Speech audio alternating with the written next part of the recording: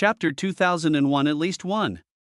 The Sword of Avalon was a stupendous treasure that even nature integration experts could not wield for all this time. Its base capabilities and boosts were maddening enough, but its features were even more so. To prevent the Daughter of Hatred from making a quick return to the Apollyon dimension, Noah called out powerfully, "Valor of Avalon." The Sword of Avalon released a blinding light that bathed over Guinevere, Morgana. All the Avalonians around Noah. The Valor of Avalon, it was an apt name for a terrifying skill that would express the valor of the beings of this dimension. Valor of Avalon. The progeny of Avalon were the subject of protection during the conception of the Sword of Avalon. This ability activates the bloodline of all nearby Avalonians apart from the imperious Avalones to accept the source of the Sword of Avalon and burn with wisps of absolute Avalon authority constantly for the next hour, entering a state of valor empowerment that boosts their essence reserves, true vitality values, true damage values, and true defense values by 1000%. Their usage of the Decretum of Avalon also becomes extremely efficient, as all abilities cast with the inclusion of its essence will have their required resource halved. Lastly, all those blessed by the Valor of Avalon receive the reality-altering effects of unyielding valor that triggers the moment their true vitality values drop below 30%, instantly replenishing their true vitality values by 200%. To cast this ability, 50 units of the Avalon Absolute Authority, 10 billion units of the Essence of Avalon, and 1 billion units of the Essence of Reality are required. The cooldown before the ability can be utilized again is 1 day, an ability that truly showed the Sword of Avalon was meant for Avalonians, an ability that by all means was not directed towards Noah. It even specified so, as Noah would truly love to have the boosts brought forth by such a ridiculous feature, but it was meant to be a buff from the Sword of Avalon to all Avalonians but its holder. This seemed to be a sense of sacrifice to make such ridiculous reality-altering effects possible.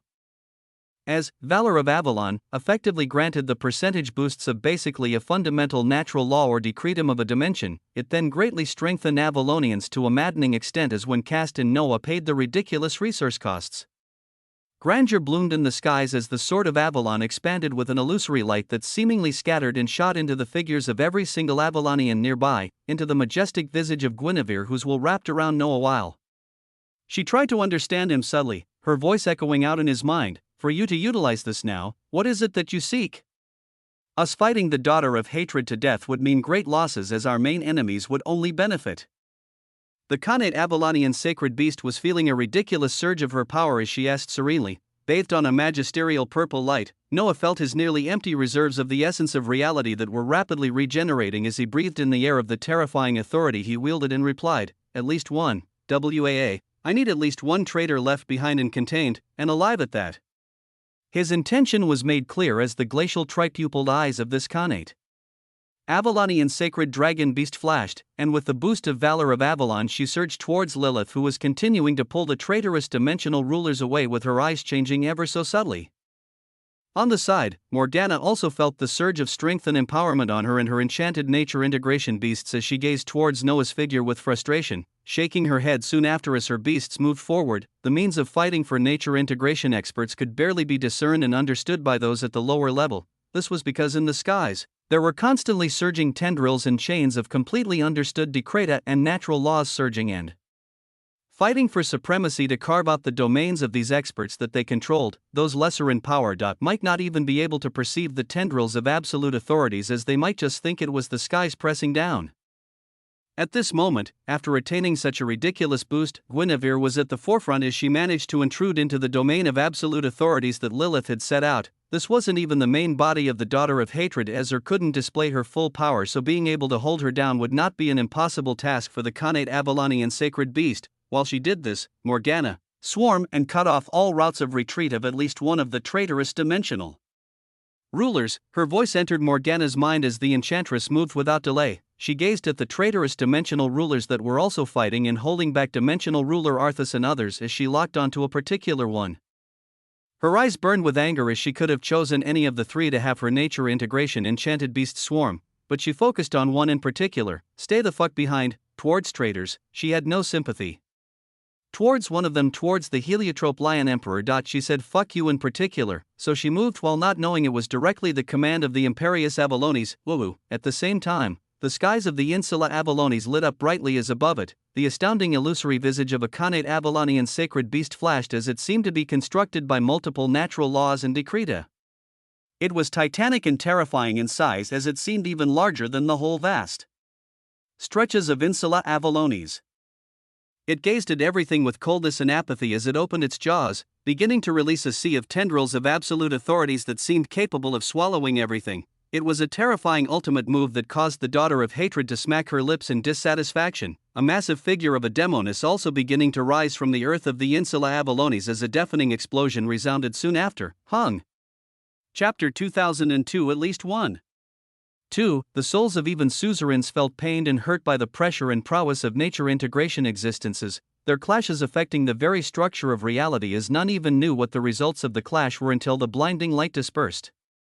ROR, a draconic roar rang out as gravitation erupted to instantly wipe everything away, the scene becoming clear as the figure of the daughter of hatred could be seen thrown further into the rift leading to Apollyon, her mighty will only being able to control her absolute authorities to wrap around and bring two traitorous dimensional rulers with her deeper into the rift, for one traitorous dimensional ruler, for the heliotrope lion emperor. His visage was roaring out while surrounded by 8 nature integration realm enchanted beasts as the region he was in was pristinely purple. It was still in the Avalon dimension as with the daughter of hatred being pushed back by the authority of Guinevere.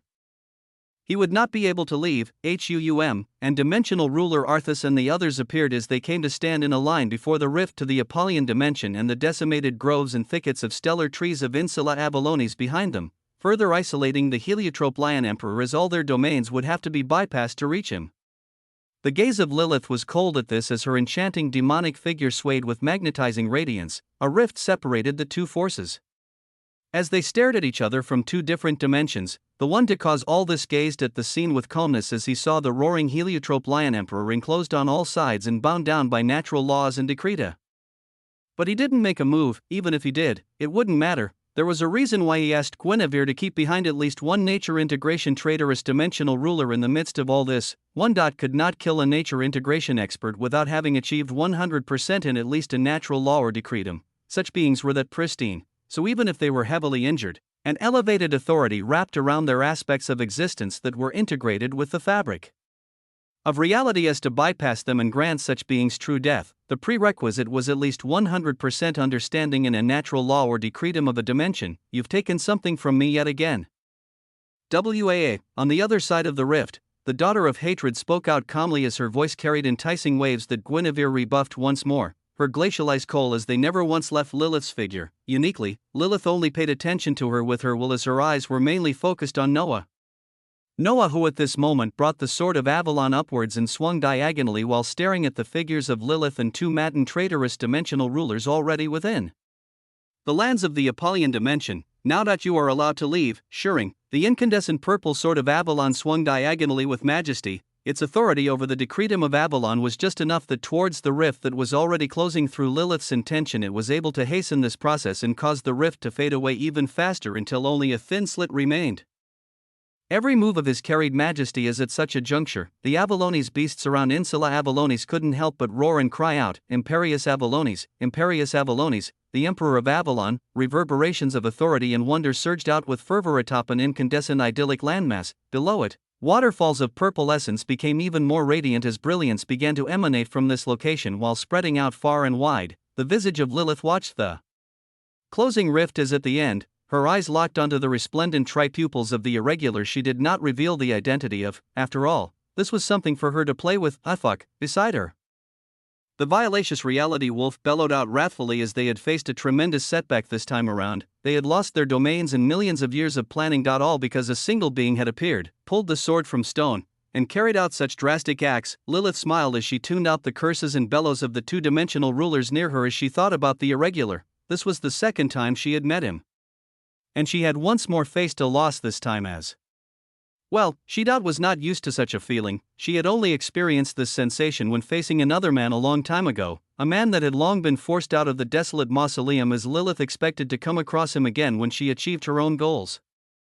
Her enchanting smile became even more radiant as she never expected an existence like him to appear and shine with such brilliance. And is he like him, daughter, capable of exceeding him? She voiced out loud as the two wrathful traitorous dimensional rulers turned towards her at this moment. their hearts were full of anger, but they weren't clouded enough to direct any of this towards the daughter of hatred, as the magenta abyss sea dragon contained its fumes of anger and asked lightly, "What?" Now, as if in a broken trance, Lilith raised her eyes and gazed at the two traitorous dimensional rulers apathetically, after losing their standing and positions in the Avalon dimension. Their worth had gone down a lot in her eyes, as they could only fill the gaps of the nature integration realm existences she controlled beneath her now, so she voiced coldly and with authority for them to understand their new dynamic, "You two shall be deployed to the Nibelheim dimension to tip the scales of power and grant my body their full ownership of that anchor. Be mindful of any movements of the abominations released by primordials, WAA." Her eyes gazed upon things too far away for others to even comprehend, moving powerful existences as if they were mere pieces atop a chessboard, as her thoughts were too abstruse to even understand. Chapter 2003. Those with power in a domain within the Apollyon dimension. The visage of the mesmerizing Lilith floated grandly as the magenta abyss sea dragon and the violacious reality wolf stood before her, the grandeur of these nature integration existences being nothing before her as she spoke out while a crimson gateway formed before her. "Go through and be ready to set off. I don't want any more setbacks after this." She let her will be known as the two nature integration existences nodded with cold eyes, their figures turning into streaks of light and disappearing into the crimson gateway as they would soon join the ranks of Lilith's forces in the Nibelheim dimension. As the plans of one dimension faded, she would turn the loss into attaining victory for another dimension entirely. This was how the dimensional deceiver moved, as after all this, she remained floating in the skies with a thoughtful expression. Her demonic eyes were serene and filled with power as they gazed at the expanse of crimson around her as she spoke out, "It seems like I must pay them a visit. The eggshells we have been walking on seem to slowly be crumbling down." She spoke with a hint of mystery and amusement as her fair crimson-tainted hands pointed to the skies, a radiant mirror shard at her size appearing before her while her own body began to vibrate with the essence of natural laws. Waves of these essences surged as they actually amalgamated to form a thin outline of a figure that mimicked Lilith. This figure, coming to stand before the mirror share as a unique authority, was activated. Spatial Nolan mirror essence fluctuated as it covered the clone of Lilith, a clone that was not even a wisp of a soul. It was a mere fragment of thought built by the essence of natural laws of reality, as it held no power whatsoever, and it could be eradicated with even a simple tap of one's finger. This fragment of a thought flashed as it was covered by a unique spatial mirror-like light from the large mirror fragment before Lilith, as within a few seconds, it disappeared across the boundaries of space and time, within the main reality of the desolate mausoleum, inside a constantly changing stellar space filled with rivers of the essence of natural laws and decretum of dimensions. A heart could be seen releasing a radiant light while atop a grandiose pedestal that was surrounded by 12 majestic flaming thrones. At this moment, one of the thrones shone brighter as before it. A large mirror shard appeared as it was flashing with a constant silver light. This scene was observed by the many powerful wills on the 12 thrones as a sultry voice stemmed from one of them soon after. "She seems to have caught on quickly. Let's see what she has to say." The voice wasn't laced with authority, as these beings didn't need to do this before each other, an agreement passing through all of them as the stellar scenery around them instantly changed. The heart and pedestal faded as the light around the thrones blazed even higher, seeming like radiant suns as they caused the black stellar space to instantly fade and for everything to turn white. At such a juncture, essence flowed into the flashing mirror shard as it reflected out a dazzling image. It was none other than the visage of a beautiful demoness who could topple empires and entire lineages, as the fragment of thought that made Lilith actually appeared before the wills of the tribunal. A dimensional Hellion ruler. And the tribunal, Lilith's visage was tantalizing as her fragment of thought turned and gazed at all 12 blazing thrones, eventually coming to a stop on one in particular as a laugh actually came from this throne, and this time it was filled with authority. "You identified the position of my will yet again, O dimensional deceiver." The voice was laid back as a devilish smile bloomed on Lilith's face while she replied, "I have good eyes for this, little Althea. Eyes that have also allowed me to see that you all are breaking your end of the bargain. A dimensional Inimicus rising from the desolate mausoleum? You sending your forces your abominations to the dream dimension. All of this is exceeding the bargain we made all those years ago. WAA, her voice seemed to contain anger and ridicule as she even placed the word, little, before the name of a nature integration realm member of the tribunal. And it was one of the more powerful members at that, as the one known as Althea replied back with the same anger and coldness. "We are breaking our end of the bargain? Who was it that tried to eradicate a portion of our geniuses in a grotto sanctum? And the few forces we stationed in the 9 anchors all of a sudden faced attacks on all sides. I would be a fool not to suspect you to be behind this. the figures of those within the thrones couldn't be seen, but one could almost feel the sharp eyes of Althea as she said these words. The devilish smile on Lilith became even wider as she thought of her movements recently. She had spurned the forces under the Heliotrope Lion Emperor, Magenta Abyss Sea Dragon, and the Violaceous Reality Wolf to nearly eradicate all primordial strongholds in the Avalon dimension. And she was doing the same in the Nibelheim dimension and all others, as the hearts of karma and fortune had given her an indication of a coming change, causing her to move just a little bit faster. Of course, none of this had to be said, as her devilish smile still contained a sense of anger while she replied, "With my power, do you really think your geniuses would have escaped alive if I didn't let them? Do you really believe the story that a youngling from your side was actually able to eradicate even a single minor will of mine? I kept up the facade and acted defeated while letting all of them leave out, so do not use this as the reason for you breaking promises once more." WA, Chapter 2004. Those with power too. Your primordials are particularly good at not keeping your words to, just like your founder. Lilith's fragment of thought moved from the mirror fragment as she floated towards the blazing throne of Althea in this stellar white space. Years ago, I approached you as we came to an agreement that in this AGE.my forces would not come to clash with you all on the fight for the true throne, as your forces would not delve too deep into the dimensions, while I wouldn't spur my forces to raise down your realities. So about what are these abominations you are releasing now? What has caused you all to grow so bold at this point in time? Shocking truths mixed with lies were released as they fantastically shed some light on the true workings of reality that those with power had forged in the past age. As the Age of Destiny ended along with the Olden Era, the Primordials had actually come to an agreement with one of the most powerful rulers of the Nine Anchors, as this had ushered in an era of relative peace. With the string restrictions of the Nine Dimensions, no high costs were paid to have their forces enter a prolonged war with the infinite realities. And even with their victory in the last age, the Primordials only attained strongholds in the Nine Dimension as they didn't venture too deep in. Their lineages even mixed as existences like Caitlin and Lancelot rose. Now, during the ushering of the Age of Quintessence, things were rapidly changing as allegiances and agreements made a long time ago were falling apart. The fragment of thought of Lilith gazed calmly at the blazing throne before her as she continued slowly, "Is it your master? Did he send these abominations to you and granted you all so much more courage?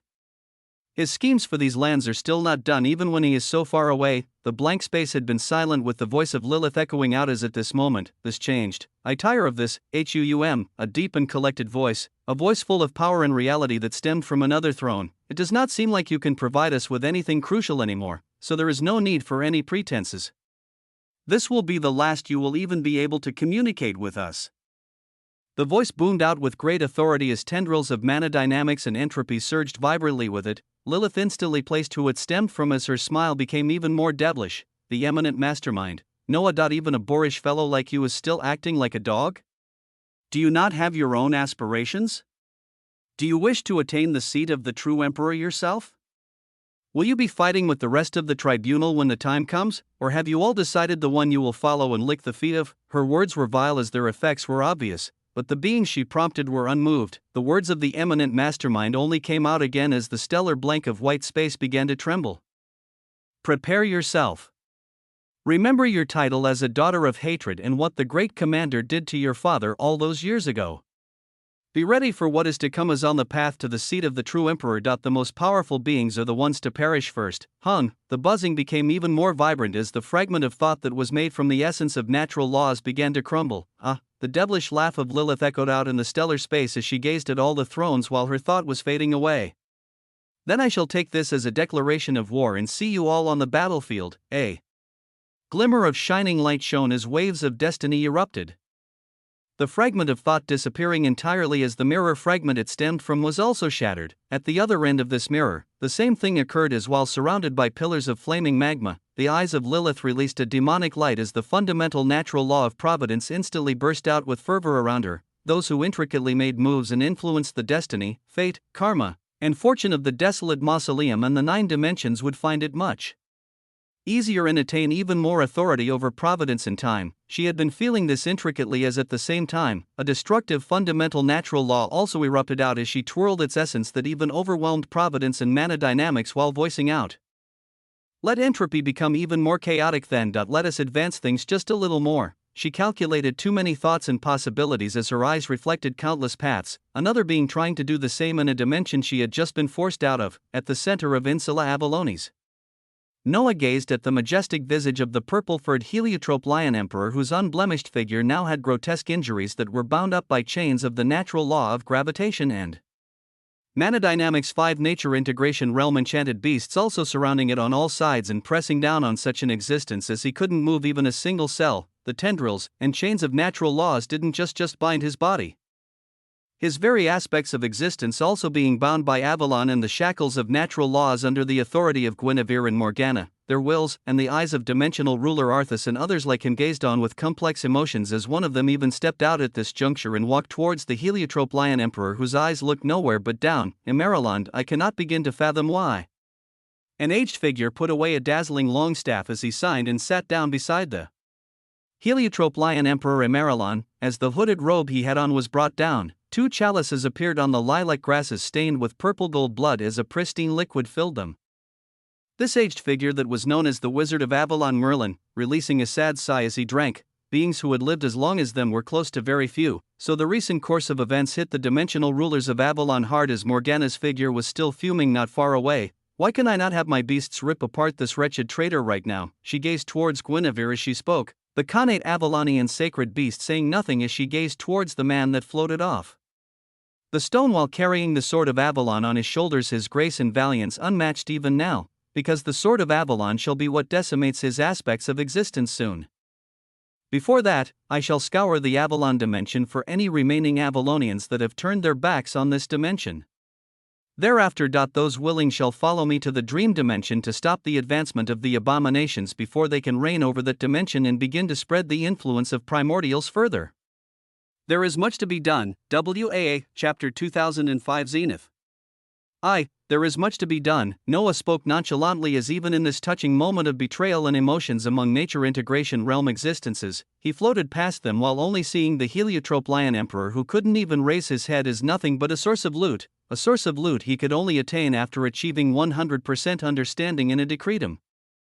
With Avalon being the closest one as well grasping this sword in his hands, he could feel the percentages rising ever so slowly. It may only take a day or two paired up with the percentages that his reality passages could provide, but it was achievable, for now that he would seek the suzerains under the 3 traitorous dimensional rulers as if any of them granted him the reason to be deemed the enemies of Avalon, they could only lay beneath his feet as loot the workings of the heresy tier.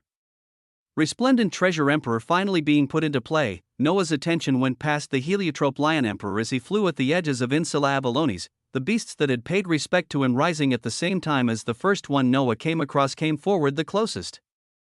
Emperor, the Avalones Charybdis bowed its massive body while offering a position on its head, Noah going to land on this suzerain beast with some thought as his right hand hoisted the sword of Avalon on his shoulder, taking a seat above the head of this grotto haven existence as he patted its head and spoke out, "Let's go, WAA." A wave of purple rose with his words as a variety of shocking powerful Avalones beasts moved with him, his visage flying out towards the domains of the 3 traitorous dimensional rulers to seek viable loot as he left behind the powerhouses of the Avalon dimension without another word. He would give them time as even though he couldn't command them right now. Having Guinevere follow his words somewhat meant it was only a matter of time, so like a true emperor of Avalon, a sea of powerful beasts accompanied him as he moved. Radiance. This was the only word that could be said for the situation around Noah's main body while his dimensional bodies conducted their movements. He always had a unique stellar glow, but he was recently gaining an even more radiant feel as the cause of it now stemmed from his very lineage and soul as it was due to the branded concepts within being elevated, lineage because as these concepts changed, they further tipped the power and rank of his main lineage greatly. The dictum emperor has broken past great limitations and achieved Dharma. Entering the stage of Dharma with a moderately compatible natural law of polarity has caused the standing of this concept to stand out slightly. After the resplendent treasure emperor, the dictum emperor followed as it was among the reasons for the shocking radiance around his body, but more concepts had also taken a step forward as they caused an absolute limit to be breached. The tyrannical emperor has broken past great limitations and achieved Dharma. Entering the stage of Dharma with a highly compatible natural law of manadynamics has caused the standing of this concept to stand out even more, and its abilities greatly enhanced. The sanguine emperor has broken past great limitations and achieved heresy. Entering the stage of heresy with a highly compatible decretum of prana has caused the standing of this concept to stand out even more, and its abilities greatly enhanced. The antediluvian has broken past great limitations and achieved heresy. Entering the stage of heresy with a highly compatible decretum of prana has caused the standing of this concept to stand out even more, its abilities greatly enhanced, an influx of information came along with wondrously blooming changes, Noah holding off the bundles of prompts to focus on a single one that was causing the greatest change within him, from the dictum emperor in antediluvian. The venerable bloodline of the golden Lemegeton has been attained. The venerable bloodline of the sapling of reality has been attained, and from the sanguine emperor where Noah's uniqueness with ascendancy halos, blood, and even where the quintessential Kainos emperor stemmed from, your lineage is beginning to transform. His main lineage took a step forward, Noah's lineage of the quintessential Kainos emperor that had been assimilating all bloodlines this whole time. It had remained at venerable and was undergoing the process of elevating to the next stage even as it devoured the venerable bloodline of the Haven eclipsing destiny stone, preponderator Minseldot and the myriad of other bloodlines Noah attained, with all these factors and the newly elevated heresy and Dharmatir edicts granting more venerable bloodlines. The progression was finally tipped over the edge as the barrier holding everything up broke apart. The bloodline of the quintessential Kainos emperor has exceeded the limitations of venerable and is stepping onto the stage of zenith, Noah's blood quite literally boiled. His very cells felt like they were burning and undergoing stupendous changes as the figure of his stellar main body became covered by surging waves of blood that shone a myriad of colors. Zenith, this was the stage past venerable. As what did it mean? It related to the words pinnacle or apex, where it was most commonly known as the highest point of something at the time of observation. This was zenith.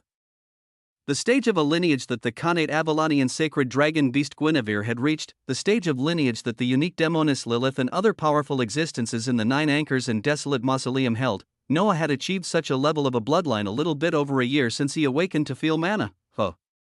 He breathed out to calm himself as clouds of multicolored radiance shot from his mouth and elevated the concentration of essence in his surroundings further. Every part of his body popping powerfully as the throne his will always occupied materialized fully below him, the throne of quintessential tyranny. Its texture seemed crystalline yet metallic. Its color cemented to be a stellar mixture of a dark crimson gold. Noah fully sat on this throne of authority that experienced its own elevation in order to sift through the many changes blooming within him.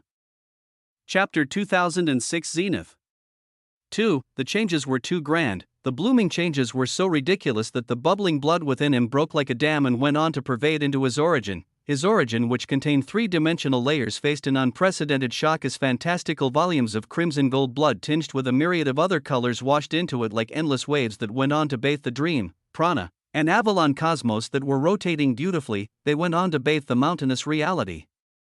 Passages in the gold, green, and purple ascendancy stanchions as it seemed like Noah's origin was undergoing a great flood, but the surging waves of blood contained pristine authority. The blood of immense quintessential Kainos authority has bathed over your dimensional realities. You can choose an aspect of your origin to elevate and exceed its current limitations. No way. A ridiculous prompt that even caused Noah's heart to tremble appeared. This was the age of quintessence, and he was the quintessential Kainos emperor. He had to stand out and show that he was the most perfect example of an emperor of this age, and his lineage that had reached zenith seemed to want to portray this the most, as its elevation granted him the choice of exceeding a limitation of an aspect of his origin. As for what limitation he wanted to exceed, the number of 100 trillion Kainos royal cosmos seems just a bit low. His voice echoed out domineeringly as the blood of the zenith quintessential Kainos emperor lit up his origin like fireworks. Kainos royal dream, prana, and Avalon cosmos shone like incandescent stars as they bore a great authority, Noah's entire origin becoming more pristine. The maximum number of Kainos royal cosmos within a dimensional reality has been raised from 100 trillion to 200 trillion. It all culminated into a shocking result: the cost of the formation of cosmic singularities will be correlated to the current cost of the highest achieved dimensional layer, a ridiculous result that had too many consequences, as it would undoubtedly make Noah even more ridiculously powerful. But as the theme remained for his dimensional realities, the resources required would also effectively double for him. But what did he gain for expanding this pathway of his origin? 100 trillion cosmos had completed his dimensional layers, as each time he gained 25% forceful understanding in the respective dimension. Exceeding this limitation now meant that Noah could effectively obtain another 25% forceful understanding at 200 trillion cosmos. It was a shocking conclusion that meant the decretum of Avalon. Could be completed as soon as Noah focused on the Avalon dimensional reality. And this was just the main point. If the number of cosmos were expanded, What about the limitations of the number of reality passages and ascendancy stanchions between the dimensional realities? The answer was unfathomable, as Noah would have to see his surroundings that were filled with dense seas of essence constricting as dozens of grotto panaceas appeared. His clone in the Avalon dimension with Silent Killer had continued to keep a steady supply of loot coming as he sniped Alpha and Ultima Strata Legends, where he was now even preparing to face the Grotto Haven Nightwalker that 5 primordial suzerains could not handle, while the resources were negligible when thinking of the cost of the 4th dimensional layer. He could still proceed with the cost of 375 billion Kainos Royal Cosmos that was now shared equally by all 3 dimensions. The mystical stellar flower like treasures unfurled and turned into streams of light that sank into Noah as singularities of Kainos Royal Avalon Cosmos began to bloom. The slow understanding of the decretum of Avalon also began to rise ever faster as what took others millions or billions to achieve would take Noah a day, because mind you, not even a full day had passed since he formed his 3rd dimensional layer and gained an initial understanding of its decretum. In this age of quintessence, who hell could even compare? The Zenith quintessential Kainos Emperor lineage remained true to the meaning of its name, as this was merely the first surprise. There were still changes unfolding even as Noah formed his singularities. The effect of the throne of quintessential tyranny has been elevated from true dual empowerment to true quintuple empowerment. While sitting upon the throne, it also becomes easier to harmonize with nature and grasp the mysteries of natural laws and decreta. A light of illumination covered his incandescent throne as the innumerable weaving of particles of natural laws became even more discernible in his eyes. With enough time spent on unlocking the complexities of the fabric of reality around him, Noah felt like he won't even need to be within an emperor domain of nature to grasp new natural laws, and yet the boons of the Zenith quintessential Kainos Emperor were not done. The elevation of your lineage has followed the will of the quintessential Kainos Emperor and focused a large percentage of the remainder of its authority onto the ascension of the limit-breaking mana refinement. Your wish to change the positions of the mythical natural-born infinite dream physique and the limit-breaking mana physique is being carried out by the remaining quintessential Kainos authority. A profound change he had wished for due to a recent change of events was carried out at this moment, and it was bound to be a grand change as he wanted to utilize a powerful authority to change something fundamental about himself. Upon the throne, his stellar hands grabbed the hand rests. Tightly, he couldn't help but bellow out, his mouth and eyes releasing beams of gold and blue light at this moment. Gold for dream, blue for mana. The process to commandeer the authority of the mythical natural-born infinite dream physique has begun. The conception of the quintessential natural-born infinite mana physique has begun. Yes, he had planned to strip away the authority of the mythical natural-born infinite dream physique and grant it to something else entirely, something that at its core had mana. The reason for this was because of the appearance of the greatest enemies that rejected what made up the very fabric of reality. The answer to oppose them lay with mana. Chapter 2007 Restructuring. The mythical natural-born infinite dream physique had been etched fundamentally within Noah's aspects of existence as it affected too many things. Through its many cycles, he gained increased base damage values, an increased number of reality passages. And its milestones of cycles even affected other physiques as its effects were thorough enough to even affect the decretum of dreams among other lesser features. Now, Noah was conducting a complete restructuring of such a concept and converting it into something else. From the mythical natural-born infinite dream physique to the quintessential natural-born infinite mana physique, BZZT. Tendrils of mana and dream essence began coiling around Noah's body dangerously as if they were fighting for hegemony. Noah's visage half illuminated gold and half illuminated blue as ever so distinctly. The gold began to be eaten up as the blue of mana gained more surface area. It was a fundamental change that would take a little bit of time. While his aspects of existence underwent these changes, his will remained strong as it observed what was brought upon by others. The elevation of the dictum emperor and tyrannical emperor had their own boons that, when quantified in broad terms, they granted Noah an edge in destiny and his path of conquest, but the prompts were too many as they would be gazed upon at a later time. At this moment, the boons of the quintessential Kainos emperor, which stemmed from the sanguine emperor, continued to take the spotlight as among the many pathways of strength this concept provided Noah. It was also where his uniqueness and ascendancy halos stemmed from. Thus, of course, the redefined concept of halos into ascendancy stanchions was elevated even more than before. Noah put the prompts of the other concepts on hold as he focused on this aspect of empowerment. Due to the authority commandeered by the quintessential Kainos emperor from the concept of the sanguine emperor, the maximum number of conceptual bloodlines fused to form the ascendancy stanchions has been increased to 120. The first and what already seemed like the most ridiculous point The number of conceptual bloodlines, or really the flames of edicts fused into a single halo, had now been ridiculously brought to a maximum of 120. The greater the number of concepts and quality that make up ascendancy stanchions, the greater the stability afforded to the unknown path of the quintessential Kainos Emperor. The unknown path forward has been illuminated ever so slightly, the possibility of your origin withstanding the integration of natural laws and decreta being influenced by the stabilization of your origin by ascendancy stanchions. When the sixth dimensional layer reaches full saturation and the maximum ascendancy stanchions are holding your origin firm, the integration of decreta can be achieved instantaneously for the respective completed dimensional layers. For every single dimensional layer, a natural law of reality can also be integrated after sufficient understanding. The path forward was illuminated by the ascendancy stanchions, so long as Noah could form and saturate his sixth dimensional layer. The stanchions would provide the stability within his origin to make it possible to integrate decreta and natural laws into himself. It was a stupendous result brought about by an unbelievable elevation. Noah had to absorb it all and take everything in thoroughly, as while his main body did so. His clones would provide the support and resources required to make it possible. There were the actions of certain clones that were worthy of note while Noah absorbed all the new changes from the elevation of so many concepts to heresy and dharma. They happened around the same time as one in particular was of significance. It involved an enemy that Noah had run away from before. It was the Nightwalker that had single-handedly taken on 5 other suzerains due to an absolute dimensional relic that he wielded.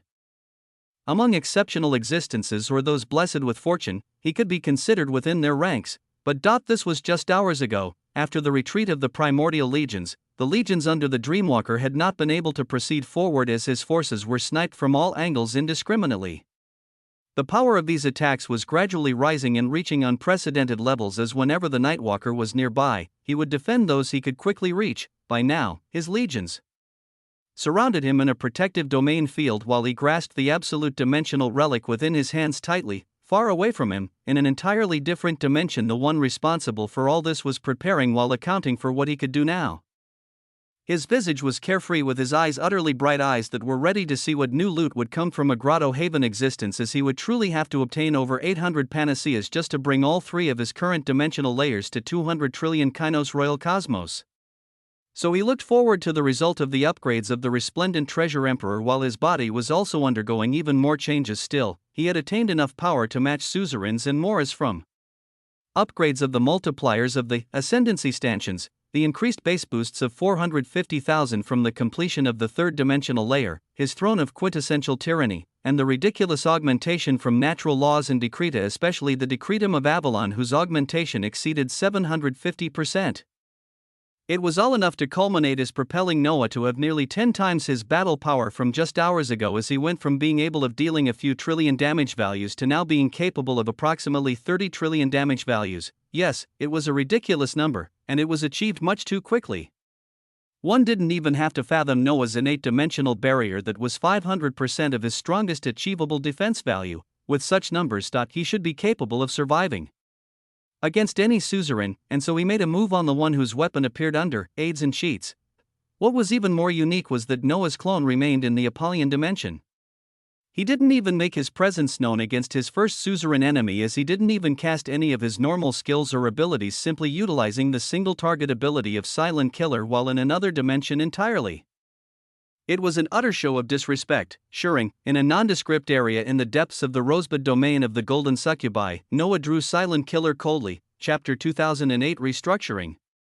2. Noah drew Silent Killer coldly as Infernal Hypersol's Kiss was cast. The resource cost was something negligible now, but Apollyon essence converged as its effects were much different compared to the previous arrows he drew. When the string was pulled back, it didn't seem like a crimson-black arrow was being formed, as instead, it was akin to the formation of a sharp blade of judgment that was ready to lay to waste whatever its target was. Infernal Hypersol's Kiss released a buzzing, droning sound as Noah closed his eyes and pictured the image of a single being. The essence of many decreta and natural laws flowing into this attack as he released the bowstring. Shuring, the arrow was shot as it began to cross the folds of space. Soon afterwards, the string on Silent Killer was pulled back again as for overkill. The area of effect, Bombardier of Perdition, was also cast, the Nightwalker. This was the name that he was known by as he walked beneath the shadows of nightmares and dreams to achieve shocking results. His motto was to always lay low and only reveal himself when he absolutely had to, and it was why even with a destined absolute dimensional relic, he remained hidden while only utilizing it when he had to. The goal was to not stand out and make any enemies too powerful for him to handle before he achieved nature integration. Alas, the weaving of destiny did not follow the wishes of a single being, as no matter how hard one tried, they would never be fully capable of controlling their fate. The cloudy humanoid nightmarish form of the Nightwalker remained massive while he grasped the absolute nightmare sword that released a powerful domain which wrapped around his remaining legions. He had commanded all legions to closely cluster around him in order to protect them, as they were even between the folds of reality and dreams, to try and retreat into the dream dimension temporarily, but the attacks always followed them, and now, they had stopped in the last few minutes, as even in the tense state that the dreams and nightmares were in, they still looked around cautiously while not letting down their guard, but this few minutes period only caused the Nightwalker's heart to feel constricted, as if something was tightening and closing in around him. He trusted his instinct, as even though he didn't have any other source of information, his essence blazed as his haven spun, rings of halos rotated wonderfully as bundles of reality pulsed, wisps of absolute dream authority even being called upon as the absolute nightmare sword shone with brilliance. Dream protecting bastion, WAA, a radiant circular shield of light bloomed to cover all of Nightwalker and the legions around him, as over half of his reserves of essence were burned to bring it to fruition. Dream protecting bastion, a defensive skill meant to protect and keep alive one's dreams and aspirations. By instinct, the Nightwalker had cast this, as not even a moment later, his scalp began to tingle as he raised his head up in shock. Above the newly deployed bastion, a titanic visage of an arrow coiling with crimson-black tendrils of Apollyon descended with judgment and damnation.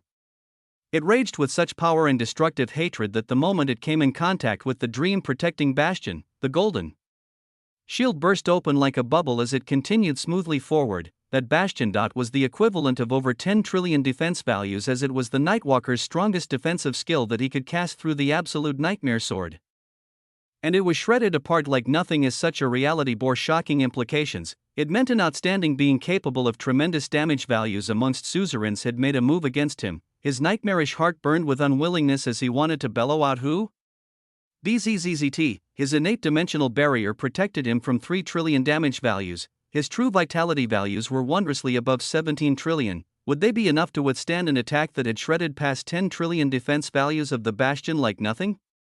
The Nightwalker wouldn't wait to find out, as he raised the absolute nightmare sword and bellowed out, pulling together every wisp of essence that he could gather. Oh, the bellow of an imperial nightmare oniric that had lived for too long was filled with emotions of life and dreams as he met what seemed to be a crimson-black sword of judgment and not even an arrow head-on.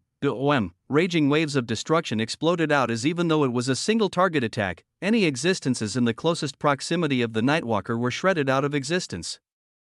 Essence storms raged as the fabric of reality felt strained, utter chaos and destruction. Blooming in this region is shockingly, the obsidian humanoid form of the Nightwalker wavered shakily while grasping the absolute nightmare sword. His many nightmarish eyes blinked in shock and fear as he felt his innate dimensional barrier decimated as if it didn't exist. The absolute nightmare sword taking on some of the damage, as even with all this the single attack had taken his true vitality values all the way from 17 trillion to below 1 trillion. His origin creaked and felt strained as before he could even rise to collect himself. The suzerain saw the flashing light of yet another arrow flash from above. This was even more expansive than the others, as it reminded him of the silent attacks he had seen that covered a wide region, an area of effect. Ability, the Bombardier of Perdition, that only dealt 50% of the normal damage due to its area of effect, and yet when it came, the Nightwalker knew that even this was too much at this moment in time, as even though his hands tried to grasp and raise the absolute nightmare sword up, he couldn't. The Bombardier of Perdition arrived and bloomed, causing an incandescent mushroom of crimson and black death to rise as it covered the Nightwalker and his legions. A deadly and beautiful scene played out as there was nobody to appreciate it. A magisterial level of destruction displayed wantonly as the shockwaves reverberated out for light years. The destruction raged for quite some time before calming down. When everything ended and the void cleared, all that was left behind was a glimmering absolute nightmare sword. No haven stood within the cracks of reality and dreams. A fairly powerful haven was instead toppled on this day, as even in his last moments, the Nightwalker could have never imagined that his demise was from an enemy that ran away from him just hours ago. Apart from the absolute nightmare sword, only the prompts that came into the mind of a single being remained. Absolute loot authority is activated, an authority that granted Noah what he needed the most. What exactly did he need the most now? Obsidian red bordered prompts came down to show him. 10 golden dimensional reality panaceas have been attained, 10 universal decretum crystals have been attained.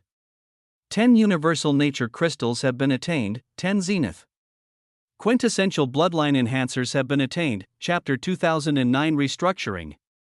3. Noah's actions with the Nightwalker were just one of the many events proceeding at the same time that he conducted the restructuring of one of the fundamental parts that made him. The legion of retreating primordials he was with had no idea of what had just occurred with the Dream Master that had eradicated a primordial suzerain in their midst, their war vessels and clusters of adjudicator legions and wool-bearers returning to a nearby established primordial stronghold where other suzerains were stationed, with heavy losses and in a time of defeat. Noah's exploits were known but not focused on as only Juliet, Acarus, and Representative Aileron reacted and talked. With him in their legion, even Suzerain Gion was busy coordinating what to do next as nobody stood just to give Noah fanfare for his actions, with any rewards and acknowledgements occurring when the enemy was taken care of and the battles were over. At this time, the primordial legions were put on hold to recuperate while they waited for commands on what to do next. As a being who had shown his power and importance, Noah's clone of Alexander was standing with Representative Aileron as they talked, the figures of Acarus and Juliet around them with difficult expressions while Caitlyn's clone stood calmly not too far from Noah. It's not just here. The valor of Representative Aileron was still present as he shook his head grimly while speaking. I've gotten word that while dealing with the forces from the dream dimension, the pure-blooded domains of the infinite willow trees were attacked by droves of primordial beasts with multiple suzerains in the lead. The number of prime and emerging realities that fell, abysmal news all around. The hearts of those nearby sank as they thought, what response would the primordial assembly make to very quickly take care of this issue? When stuck as such a thought, the primordial stronghold they were in that was enacted like a floating fortress relic in the boundary between realities began to bustle with activity as the wills of many beings shot out powerfully. New entrants had appeared from one of the spatial formations as for them to cause such a bustle of wills, reinforcements? Representative Aileron raised his brows with surprise as his legion also sent their wills over to see what changes had occurred. A lonely primordial suzerain appeared in the center of the teleportation circle, but his sides were accompanied by two massive gray-furred beasts whose eyes shone with coldness and apathy. One had the form of a 12-tailed cosmic jaguar while the other stood powerful in the form of a colossal stellar gorilla, their furs pristine and gray as they seemingly pushed away any wills that came around them. These are the reinforcements? Even Representative Aileron did not know what they were. As he moved forward quizzically to understand the situation as one of the leaders, leaving behind Noah whose eyes were hiding lustrous beams of light after seeing two abominations appear.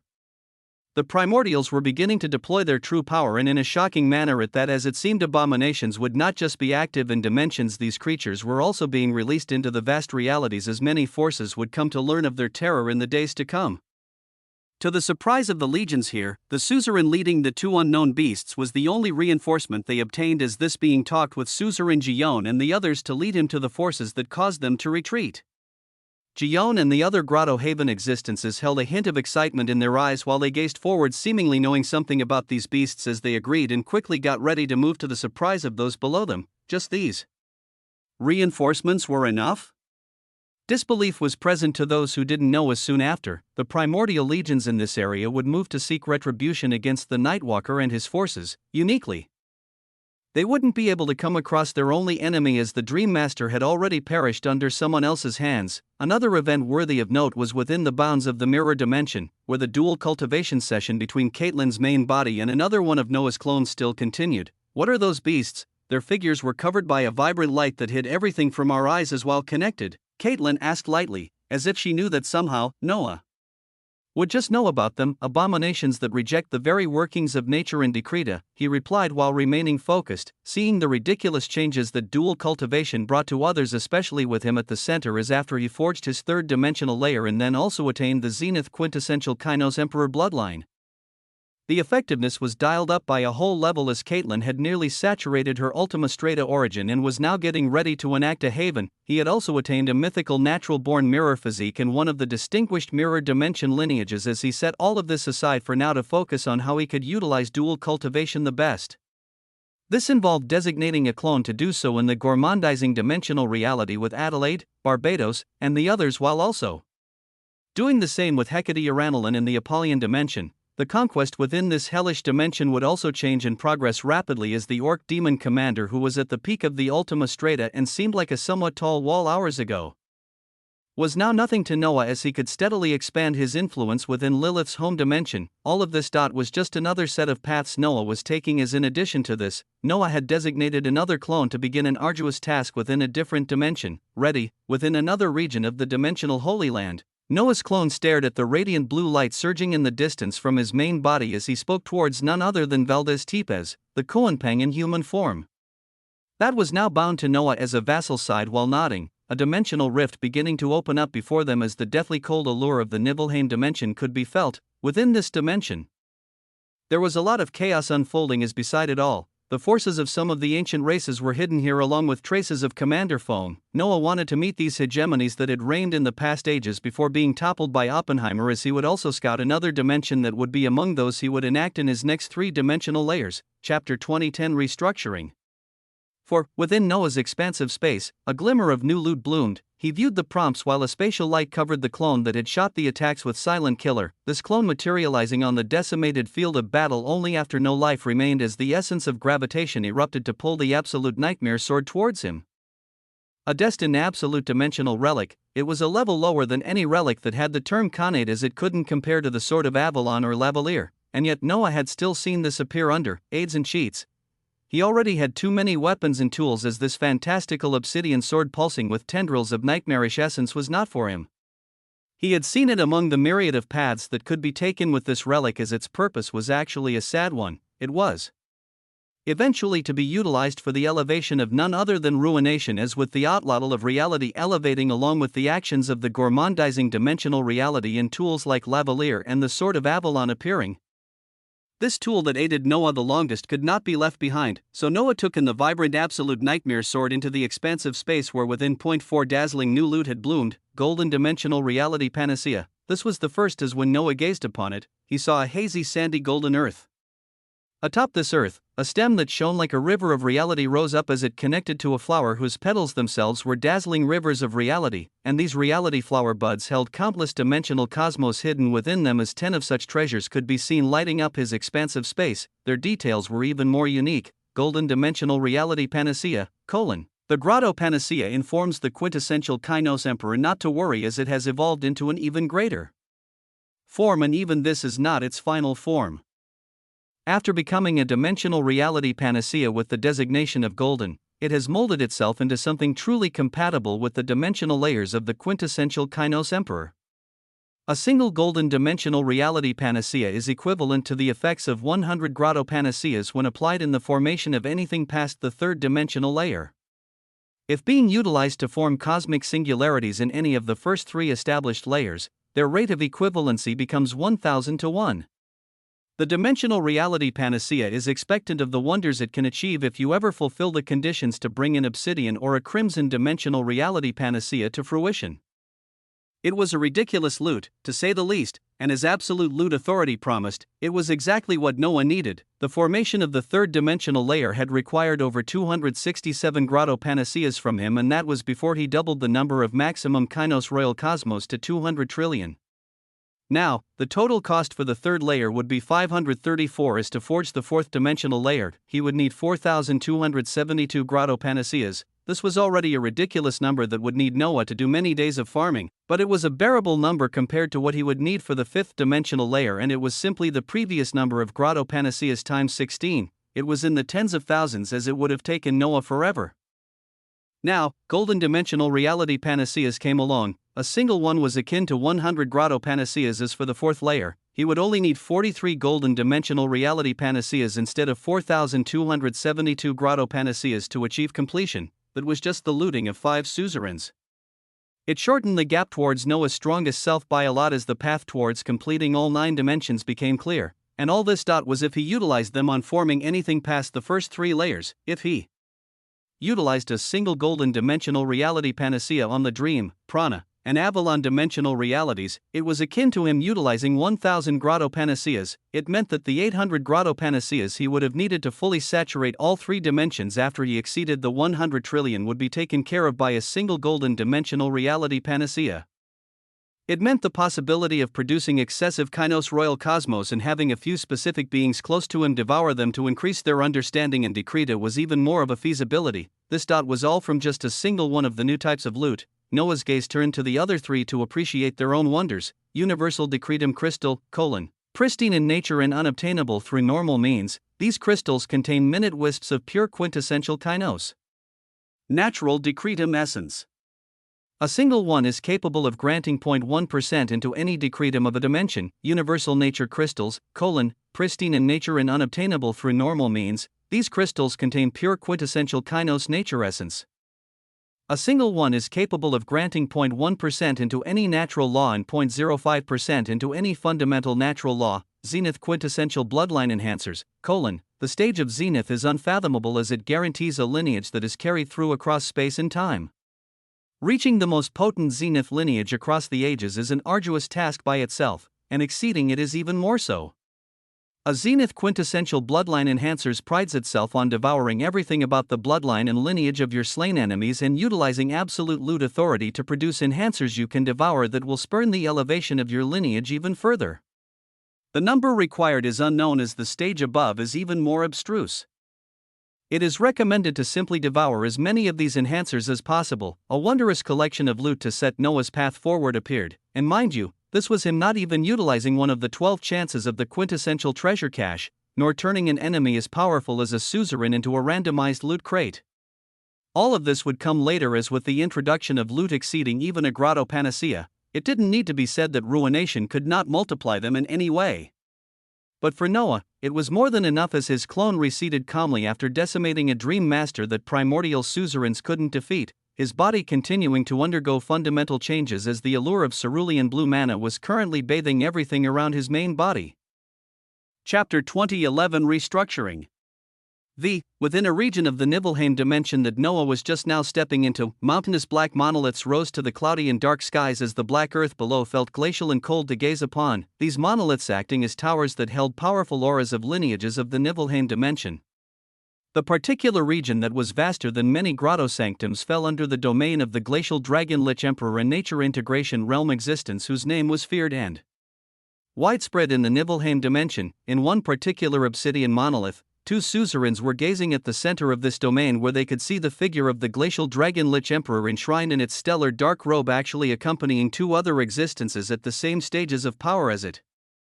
Their bodies release unauthorized waves of purple light, as they were the magenta abyss sea dragon and the violacious reality wolf from the Avalon dimension who had been sent here by Lilith. Two suzerains were at the top of a certain monolith as they talked amongst each other. Will apparently be moving soon on a final war of conquest.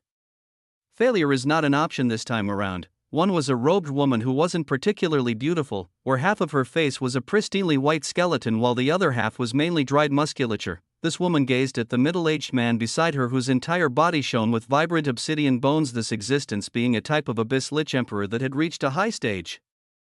Will you be okay? Ever since you came back from wiping out that primordial legion, you've been out of it. A half-skeletal female suzerain spoke with concern and care as the obsidian lich merely shook its skull with a firm will. I'll be okay. Aid me in getting the undead legions ready while I finish recuperating. His tone was firm as the half-skeletal female suzerain nodded while flashing away from this location, leaving only this lich staring out into the stretches of monoliths and the three nature integration realm existences that had disappeared at the very center of it all.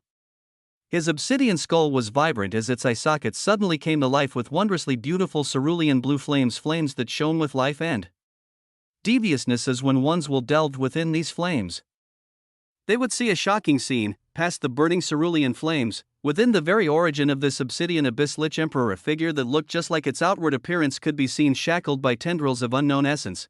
This figure was the true soul of the obsidian abyss lich emperor, as it was constantly roaring out in maddened anger. You really think you can devour my will and soul like this?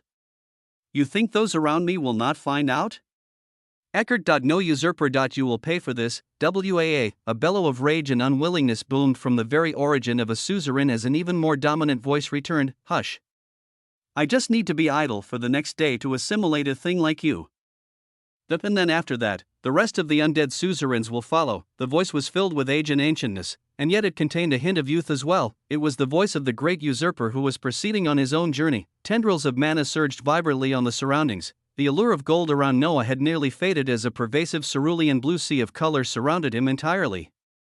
His stellar skin glistened with a blue metallic sheen as even his dimensional layers were somewhat affected, radiant blue seas covering them as they gave off an idyllic feel, the transposition of the mythical natural-born infinite dream physique that had been changing Noah's body this whole time into the quintessential natural-born infinite mana physique was too profound. Noah's very skin showing these changes as dandy gold particles were emanating from him while mana filled him in abundance, his pristine tripupils all shone with a dazzling blue light while his stellar hair. Each stand seemed like an incandescent blue stellar river of reality. At this juncture, his body began to hum and resonate with the droves of surrounding seas of mana as from the tip of his stellar toes, a radiant blue cylindrical runic line branded itself on his skin as it traveled upwards, crossing his body from the bottom to top as it turned when it reached Noah's shoulder and made its way back down again until it reached his feet. And connected at the point of the toe where it began. This was just the first, as soon after, cerulean cylindrical runic lines like these erupted out in abundance from the soles of his feet and made a pathway all around his body, eventually coming back to the starting point and connecting as thereafter. Raging waves of mana began to circulate within these runic lines and caused a resonance of essence on Noah's body. The quintessential Kainos mana circulation vessels are being formed, a prompt bloomed before him soon after as line after line materialized, their size grand in the beginning as the more line that formed the more quintessential Kainos mana circulation vessels that formed, the more minuscule they became as in a short period of time. Noah's stellar visage was covered by vibrant blue lines, lines that were like pathways that carried torrential rivers of mana through his body, constantly cycling and pulsing with power. They covered the aspect of his body entirely as in the aspect of his soul, waves of plasmoid cerulean seas covered everything. In the aspect of his origin, the massive mountainous reality passages that connected his dimensional layers became bathed with a profound blue light, their entire exterior gaining a stellar blue sheen as they gushed out endless droves of mana that bathed the floors and skies of the dream, prana, and Avalon dimension blue. Everything was tinged with mana as the pervasive color of sandy gold was all but replaced. A sufficient number of the quintessential Kainos mana circulation vessels has been formed. The quintessential natural-born infinite mana physique has created a suitable framework as it recalibrates previously conducted cycles. Chapter 2012. The quintessential natural-born infinite mana physique. The quintessential natural-born infinite mana physique has created a suitable framework as it recalibrates previously conducted cycles, as if the surrounding seas of raging blue went enough. An even heavier and more oppressive eruption of mana bloomed with Noah at the center as ridiculous prompts cascaded down. Your understanding of the fundamental natural law of mana dynamics has increased by 1%. Your understanding of the fundamental natural law of mana dynamics has increased by 1%. Torrential waves of mana surged out in a magisterial fashion as a potent restructuring came to a finish within Noah, the product revealing itself as his whole body was filled with countless thin blue lines of raging essence that were termed quintessential Kainos mana circulation vessels. Circulation vessels that were becoming smaller, but throughout concentration of mana surging within them and nourishing Noah's aspects of existence was becoming ever greater. Just like the arteries and veins carrying his stellar viscous blood within him, these vessels felt like they would course and supply his body and other aspects of existence constantly with a refinement in mana. And just like how his vessels could circulate throughout his body with the help of an organ, bzzzt, his body began to tremble as the circular lines of vessels that connected to each other in a loop shook. Even though this loop seemed pristine and complete, the countless converting blue lines instantaneously snapped all at once near the area of Noah's chest, causing an influx of mana that could shred the body of a normal suzerain. As after this action, the broken ends of the mana circulation vessels weaved across Noah's bones and musculature to arrive at a single organ and connect to it like it was what should have always happened, his heart, like the most powerful electric shock. Noah felt the many lines converging together and nearly putting the illusion of them forming into a single great vessel that connected below his heart, and another one right above his heart as they formed a perfect closed loop system. Thump! Then his heart felt the vibrant and massive waves of mana surging into it as it shone with a stellar blue luster. Its beat came powerfully, nearly bursting the heart right then and there, but the foundation of the quintessential Kainos Emperor was too strong. His heart remained firm while accepting the coursing mana from one end and out of another like a conduit, beginning to experience unimaginable trillions of units of waves of mana every second. Thump! His heart beat again as even the blood surging from it was affected, everything becoming illuminated with an even greater hue as brilliant prompts with cerulean borders came down. the quintessential Kainos mana circulation vessels have begun utilizing your heart as a conduit to transform the rest of your aspects of existence as over time, even without the influence and understanding of mana dynamics, the mana heart can be formed, the closed-loop system of the quintessential Kainos. Mana circulation vessels will now be utilized during the activation of any abilities, allowing whatever required resource of activation to flow into this system from your heart, as all of the effects of abilities will be transformed from their sources, whether it be Decreta or natural laws, and into absolute pure mana output. Noah's will surged with profound luminescence as he gazed upon what he wanted, as he gazed upon what was crucial to stand against unreasonable enemies, the transformation of any of his abilities into a type of ability that released its effects in terms of pure mana. When he cast any of his annihilation techniques as they took in the essence of natural laws and Decreta, all of this would be transformed during the output as the formed skill would contain only pure mana. Under the effects of absolute pure mana output, the features of the unique types of essence that make up a cast skill are retained, while the overall power is elevated depending on the type of skill cast. Your body is gaining rapid and increased exposure at the depths of your aspects of existence to mana as your understanding of the fundamental natural law of mana dynamics has increased by 1%. Your understanding of the fundamental natural law of mana dynamics has increased by 1%. Beautifully cerulean bordered prompts cascaded down as Noah's pure blue eyes released arcs of light while gazing at them, seeing a spam of the same prompts about an increased understanding of the fundamental natural law of mana dynamics until his total understanding reached 20%. He felt even more closely connected to the surging seas of mana around him as he nearly had the illusion of his body being made of pure mana. An illusion that was only broken when he felt more prompts cascade over him. The quintessential natural-born infinite mana physique has recalibrated previous cycles of the infinite dream physique and devoured all other refinement physiques within your body. All future physiques will naturally be devoured and assimilated for the purpose of strengthening it. Currently recalibrated cycles 96, each cycle of the quintessential natural-born infinite mana physique grants 2,500 base true damage and defense values, 100 million units to the maximum essence, reserves the essence of all established dimensions, the capability to withstand 12 quintessential dimensional infinite reality passages, and the capability of evolution as more cycles pass is retained. The cycles of the mythical natural-born infinite dream physique were recalibrated into the quintessential natural-born infinite mana physique as they were 96 in number, and each one had fantastical boosts, with each cycle granting 2,500 base damage values. Noah had just instantly gained 240,000 extra base damage values to add to an already obscene tally. In terms of his maximum reserves of Decreta essence, the 20 billion number he currently had for his established dimensions was getting blown up exponentially. Then there was the count of infinite reality passages. The number had now risen to 12 per cycle, as with all other physiques being devoured and assimilated. It meant Noah could forge up to a maximum of 1,152 infinite reality passages, 1,152. This number was extremely significant, as when one looked at the daily boosts each infinite reality passage granted to the Decreta of the dimensional layers he had forged, and the additional percentage to a law or decretum of his choosing, and the resource regeneration. It was enough to cause Noah's origin to surge out commandingly to build the maximum number of infinite reality passages as soon as possible. Chapter 2013, the quintessential natural-born infinite mana physique.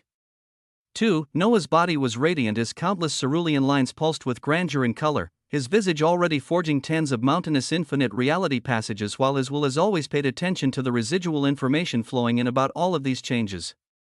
The quintessential natural-born infinite mana physique held too many wonders as surprises would continue to bloom as Noah proceeded across its cycles. To top everything off currently, one more prompt came down as it acted like a topping on an already extravagant feast. As mana circulates across your body through the quintessential Kainos mana circulation vessels, your body will naturally produce mana panaceas daily, a quintessential loot that even nature integration existences can utilize to fully replenish their mana reserves and attain 200% increased maximum resource reserves and regeneration for a day, a vibrant addition that was not expected but always welcome. His body was the ultimate panacea for others, and this would be expressed uniquely as like a treasure domain or existence. Noah would actually generate mana panaceas around his body naturally. I'm truly speechless through more that I continue to watch you. A distinct voice that had been quiet recently perked up as lavaliers could be heard. She gazed upon Noah's form that had the wild storms of essence dying down somewhat, seeing the man whose entire body was covered by a stellar light as his very features changed within a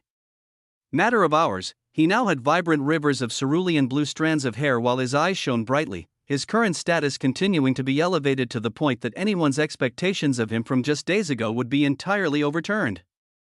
Noah had been greatly absorbed either himself and everything happening around him as he had pushed Lavalier's mysteries aside to allow her to speak whenever she wished, but he would soon be close to actually being able to help her as he allowed the transformation brought about with the quintessential natural-born infinite mana physique to finish while focusing on her just a little. How close are we to breaking the shackles that bind you?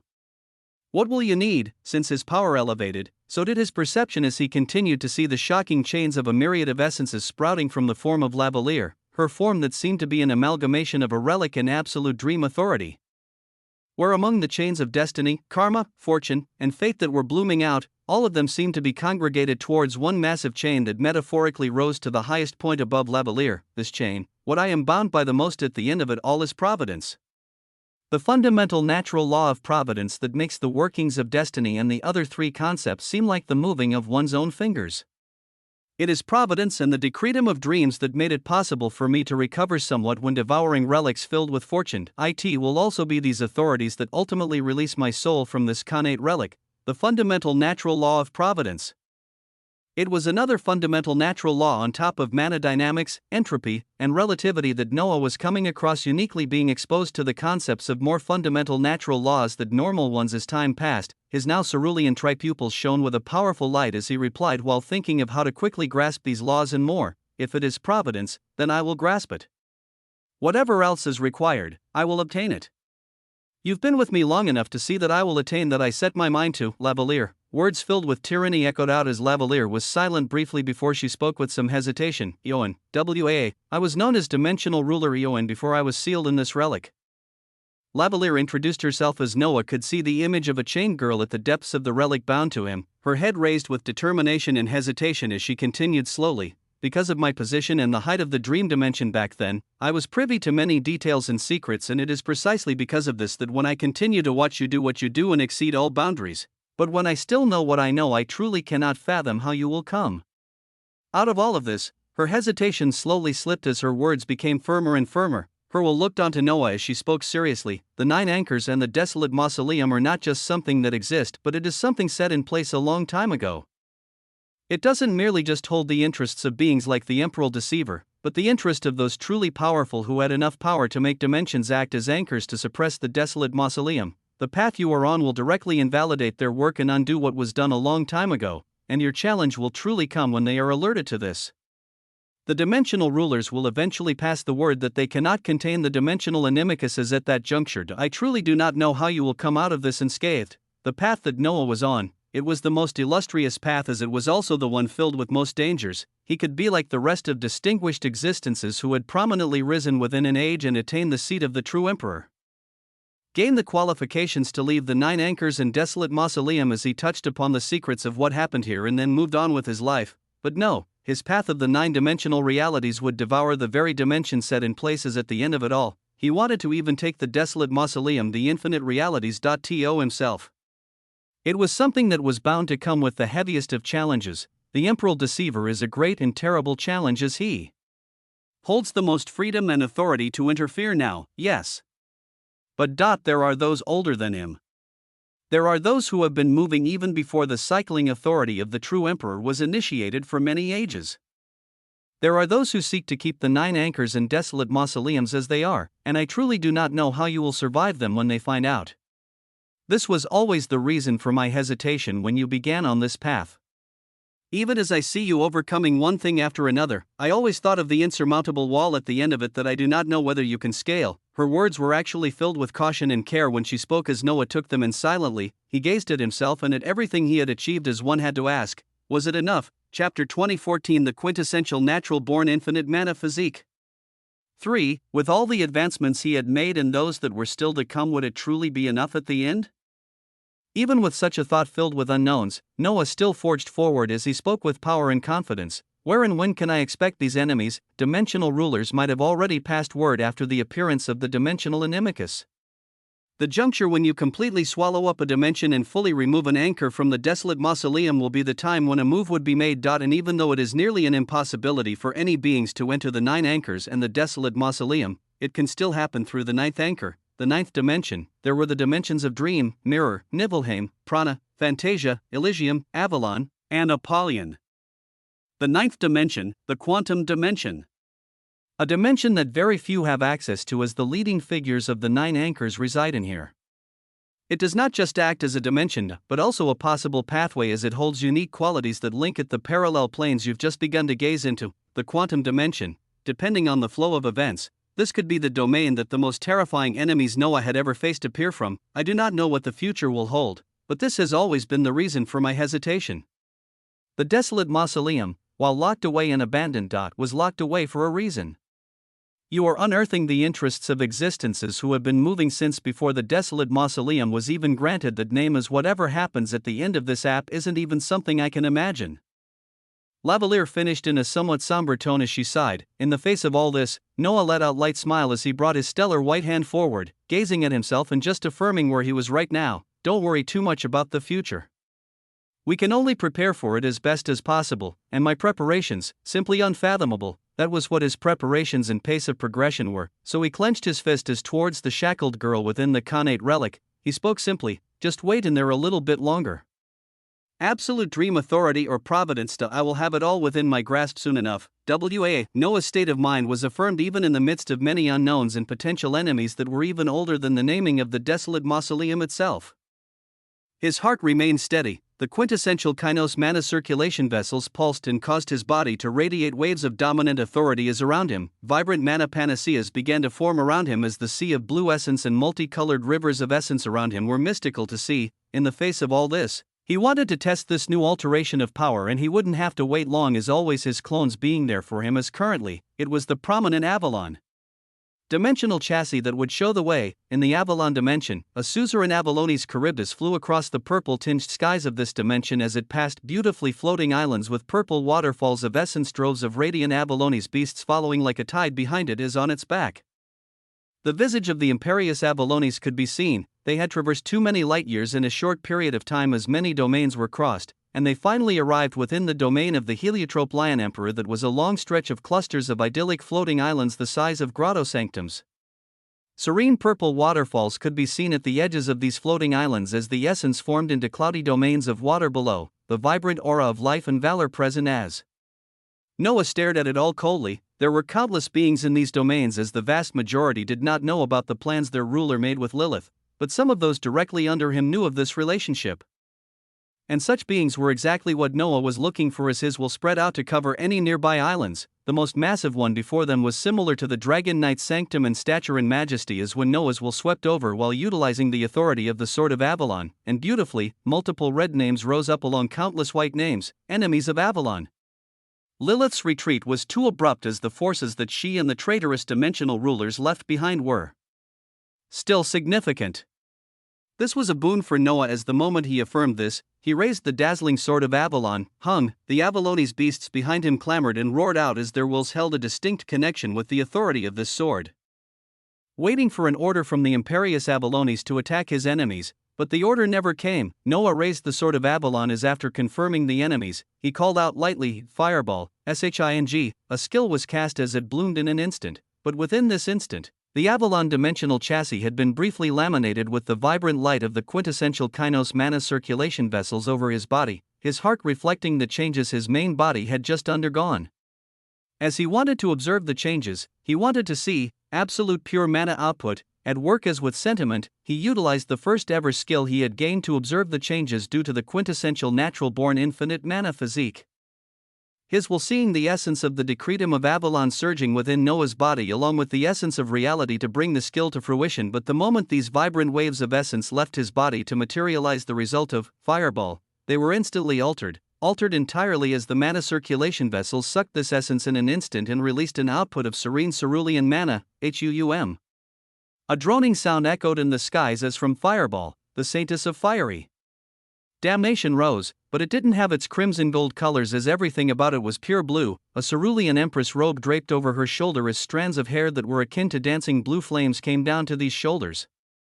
Her skin shining crystalline blue as her exceedingly beautiful expression stood out, with her eyes that shone like an endless sea. When she formed, she blinked her long eyelashes with amazement as her face was soon tainted with excitement. turning around to gaze upon Noah as her crystalline blue hand actually rose to give a thumbs up towards him. Then with joy in her eyes, she turned back towards the idyllic island far ahead of them as she saw the designated targets, her hands rising towards them as she formed finger guns. She then blew a kiss as blazing cerulean balls of flames that burned hotter than the cores of grotto sanctums began to shoot out from her fingers. BRRRR, Chapter 2015 Guinevere L.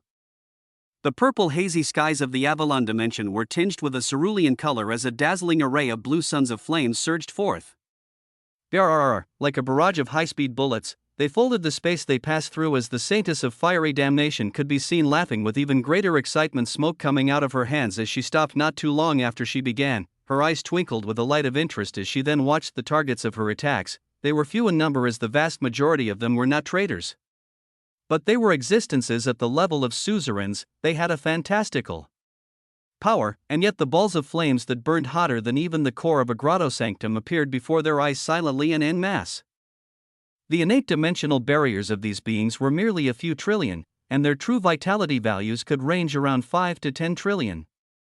So when the attacks of the saintess of fiery damnation arrived, everything about them was instantly shredded as the thrown-out attacks were too precise. There wasn't a point of conflict, and nor was there even any resistance when the terrifying balls of flames bloomed before their faces. They were only entirely evaporated as across the domain that used to be under the heliotrope Lion Emperor, 5 areas shone with incandescent blue light as it meant a targeted enemy of Avalon was facing judgment, as each flashing light meant the death of a grotto haven existence under the hands of Noah.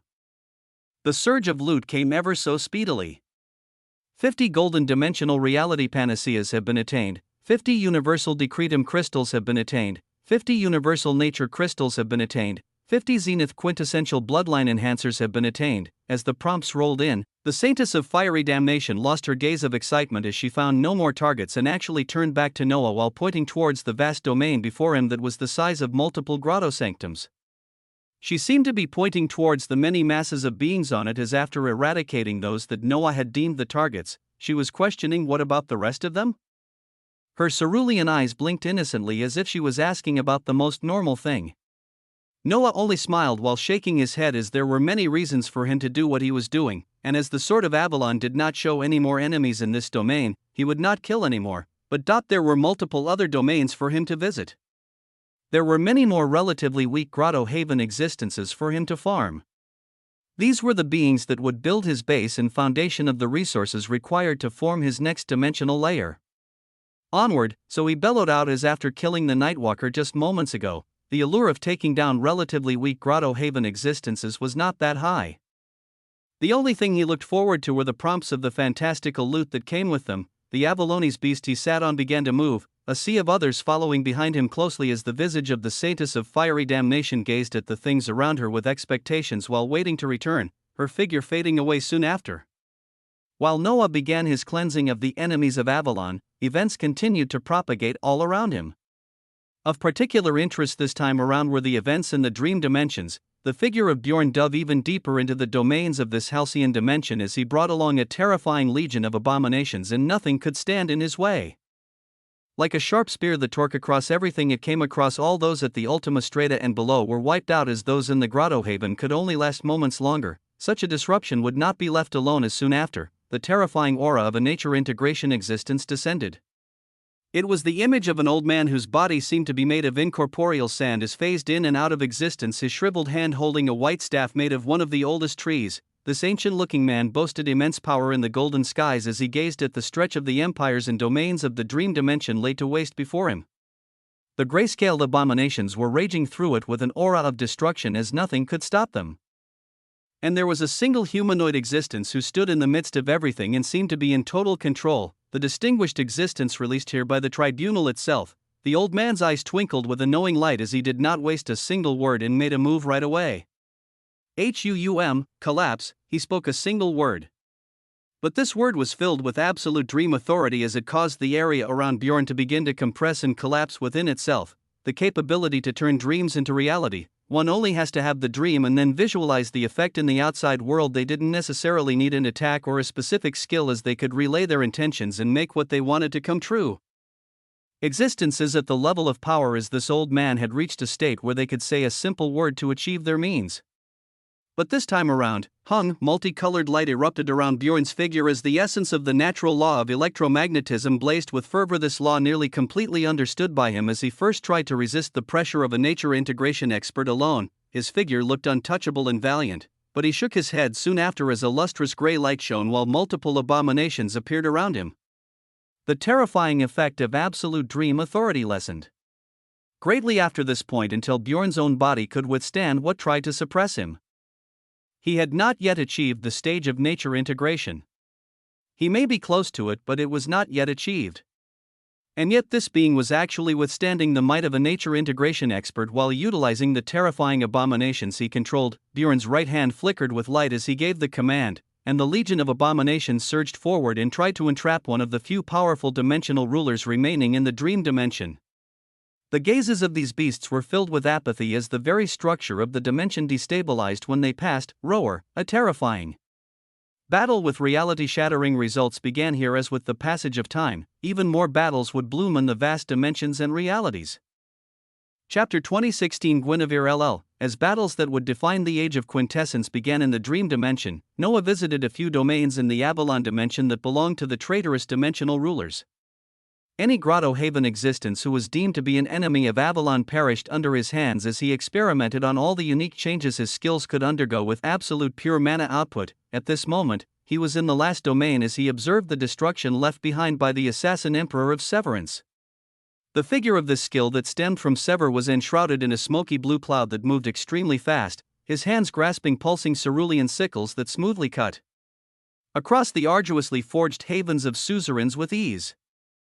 There were only 7 more suzerains deemed as enemies in this domain that fell under the magenta abyss sea dragon, and Noah watched all 7 perish under the chains of Sever without being able to put up much of a fight. His true damage values exceeded the approximation of 40 trillion currently, as weakened Grotto Haven existences would not be able to withstand his barrage of attacks. With these 7 included, Noah had taken down a total of 48 in all the domains he passed that were deemed as enemies of Avalon, and knew of the links between Lilith and their dimensional rulers.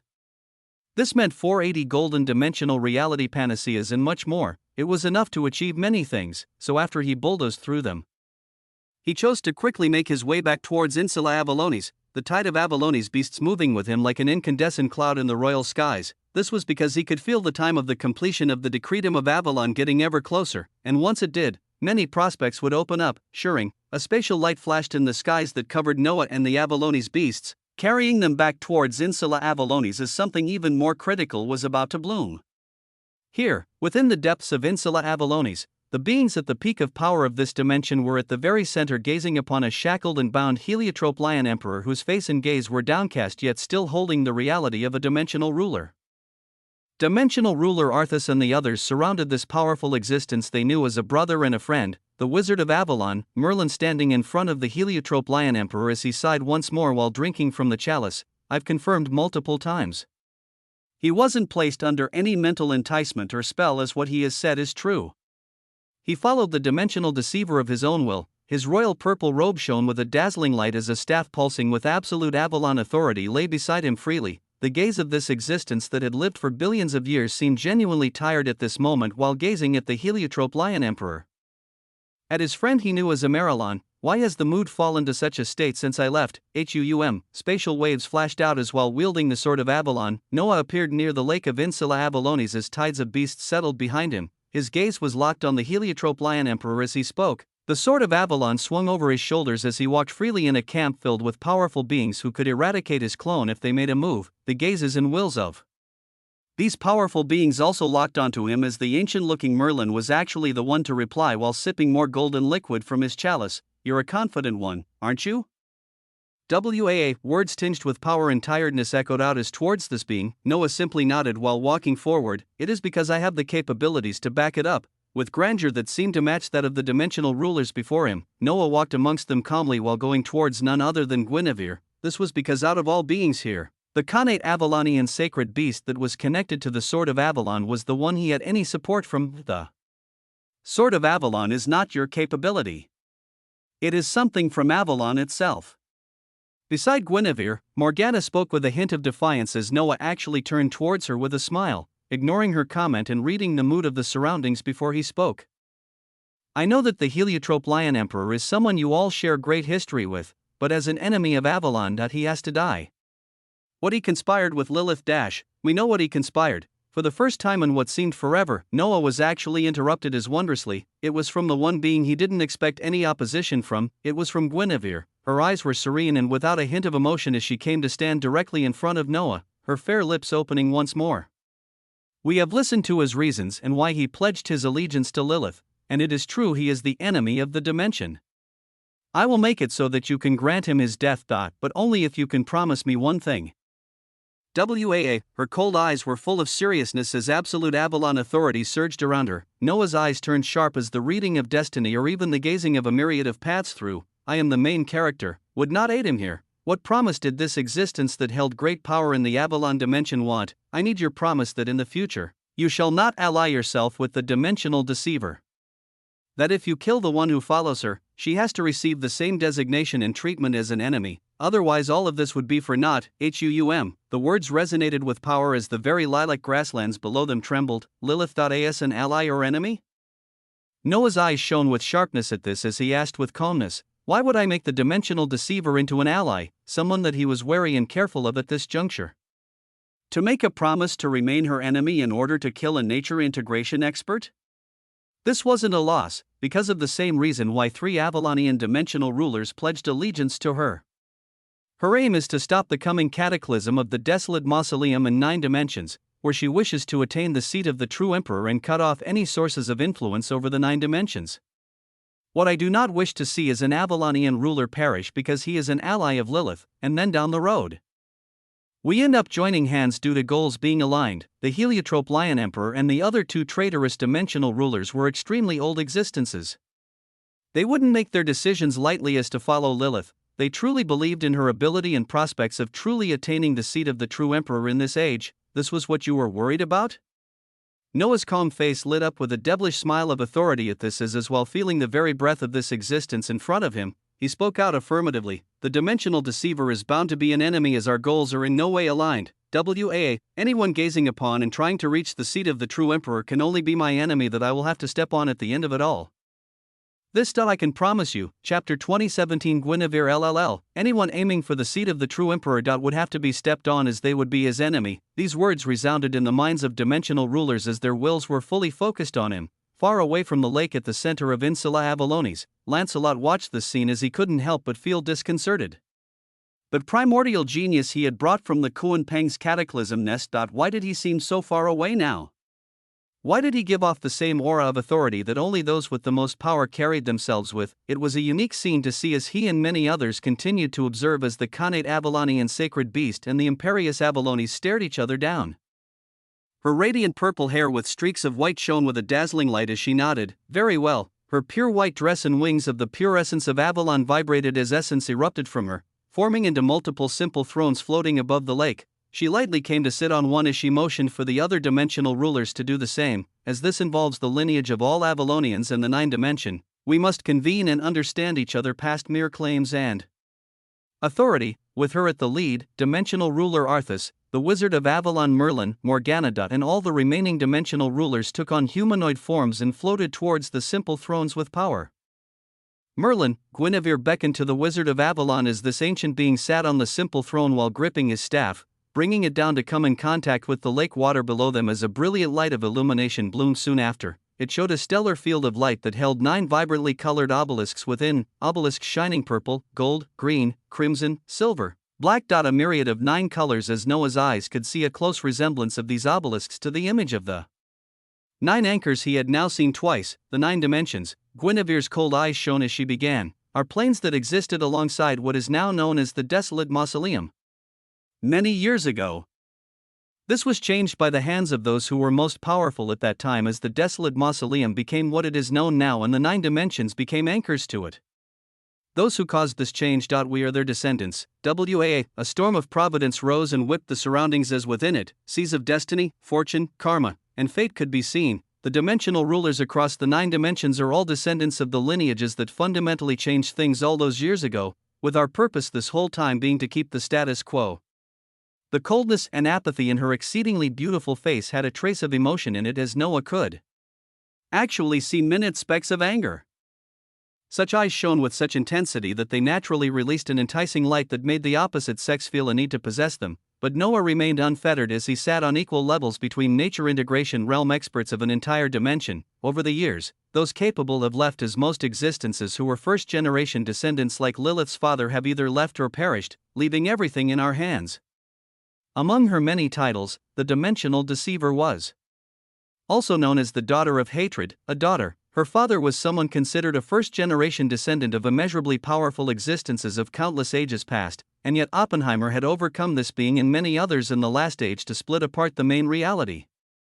This was a sacred crusade we carried on our shoulders and would have eventually handed down to others, but Oppenheimer's actions changed all this as the very fabric of reality is accelerating towards an apocalypse. The utmost apathy in her eyes gradually faded with more emotions as Guinevere didn't give a damn about saying Oppenheimer's name like so many others. Her words caused dimensional ruler Arthas and the others to vibrate with authority as Morgana even scoffed beside Noah. Thus, I myself am not too inclined on this crusade any longer, as what I want to do the most is preserve the home I have known for billions of years. Her serene eyes turned to gaze over the Insula Avallonis and the vast stretches of the sky she could see past it. Speaking shocking words for someone in her position as some dimensional rulers even looked alarmed, Morgana had a difficult expression as she seemed torn between duty and what she wanted herself, but she remained silent as Guinevere continued, I care not for what lies outside the desolate mausoleum. I care not for the lands our ancestors left, as I simply want the safety of what I call home. And that is where the Sword of Avalon comes in. That is where you come in, Noah Osmont, W.A. Noah's true name was uttered as his eyes flashed with a chilling light, locking onto Guinevere entirely as if nobody else existed. In her glacially cold eyes, a hint of a smile appeared as she continued. The Sword of Avalon is a powerful tool, and I am connected to it. The moment you accepted it and it harmonized with you, the least I could do was grasp who you really are, someone without much history, or even after learning of your name. The only information I could pull from our networks is your identity popping up as an enemy of primordials on their blacklist, as you also go by Alexander King as one of them.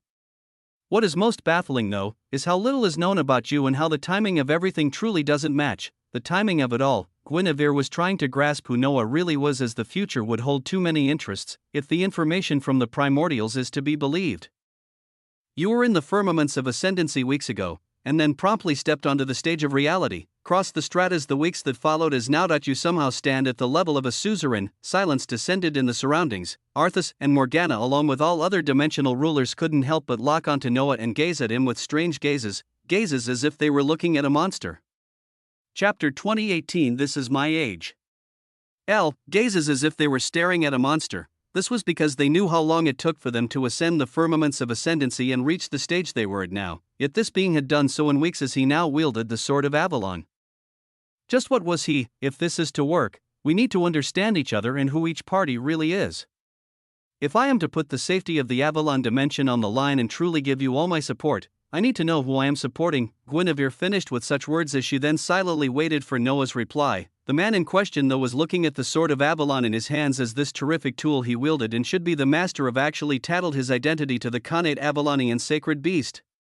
It reminded him that even with so many safeguards, even with concepts of destiny and even the heart of destiny masking things about him, terrifying beings still existed who had their ways.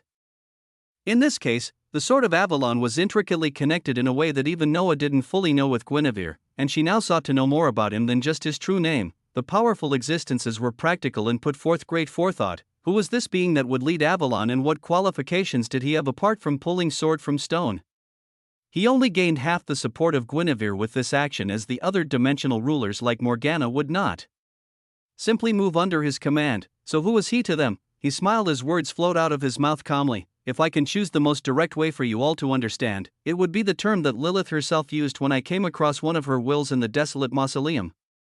The term irregular. Noah's eyes turned sharp as he spoke out the identity that he saw Lilith chose not to reveal. This single word instantly caused the situated dimensional ruler to blaze with power and authority as their gazes towards him became even more pronounced, but Noah was unfazed as he continued. But I know not what this designation of irregular means, so I do not even consider it when calculating my strength.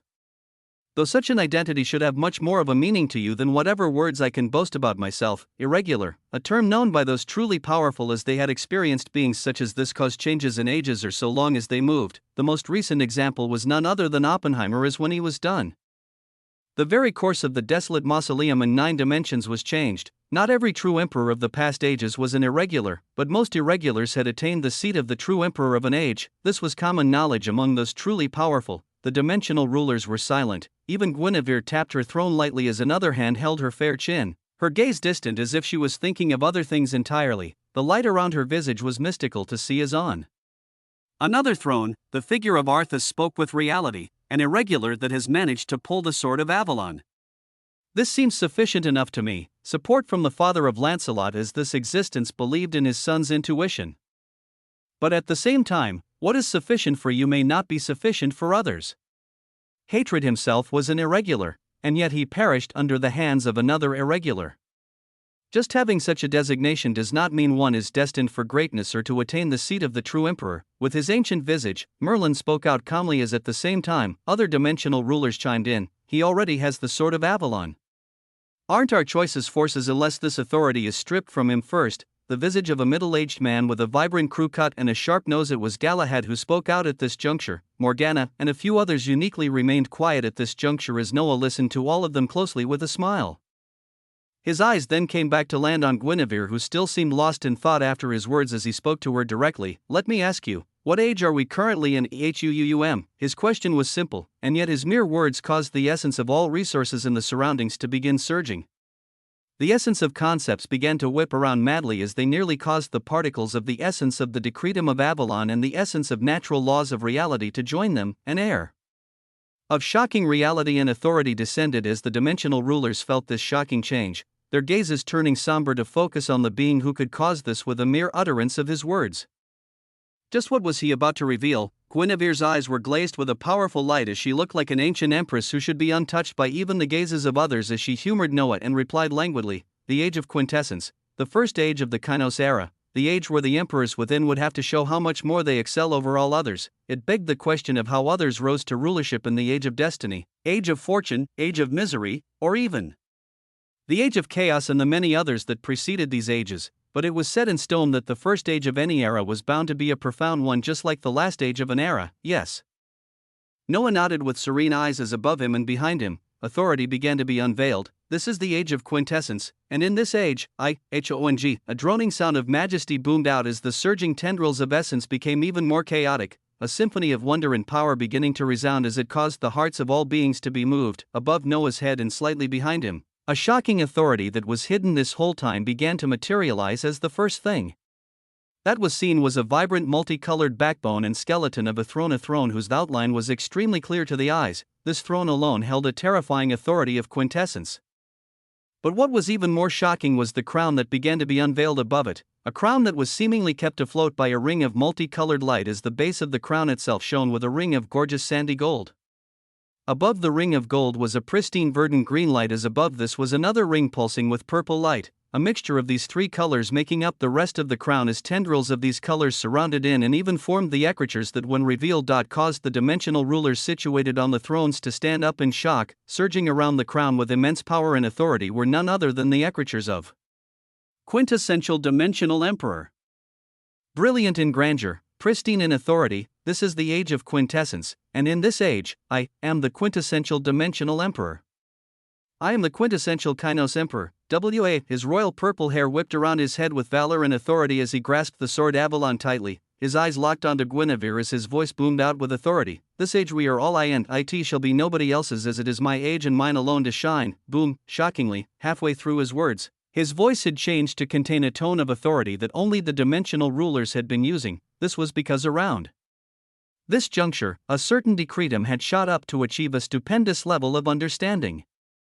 It caused the essence of Avalon in the surroundings to surge as with the throne of the quintessential dimensional emperor behind him. Noah spoke out with majesty. So now to is my identity sufficient to lead the forces of Avalon? Pure majesty and valor dripped around him as he seemed too luminous for others to even gaze at. Chapter 2019. This is my age. So now to is my identity sufficient to lead the forces of Avalon? The words struck the chords of the hearts of all beings here as they couldn't help but stare in a dumbfounded manner above Noah. how Morgana's eyes trembled as she unconsciously walked closer to Noah, scrutinizing the dazzling crown and throne above him as if it could somehow be faked. Merlin stroked his beard with a grim expression as the gazes of all other dimensional rulers carried incredulity, the only one retaining her calmness being Guinevere as she still sat while only gazing at Noah. Outside of the expectations of all others, she only gazed at his pristine authority as she picked up on something else within his words. She sensed the pristine and completed authority of none other than the decretum of Avalon as its essence seemed to be emerging and wrapping around Noah's body, cradling him carefully as if he was a newborn. You've achieved completion in the decretum of Avalon. Her words held a hint of disbelief as she knew the sword of Avalon closely. One could say that apart from Noah, nobody else knew the sword of Avalon more than her. She knew that one of the biggest boons was one's understanding of Avalon being brought up to 75% as over the next few years as they harmonized with it, they would eventually attain complete understanding in this decretum. So she knew that just moments ago when this being pulled the sword of Avalon, he was only at 75%. So how did he just achieve 100% understanding? Oh, this, Noah pulled upon the foreign but pristine authority of Avalon into his voice as it reverberated with authority. His heart and will morphing as many prompts were blooming within the mind of his main body. This was because during the saturation of the third dimensional layer from 100 trillion to 200 trillion, he had achieved a complete understanding of the decretum of Avalon. I mentioned before I left that I was waiting for something before passing judgment on the traitor. That was me naturally waiting to achieve a complete understanding of the decretum of Avalon after gaining an initial understanding of it this past day. Utter silence descended after Noah's words. They sounded utterly ridiculous as the Wizard of Avalon couldn't help but release a vibrant light of authority. Noah, feeling this light surging towards him as when he saw it wasn't intended to harm, he left it alone as it coiled and mixed with the authority around him. Thereafter, the gaze of Merlin underwent a drastic change as he shook his head with even greater incredulity. He isn't lying, how is he not lying? The words of the man before them were complete truths as the dimensional rulers didn't know how to take them. How long had each of them taken to fully grasp the decretum of Avalon? The millions of years' worth of hard work they had put in felt insignificant when they now heard that this being before them had only taken a day. Silence descended upon the lake. When the dimensional rulers put together the identity of an irregular, the incredulous talent he showed, as well as an authority where in the age of quintessence, this existence was named the quintessential dimensional emperor. They truly had no ways to refute, so their eyes and wills faced their own internal battles as they thought about how to move from here. Meanwhile, Noah's eyes remained on Guinevere to confirm his cementation of authority over the sword of Avalon and her support. This existence didn't make things easy even after seeing all this, her languid eyes seemingly taking everything in and nodding as she continued lightly. You've answered a large part of my question about your identity, but I still have not learned who you are. Your character. What motivates you to seek the seat of the true emperor? What motivates you to stop the coming apocalypse when there are others trying to do the same? Because if you tell me it's out of the goodness of your own heart and your vast compassion for the masses or to save the lives of those you have never met, I'll be sorely disappointed. What are you protecting? If you have anything at all to protect. The surrounding changed and became heavy once more. Unlike the other dimensional rulers who were contemplating what to do as what Noah had revealed showed his shocking prospects and ability, it seemed that this was not what Guinevere was looking for. She put aside Noah's identity as an irregular and as the quintessential dimensional emperor as what she truly wanted to understand was his heart, for her to leave the protection of her home and to lead its forces to him. She wanted to understand why he did the things he was doing. The why was always the most crucial thing in anyone's life, even those living for billions of years. Noah silently looked at Guinevere's placid eyes before moving his gaze to the many dimensional rulers around them, his voice full of authority ringing out. There are too many eyes for me to pour out my heart in the way you seek. A simple set of words. Yet a moment later, Guinevere's body lit up with incandescent light as absolute Avalon authority surged coagulation above her head into radiant particles that formed into another version of her, but made purely from Avalon essence. The eyes of the clone and her true body then gazed towards Noah as even in the midst of all this, she was still testing him. Noah smiled at this test as such a thing was feasible once it had a complete understanding of the decretum of Avalon, though he wouldn't be able to do it to the extent Guinevere was capable of. And such a form had its own boons that Noah would fully view the descriptions of later. Shirring, his body lit up with grandeur, purple radiance overflowed as above him, absolute Avalon authority amalgamated to form into a devilishly handsome figure of a tyrannical emperor that with a tap from Guinevere, The both of them began to ascend upwards and leave behind Insula Avallones and their true bodies that remained with dissatisfied dimensional rulers who also wanted to be a part of this last conversation. Chapter 2020. The why is crucial. The amalgamations of absolute Avalon authority ascended into the endless skies of the Avalon dimension as no matter how high one went, it seemed they could never reach the top. They rose until Insula Avallones was a dot in the skies as here. Guinevere's absolute Avalon clone pulsed with the aura of a fundamental natural law as mana dynamics erupted from her to wrap around the both of them. Noah calmly watched this occur as his finger even twirled with the vibrant essence of the fundamental natural law he was making steady progress in as he heard Guinevere's voice once more. No other eye shall reach here and I shall not reveal your personal information. So I ask again, not what are you protecting? Why do you do the things that you do? What did Noah have to protect? The answer to this question would set Guinevere's heart at ease or cause her to never fully accept him as someone she could trust to protect her own home.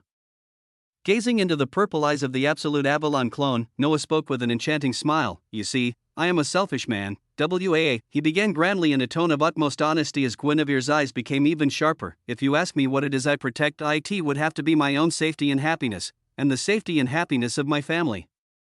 For these things, I do whatever is deemed necessary as it can be considered extreme selfishness. I've undergone multiple apocalypses, and what I learned at the end of each of them was that ultimately, the one with the most power would get to have the freedom of being happy and safe from destruction, so I naturally sought to be stronger in any domain I would be in as at the end.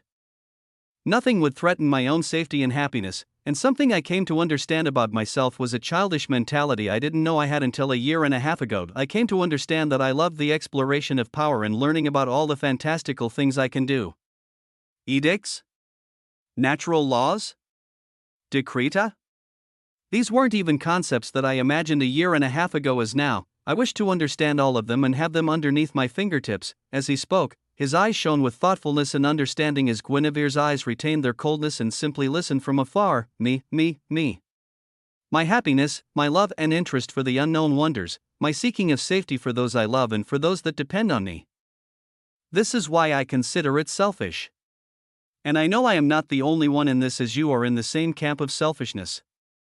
You do not care about the other 8 dimensions as you have only worried about your own Avalon dimension, staying beside the sword of Avalon and guarding it all these years waiting for what. Me, I did not suddenly wake up and become struck with an epiphany to lead the Avalon dimension and save the countless Avalonians. I am not reaching for the seat of the true emperor to prevent the coming apocalypse out of the overabundance of love I have for beings across the 9 dimension and the desolate mausoleum that I do not even know. No. I am doing all of this for myself and those that I protect. I grasped the sword of Avalon and pulled sword from stone not because I was worthy and was meant to lead everyone here, but simply because Avalon falls in line with me obtaining as much authority as possible over the 9 dimensions and desolate mausoleum. I did it because it would aid me in protecting my own interests and the interests of those that I protect. As he spoke, the radiance of absolute Avalon authority continued to surge wildly as it formed into a torrential storm, the figure of Guinevere continuing to look at him with utmost coldness. I seek to end the life of the traitorous dimensional ruler below us not because he is an enemy of Avalon and I have to pass judgment as the imperious Avallones. I seek to end his life purely because I will devour everything about him and it will help me get even stronger than I am now. It will grant me more strength as this will put me closer to my goals and once more allow me to have the power to protect myself and those that depend on me. Now that if the Avalon dimension were to fall under my banner, if the vast stretches of existences here were to come under my protection, then I will treat them the same as I treat those who I protect right now. As it becomes my interest and my responsibility, my selfishness shall extend to it as I can guarantee whatever the results of this coming cataclysm. The Avalon dimension and its people would come out of it unscathed. A buzzing symphony resounded as at a certain point, Noah's absolute Avalon clone arrived right before Guinevere's as he bridged the distance effortlessly, looking into her cold eyes as after all this time, she finally replied to his words. Finally, the essence of Avalon swept around and rose ever higher like a torrential sea, like a blossoming flower. The most dazzling and heart-shaking smile bloomed from Guinevere's already impeccable visage as she spoke, some genuine fucking honesty. Absolute Avalon authority exploded out at this moment as multiple prompts appeared before Noah's eyes. You have gained increased authority over the sword of Avalon, with hidden features becoming unlocked.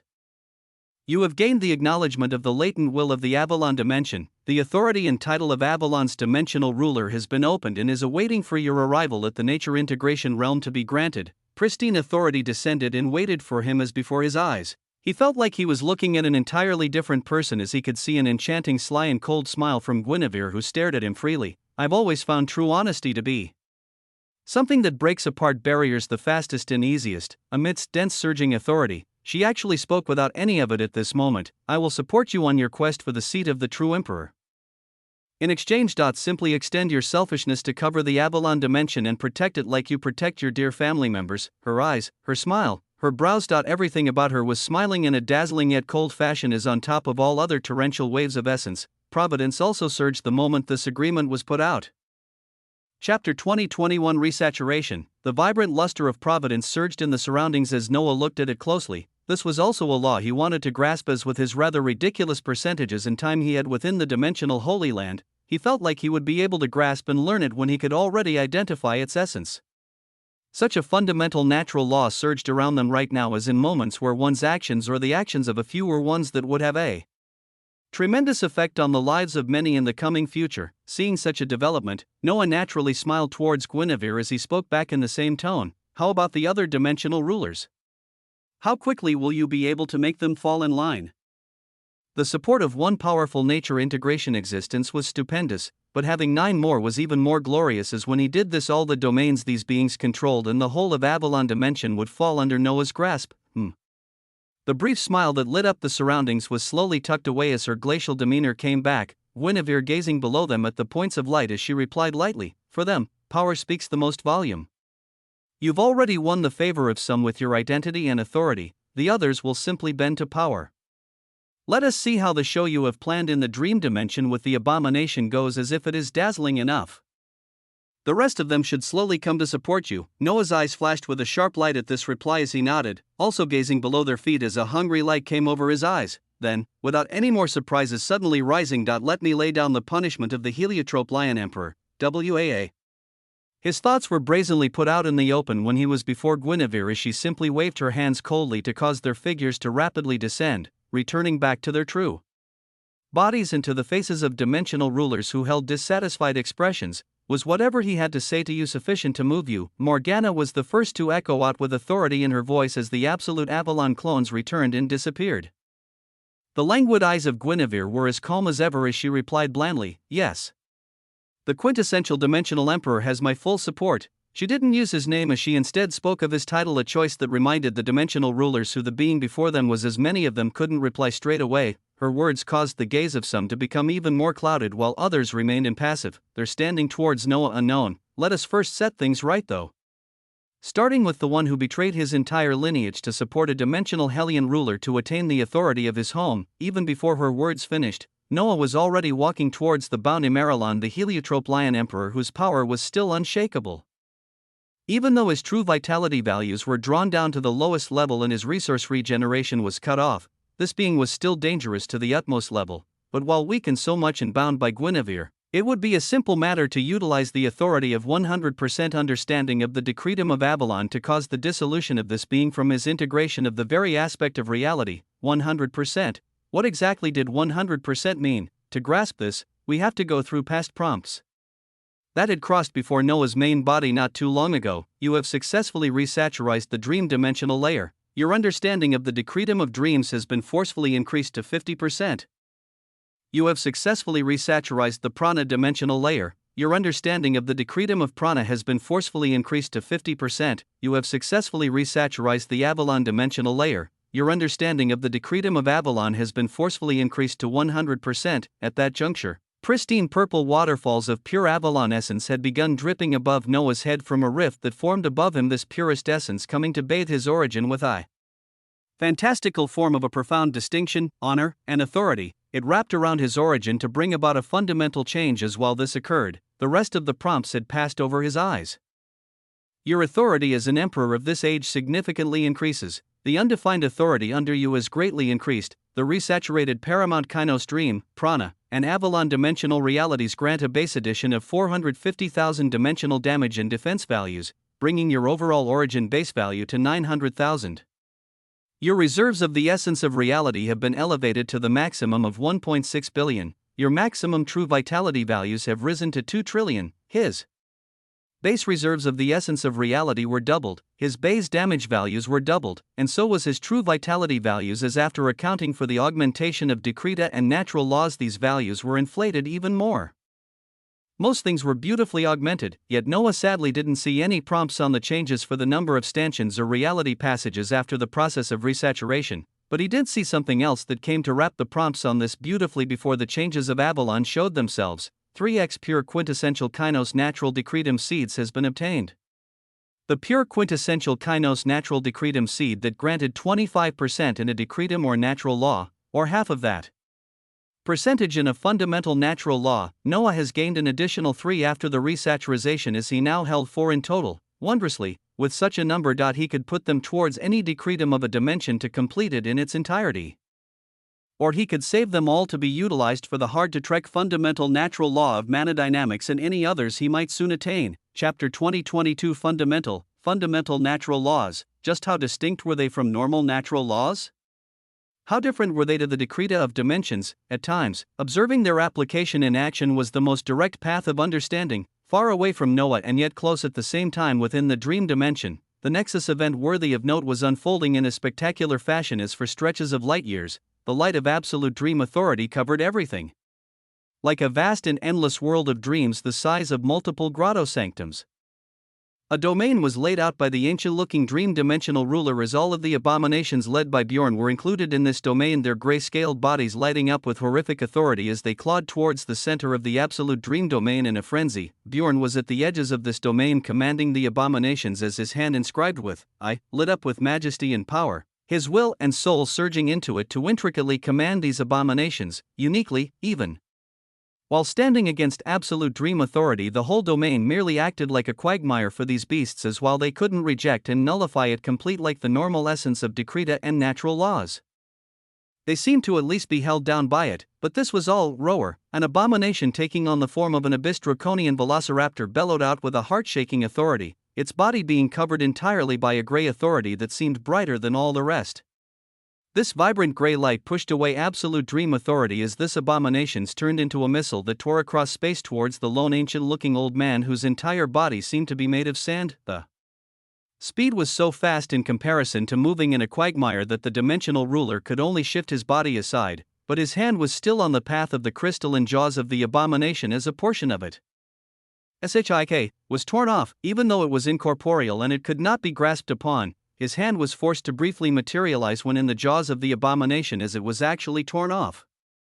The incorporeal dimensional ruler stared at his hand with apathy and coldness as in the gold domain with flowing rivers of absolute dream authority the many other abominations roared out and lit up with the same light as their eyes took on an incandescent sheen. At the edge of this domain, Bjorn roared out with bloodshot eyes as more of his will poured out to command, end it, WAA, like missiles let loose. The abominations surged out and ignored absolute dream authority, the highest tier of authority within a dimension. Could be temporarily ignored by the abominations so long as they activated an ability that covered them with an incandescent swirling gray authority. This was dreadful news for any existences within the 9 anchors, as even their strongest could fall down under legions of abominations. These abominations did not need to fully understand any decreta or laws in order to eliminate existences who had even integrated with reality, and Bjorn wanted to prove that as he watched with clarity while many jaws and claws of abominations tore across space towards the lone dimensional ruler, a dimensional ruler from the dream dimension that already had such existences few in number. They were few, but they were old. Extremely old, as this fact alone still allowed them to retain their hegemony as one of the 9 dimensions. Age wasn't always a factor of strength, but when one had lived as old as this ancient dimensional ruler before us, it became a crucial feature. As tens of abominations neared his body to rip apart everything about him, the eyes of this dimensional ruler actually calmed as he closed them. He was known by many names, but the most crucial one was the Dreamer of Providence. His body lit up with a radiant golden light that wasn't absolute dream authority, but it was an absolute authority of another nature that made him seem like a burning golden sun. It was the absolute authority of a fundamental natural law that very few could actually understand to completion. Boom, like a singularity forming, Providence rushed out with an allure of majesty and power as it seemed undeniable. It was around the same time that the deadly claws of abominations neared as when the two came in contact. BZZZT, sparks that tore apart the fabrics of reality bloomed. The unique and heart-shaking power within the bodies of the abominations. Could not so easily reject and nullify the absolute authority of fundamental natural laws. The essence of the natural law of weak nuclear force was initiated as shockingly, an obscene nuclear fusion reaction bloomed from the point of contact between the absolute providence authority and the terrifying gray light. A nuclear fusion reaction that affected the fabric of reality itself as soon after. Even the essence of the fundamental natural law of relativity was activated as space and time itself became warped, a shocking explosion budding at this moment as it carried an unknown number of trillions in damage values. The very fabric of reality was torn as soon after. Boom! A deafening explosion bloomed out as in this brief period of time, one could see the pristine and seamless bodies of the abominations gained out some cracks, just some cracks. A shocking explosion then followed that flung their figures and the figure of an apathetic old man countless light years away as it ripped apart the spacetime continuum itself. It flung multiple abominations and the dreamer of providence in one direction as even Buren's figure spat out golden blood and was flung light years away. Uniquely, the body of the dreamer of providence did not resist the forces of the explosion. He allowed the absolute providence authority to wrap around him in a wondrous fashion as he closed his eyes and tore across the spacetime continuum, letting this essence lead him where it would as he trusted in providence. The force of the explosion was heavy as the figures off the dreamer of providence and tens of abominations were flung extremely far away, but their path uniquely headed towards a certain location where they shouldn't have neared if providence was flowing normally. If this fundamental natural law was not affected, but it was, so the bodies of the dreamer of providence and tens of abominations shot towards the direction of nothing else but dungeon that a certain being had made, a dungeon that at its very core, a pocket-dimensional reality was swallowing the very domains of the dream dimension. Chapter 2023 Meeting some, killing some. The workings of destiny interweaved with fate, karma, and fortune as they were swept up by providence. The very fabric of reality was torn and shattered after a shocking impact as the results of this would soon come to unfold. In the dimensional Holy Land, Noah was gazing upon the boons brought forth by the zenith quintessential Kainos Emperor bloodline breaking the limits of his origin boons that were too many.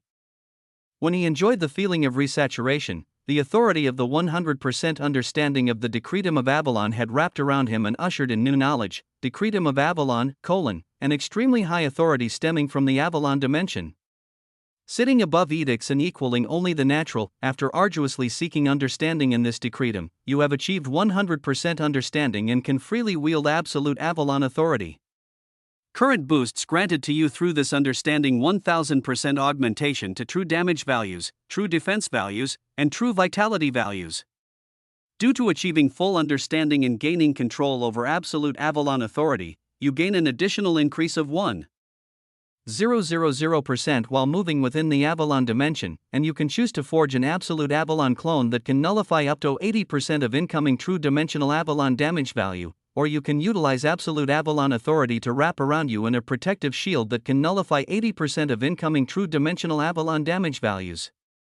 The utilization of absolute Avalon authority is only the doorstep, as when you have integrated yourself into it, even more powerful paths shall open.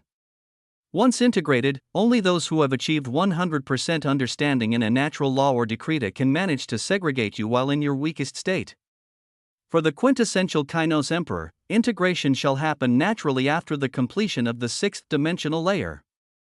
A bundle of information that Noah was still exploring and having more enter his mind while he learned of absolute Avalon authority. There were many aspects to it, but the most crucial one was the fact that an existence could utilize absolute Avalon authority to segregate those who had fused with the fabric of reality and grant them true death. This was the main aim, as at this moment, his Avalon dimensional chassis stood before the massive figure of a nature integration expert with his sword of Avalon raised. He had risen from the thrones that Guinevere made for everyone, as after gaining her support, nobody would stop him from doing what he was about to do. The sword of Avalon pulsed in his hand as it began to be wrapped in a milky purple light of absolute Avalon authority. It had newly unlocked features after the full support from Guinevere, but Noah put all of this past him as his focus remained on eradicating this already heavily injured and bound dimensional ruler before any new surprises rose up. The gazes of Merlin and some other dimensional rulers changed to become somber at this, as the bound existence was a friend and a brother to them. The fact that Noah was choosing to not pardon him and truly pass down judgment would be an action that remains in the hearts of these beings. An action that would be hard to shake off, but the rewards for this were too crucial for Noah to give up, and another chance of getting such a powerful existence gift wrapped for him would not rise again so easily. HUUM, a droning resonance began to resound as a sad symphony hung in the air. The true vitality values and innate dimensional barrier of a nature integration expert were not present around Emerylon, as Guinevere had made sure of that. The body of this massive heliotrope lion emperor was bound by chains of both Avalon and a myriad of natural laws and fundamental natural laws, unable to even regenerate its resources as its vitality was currently down below 100 trillion. With this action, we set an example. Guinevere's voice rang out from behind as she floated while watching this scene with coldness. With this action, we make a statement as the support of Avalonians can only fall towards the imperious Avalones. A thorough declaration of her support resounded as Noah's tripupilled eyes released astounding brightness, the sword within his hands enlarging massive while surrounded by the dazzling purple light that was pure absolute Avalon authority. He didn't cast a skill and wanted to feel the segregation process himself, as it would grant him a better understanding, so he watched with utmost attention as the sword of Avalon swung down. The sullen and non-responsive heliotrope lion emperor rose its head at this time as it came to stare at Noah with apathy and ancientness, its eyes reflecting the sword of Avalon that right before it fully sunk into its head. The milky purple light began to change and be tinged with blue. A pristine, royal, and gorgeous cerulean blue, HUUM, absolute pure mana output. Its shocking effects actually bloomed here as well. The quintessential natural-born infinite mana physique was so domineering that it took any of Noah's output and changed it, and with the nullification of 80% true Avalon damage values that Avalonian nature integration experts had, it would be hard to kill them with such an essence, so it might have taken Noah a long time to grind down this existence while integrating his aspects of existence. But if the authority he wielded was replaced, shuring, a profound effect bloomed that even caused the nearby dimensional rulers to once more gaze forward in shock. The tinge and change of blue wasn't simply a change in color, as it sunk into the head of the heliotrope lion emperor. The milky cerulean light that had covered the sword of Avalon was an entirely different absolute authority, an astounding achievement. Beams of purple and blue light erupted out the moment the sword sunk in. You have brought to fruition wisps of absolute mana authority while not having a complete understanding of the fundamental natural law of mana dynamics. A shocking affirmation came in, Chapter 2024, meeting some, killing some. You have brought to fruition wisps of absolute mana authority while not having a complete understanding of the fundamental natural law of mana dynamics. Absolute mana authority, an absolute fundamental authority, an authority that only the most powerful dimensional rulers who had completely understood a fundamental natural law could utilize. On Noah's side, he hadn't done anything but rely on absolute pure mana output that had shockingly even changed the nature of the absolute Avalon authority he was attacking with. Truth be told, even he didn't know that this was possible. He expected the skills he cast to be affected and changed by absolute pure mana output, but he never expected its extent to even reach an output of absolute authorities. Your understanding of the fundamental natural law of mana dynamics moderately increases.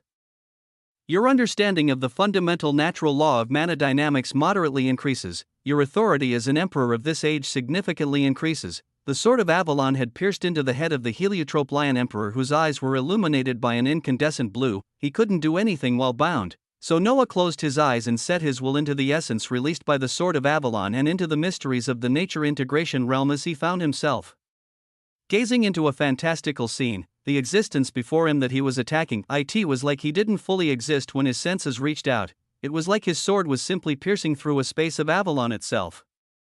Nature integration, this was the wondrous aspect and uniqueness of it, a being truly integrated themselves into nature as diversity. This process and eradicating them was nearly impossible. This was why the gazes of Merlin and a few dimensional rulers who still didn't wish to see the death of Emerylon changed when Noah erupted with wisps of absolute mana authority. They truly didn't believe he could actually kill this brother of theirs, even if he had ridiculously understood the decretum of Avalon in such a short period of time, because while he could theoretically segregate his target, this would only be something feasible with his integration of the decretum of Avalon. But what about the other aspects he integrated himself into? The heliotrope lion emperor had also integrated himself with the natural laws of gravitation, elasticity, and oscillation. The decretum of Avalon would be somewhat easy to segregate, but the integration of the natural laws? This would either require a significant amount of time or too much absolute Avalon authority that the being before them might not be able to spade. It would be nearly impossible. Unless an authority exceeding most decreta and natural laws appeared, and ridiculously, such a thing did appear as wisps of absolute mana authority weaved into the integrated aspects of the heliotrope lion emperor. Noah's senses observing the shocking changes as he saw the very core of a being be ripped away from its solid fusion with nature. Even though it was small in volume, the wisps of absolute mana authority surged like a precise scalpel and carved out the origin, body, and soul of Amarylon out of its integration with precision, putting its body out in the open gradually, incapable of being harmed to the point of no return, like watching a stable radiant sea have a chunk of itself carved out, being separated from nature and brought out into the open, as only after it was separated from nature could one destroy it. This was an aspect that made killing nature integration experts so tricky. Even if you continued to damage them, so long as you didn't remove their integrated state with the natural laws or decretum that formed the very fabric of reality, you would not be able to kill them. This was also what made it nearly impossible to kill existences who had integrated multiple decreta and natural laws, especially fundamental natural laws, bring that had integrated with mana dynamics or entropy. Would need existences who had done the same or with a similar tier of law to destroy. For the heliotrope Lion Emperor, Noah had to only segregate the natural laws of gravitation, elasticity, oscillation, and the decretum of Avalon, HUUM, the sword of Avalon buzzed as absolute Avalon. Authority surged out and stupendously transformed into small wisps of absolute mana authority. It carved out the three natural laws in Avalon as it made a boundary between it and nature, as this process was slow for Noah to do currently, but he would become faster with it in time. The moment that he had entirely carved out the aspects of existence of the heliotrope Lion Emperor from nature, sever, a sea of blue spread out, too fast for the naked eyes of suzerains, but very clear in the eyes of nature integration existences as they saw the assassin emperor of severance clad in a dangerous cerulean light surge into the core of Amarylon. This aged existence continued to keep his gaze upon Noah calmly, as he didn't beg or falter even when his aspects of existence were segregated from nature. Even as the symphony of death neared, Noah's own body shone with a multicolored luster as one of the 12 chances to utilize quintessential treasure cache was activated. No sound could be heard as only the allure of vibrant light could be seen. Separated from nature, the aspects of existence of Amarylon were submerged with over 100 trillion damage values from Noah's single attack as his very core felt dissolution and destruction. Rays of resplendent light were shooting out, but it was like all sound was blotted out as even the symphony could no longer be heard. The scene contained a lugubrious sense of majesty as watching the light dimming within the calm eyes of the heliotrope Lion Emperor was rather sorrowful. The surroundings of Insula Avalonis seemed to dim just a little along with the loss of life, as even Noah's tyrannical gaze did not feel any triumph or excitement from this moment. The first nature integration realm existence perished by his hands under unique circumstances, but the tone was much different than any previous times when he overcame a great enemy. Chapter 2025 Meeting some, killing some. LLL, a sad light illuminated the purple horizon as the light faded from the eyes of the heliotrope Lion Emperor and was drawn in entirely into Noah's body, like an empty husk. Everything about this nature integration expert faded as his whole body glimmered away into purple dust, everything about it having been absorbed by Noah as its light passed through the connection of the Avalon dimension chassis and towards his main body. This light underwent quantitative and qualitative change under absolute loot authority as above Noah's main body in the dimensional Holy Land. A massive and radiant quintessential treasure cache began to form. Its light was vibrant as it shockingly surged with tendrils of dense fortune, destiny, karma, fate. And the fantastical allure of providence. That was the stage that absolute loot authority had reached. The wonders to come out of the quintessential treasure cache backed by absolute loot authority were bound to be something shocking. But there were even more surprises that came with the process of killing and nature integration. Expert, while not entirely connected, they were related, as it was Noah's usage of absolute Avalon authority to attack as absolute pure mana output turned this into wisps of the absolute fundamental authority of mana dynamics. It created a fantastical result at the end. Your understanding of the fundamental natural law of mana dynamics has reached 25%. Initial understanding in the opposing fundamental natural law of entropy is beginning to bloom. A symphony of a blaring horn boomed out. While a quintessential treasure cache formed above him, his visage erupted with a cerulean light that began to interweave with a malevolent obsidian crimson light. Mana dynamics and entropy. If you found an existence proficient in one, there were more than likely proficient in the other. Noah had finally crossed the threshold of one of these fundamental natural laws as he now began gaining initial understanding on the other.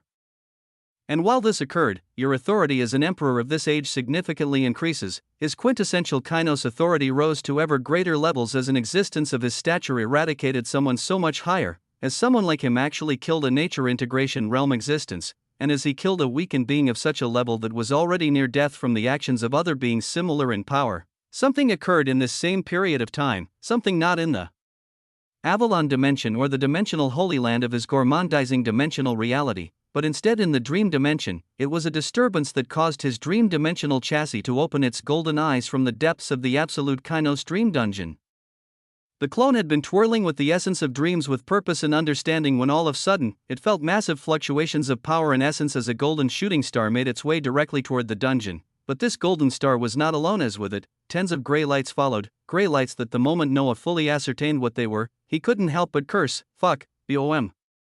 Boom, the golden and gray lights crossed the boundary of the dungeon with ease, the figure enshrouded in the golden light that Noah recognized as Providence suddenly twisting in the air as if he wasn't just being propelled by a shocking force, his figure descending and coming to land right before the entrance of the first floor of the absolute Kainos dream dungeon.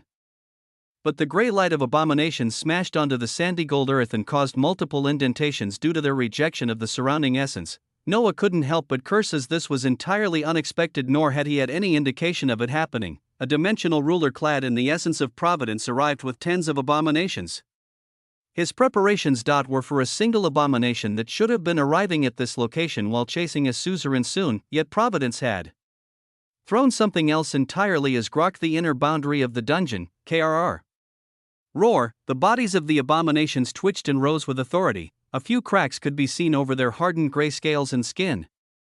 But there was nothing more apart from that as they bared their fangs right away towards the enemy they had even chased here, an enemy whose expression was unfettered, the visage of an ancient old man standing strong as his form shone with golden grandeur as he instant turned and began slowly walking into the first floor of the absolute Kainos dream dungeon, and terrifically, the abominations roared out and followed right anger as this sudden development of events caused Noah to scramble for a solution. While the dream dimensional chassis would deal with this, the main body did not wish to wait. Even though challenges were constantly blooming, he still wanted to gaze upon the quintessential treasure cache that stemmed from the upgrades of the resplendent treasure emperor and a nature integration expert.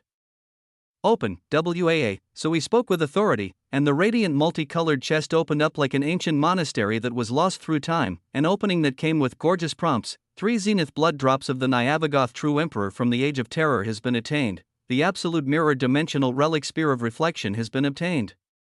The failed modus operandi of reality integration from the Age of Exploration has been obtained. The broken Khanate Fantasia dimensional relic fabric terror has been obtained. The excerpt of the Watcher from the First Age of the Olden Era has been obtained. 50 obsidian dimensional reality panaceas have been obtained.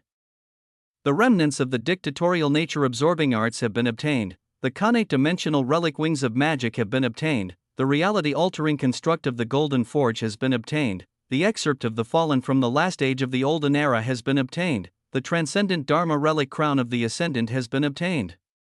The gigantomachy origin physique refinement modus operandi has been obtained. Surging waves of fortune overflowed in a stellar fashion as Noah's expansive space lit up brightly. Ridiculous names of treasures continued to rise before him as their brightness overcame everything else in his expansive space, promising magisterial wonders that Noah could not even imagine. Chapter 2026, a cache spanning across the ages.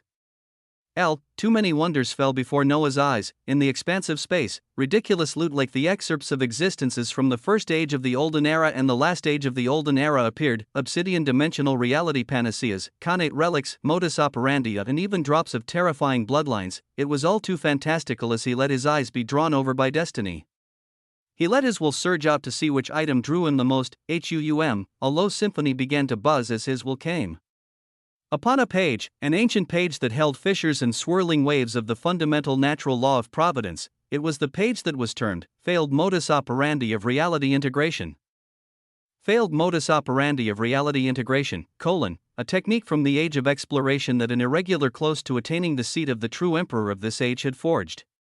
Staying true to the meaning of his age, he explored a different pathway of nature integration apart from integrating one's aspects of existence with decreta and natural laws to become part of the fabric of reality. This failed technique tried to explore things in the other direction as its forger tried to instead have the fabric of reality become a part of him and control natural laws and decreta to fall under his command. The input into his aspects was too much as his origin faced instant destruction and he instead became assimilated into the fabric of reality. The methods of this technique begin with, in Noah's eyes, time came to a halt. Nothing seemed to matter but the ancient page before his eyes as when he read its contents, he couldn't shake them off. All nature integration existences became a part of the fabric of reality when they integrated natural laws and decreta. But what if one tried to force the very fabric of reality to become a part of them? An irregular had tried such a marvelous idea as it cost him his life and the seat of the true emperor, but as soon as Noah saw it, it was like a seed that sprouted into a wildfire that he could not put out. This was the first loot to come out of the quintessential treasure cache.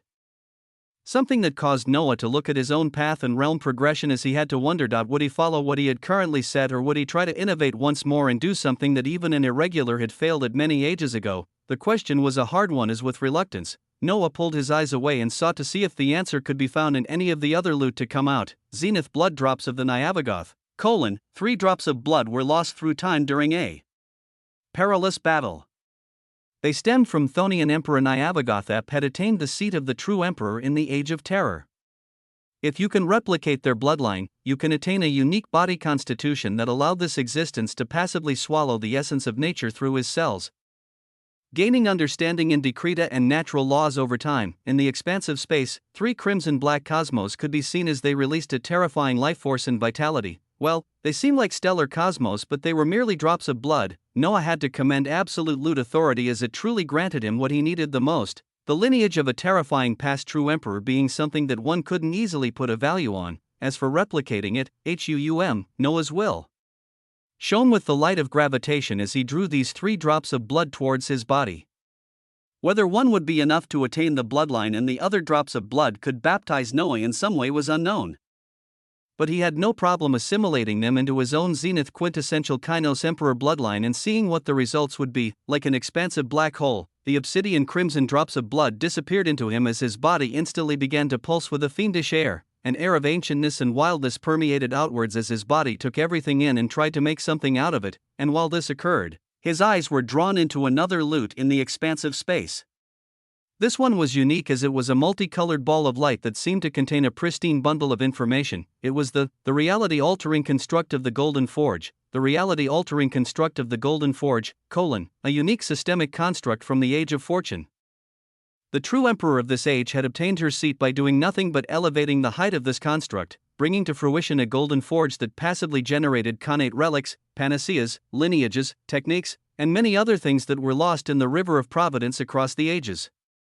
The true emperor had remained in her homeworld and continuously elevated her construct while consuming everything it gave, and by the time she left her home to explore, she found that she was the one with the most strength and fortune in her age. Noah was speechless. Things could also be done like this. The workings of a terrifying construct entered his mind as it granted shocking prospects. Its usage having already shown guaranteed results, as all that Noah had to do was grasp exactly what it was, and if he could make this the next aspect of his system, reading its description and beginning to assimilate its boundless information caused Noah to be even more excited for the rest of the loot. His eyes will sought them out as they landed on another resplendent glow. It was another ancient-looking page, but this one was torn and divided as it didn't seem complete. It was the excerpt of the Fallen from the Last Age, excerpt of the Fallen from the Last Age, an excerpt from the Age of Destiny that contains records of those who had fallen under the reign of the true emperor of this age. It contains memories of a few destined emperors that can be accessed with an input of the essence of a fundamental natural law and 3 decreta. Accessible records include Feng's demise, the fall of the Kuan-Pang Emperor, the end of hatred, and Eowyn's adversity. A page that contained shocking bundles of information, a page that even for it to be read strict requirements were in place. Chapter 2027, The End of Hatred. The excerpt of the Fallen from the Last Age floated within Noah's expansive space grandly as his will couldn't pull away from it. There were many things he wanted to see within it. Hit body lighting up with the essence of mana dynamics, Avalon, Dream, and Prana as he allowed them all to surge into this golden page. The essence of a fundamental natural law and 3 decretas surged into it as Noah saw the ancient page swirl with a fantastical light. His nearby will sucked into it as he came into a unique space that was a blank void except for 10 massive doors. Each door was a memory as above one relatively small door, Noah could see, the fall of the Kuan-Pang Emperor. At a slightly larger door, Eowyn's adversity, could be seen written above. The doors varied in size as, the end of hatred, was not even the largest, with the largest door actually being titled The Last Stand. Noah's will received bundles of information soon after as he understood exactly how the excerpt of the Fallen from the Last Age worked. The larger the door, the more units of the fundamental natural law and 3 decreta that were required as Noah directly placed more and more into the door holding the vibrant words of, the end of hatred. The exploration of loot was stopped briefly as Noah wanted to see just what was held in the ancient page of the excerpt of the fallen from the last age. His essence was rapidly expended as seconds passed. His will slowly began to have a sinking feeling as if he was entering an entirely different location, his vision being taken away soon after as he entered utmost darkness. Excerpt of the fallen from the last age, title The End of Hatred. The skies, or the earthen layers, could not be seen. Even the void of space was barely perceptible as every single fabric of reality was filled with the essence of dense and actively moving natural laws, fundamental natural laws, and the decreta of multiple dimensions. Occasionally, these dancing clusters of essence would be drawn upon by 2 wills as they formed into sharp swords that tore against their enemy. The figures of those in combat were imperceptible to the common eye as they shone with a blinding radiance, or the mechanics of the blooming battle would be understood very little unless one had reached the same stage as them. One was a massive demonic existence while the other was humanoid and shining with a glorious luster. Their bodies were swirling with dense seas of absolute fundamental authority and absolute decreta authority as their wills fought for supremacy. The space-time continuum was constantly ruptured and reinstated, the flow of space and time constantly put in shambles, but these figures fought like they superseded all of this. The demonic figure in particular was shining with a light of glory as his voice emanated powerfully for many light years. What exactly are you trying to do, Hoam? A voice alone that carried the authority of the fundamental absolute authority of mana dynamics and entropy. While his voice echoed out, his hand moved like countless blinding suns as they shone with a luster that even connate dimensional relics could not match. BOM. The natural laws of weak nuclear force and strong nuclear force tumbled as the very structure of reality was broken and reformed in real time. The enemy on the receiving end of this moving with utmost calm as any attack that flowed towards his glorious visage would seemingly disintegrate the moment it neared his skin. I'm looking for a change, any change at all. His voice was entirely unexpected. It was filled with warmth and a calculative glare that didn't have any malice or killing intent towards the enemy it faced, yet the surging tendrils and rivers of essence moving under his command were undeniable as they neared the visage of the demonic emperor of hatred. Hung. A blaring sound boomed out. I see. Radiant light erupted around the body of hatred as the fabric of reality was torn. Above his barely perceptible demonic visage, reality peeled open like a mirror as it reflected the visage of hatred from another possible path from a parallel reality that ran alongside his. This other hatred opened its eyes with blinding coldness as it moved out of its parallel path and came towards the plane with the occurring battle, this scene repeating multiple more times as behind hatred, below him, and to the side mirrors parallel paths revealed themselves as other versions of him moved in synchrony to surge out and surround a single enemy, suring. The natural laws that kept together the fabric of reality were thrown into chaos as horrendous destructive forces all surged towards a lonely humanoid figure full of radiance, a figure that even amidst such a cataclysmic change, calmness remained as towards the incoming waves of attacks that could erase an existence. He reacted simply as his best began to shine with an incandescent gray radiance, gray. This light came to cover his whole body as the essence of natural laws and decretas seemed pushed aside for a second. This light glimmered with a domineering might as it prevented all the deadly waves of catastrophe from even nearing. Wings of resplendent gray light forming on the back of the humanoid as he turned into a streak of gray light that instantly passed through one of the many bodies of hatred in the chaotic space.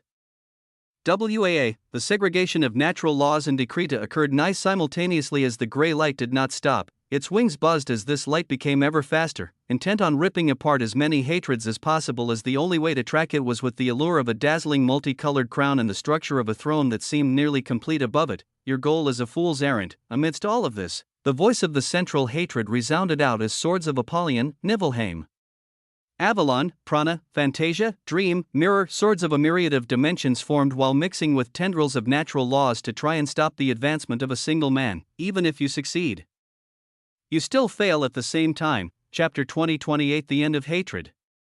LL, even if you succeed, you still fail at the same time. The voice of hatred was old and filled with certainty, and yet the man he faced did not care, becoming ever faster as crescent moons of gray light as vast as sanctums proliferated and bloomed out with purpose. His reply was simple, maybe. But I will at least live to find out. WAA, a deadly verdict, a verdict that Oppenheimer would deliver on this day. END, hung, a blooming ray of light returned Noah's consciousness after witnessing fantastical scenes, his will being taken back to the void of space with many doors. An excerpt. This was all it was, as it was just a piece of information. With this ancient page being torn and worn out, as it didn't give the full record, but it showed shocking scenes, as just a single one managed to show Noah a hidden history with his eyes barely taking a glimpse at the battle mechanics of extremely powerful existences. It also showed Oppenheimer covered with a pristine gray light Noah could say with certainty was connected to the abominations, with the power of this existence being nonsensical, as he was fine even while facing multiple hatreds. From parallel realities, his background and capabilities were still just great mysteries that would maybe be somewhat solved if Noah went through all of the memories here. His eyes were vibrant as they stared at the other doors. But he held back on rampantly going through everything as he waited a few seconds for his resources to fully recover before infusing them onto another door. Outside of the excerpt of The Fallen from the Last Age, where a portion of Noah's will was pulled in, his main body was releasing waves of incandescent allure as the drops of blood he had devoured and the bundles of information he was interpreting about the construct of the Golden Forge were made clear to his eyes. For the 3 drops of blood, the zenith lineage of the Nyavagoth had been assimilated into the lineage of the quintessential Kainos Emperor. His very cells lit up brightly with an obsidian crimson light as his body began to suck in the surrounding essence like a vortex. The feature of devouring terror of nature has been granted under the lineage of the quintessential Kainos Emperor. It allows you to devour the surrounding essence of nature in Decreta at the self-designated cost of the mana and the essence of reality to control the pace and speed of absorption. After sufficient units of essence of the targeted natural law or Decreta have been reached, initial understanding will be granted. The effectiveness of devouring terror of nature is then reduced to 1,000-fold for the continued passive devouring and increasing of understanding in the targeted natural laws in Decreta. WAA, the explosive force that his body released was domineering, is what he wanted to gain understanding in the most right now. Was providence, and the concentration of providence was always coiling in small amounts within nature, but he knew of a place that held an overabundance of such essence. One was the emperor domain of nature in the main reality, and the other was around an existence that had just walked into the absolute Kainos dream dungeon. As Noah thought about what he would do, more prompts continued to rain down. The residual blood of the Nyavagoth is resonating with the dense life force of the vitality ecritures within your blood and your emperor bones. The authority within the blood of Nyavagoth wishes to see the proliferation of life force and the stabilization of your foundation, increasing the progression of change for your emperor bones as it wishes to turn your whole bony skeletal structure into emperor. Boom! A crimson-green maddening force of life erupted out as Noah gazed at his refulgent stellar body calmly. Foundation, what he had was unprecedented in this age and more than likely in many past ages, with the only mysteries being Oppenheimer and a few others, as he would love to learn how the hell a being like hatred pulled upon parallel paths to take his other selves within them to use as a form of attack. There were still many unfathomable mysteries across the desolate mausoleum, and 9 dimensions that he would have to wade through over time. But the more crucial aspect of all of this seemed to be the fundamental natural laws and their integration. So while his main body observed the changes in his bloodline and began to delve into the reality-altering construct of the Golden Forge, a major portion of his will came to focus on his dream-dimensional chassis in the dream dimension. Here, a figure clad in providence was making his way across the floors of the absolute Kainos dream dungeon. The floors were intricately designed worlds and realms with their own unique environments, as throughout them, many infinite dream automatons were stretched out, though at this juncture, they didn't do anything but stare coldly at the figure of the ancient old man who didn't even glance towards them while moving forward. This was a dimensional ruler. A mere infinite dream automaton wouldn't do a single thing to him, as Noah played things by the ear and watched as this being ascended towards the top floor where he resided. In every area that he passed, the infinite dream automatons would fade away soon after, as in the seconds that followed, deep roars and howls would come as tens of grayscaled abominations also scaled upwards. The dreamer of providence ascended like this as terrifying beasts followed him from behind, finally coming across a massive golden sandy door floating at the peak of a void filled with tendrils of ether that he floated towards and pushed. It was the door that led to the final boss. Room 1 would only reach after arduously defeating infinite dream automatons and other existences Noah wanted to put within the absolute Kainos dream dungeon, but this being arrived here simply as the scene changed once more. He appeared on a straight golden hall that was lined up by dazzling colors of countless seeds of reality that were piled up like mountains, the allure of other loot like physique refining pearls, false grotto nacres, and genuine grotto nacres making up the mountains of wealth on the sides of this massive golden hall that led straight towards a golden throne, a throne that currently had the dream dimensional chassis sitting on calmly, his figure already beginning to erupt with a devouring force that only attracted the essence of nature the moment that the dream dimensional ruler entered. he activated the devouring terror of nature. As per its description, he could set its resource cost to determine just how quickly his absorption was. So for the resource cost of mana, he did not put a cap on it. For the resource cost of the essence of reality, he began with 1 billion units. The dense particles of providence around the dreamer of providence began to be pulled away with fervor, as just as he had been doing. This being walked forward as his aged eyes now locked onto Noah's visage. Chapter 2029 Convergence. The scene was a unique one to see as a dimensional ruler walked forward calmly in a long golden hall lined up by mountains of loot. He gazed at the seeds of reality holding stellar cosmos, the nakers holding illusory rivers of realities, and everything else with an appreciative light as he continued forward. His figure was draped in pristine sandy gold robes as his hair was tinged with streaks of gold and white, a rough beard present on his chin as his eyes shone with calm and brilliance, the essence of providence densely swirling around him as he walked forward, with this being pinching his fingers every now and then and erupting with absolute fundamental authority, then nodding his head lightly, and then continuing to move forward. He neared Noah's massive golden throne without a word as when he got to the steps that led right to it. His bright eyes gazed at Noah up and down while he stroked his chin, and he simply nodded towards Noah. No words, the two beings stared at each other as Noah cared not for this.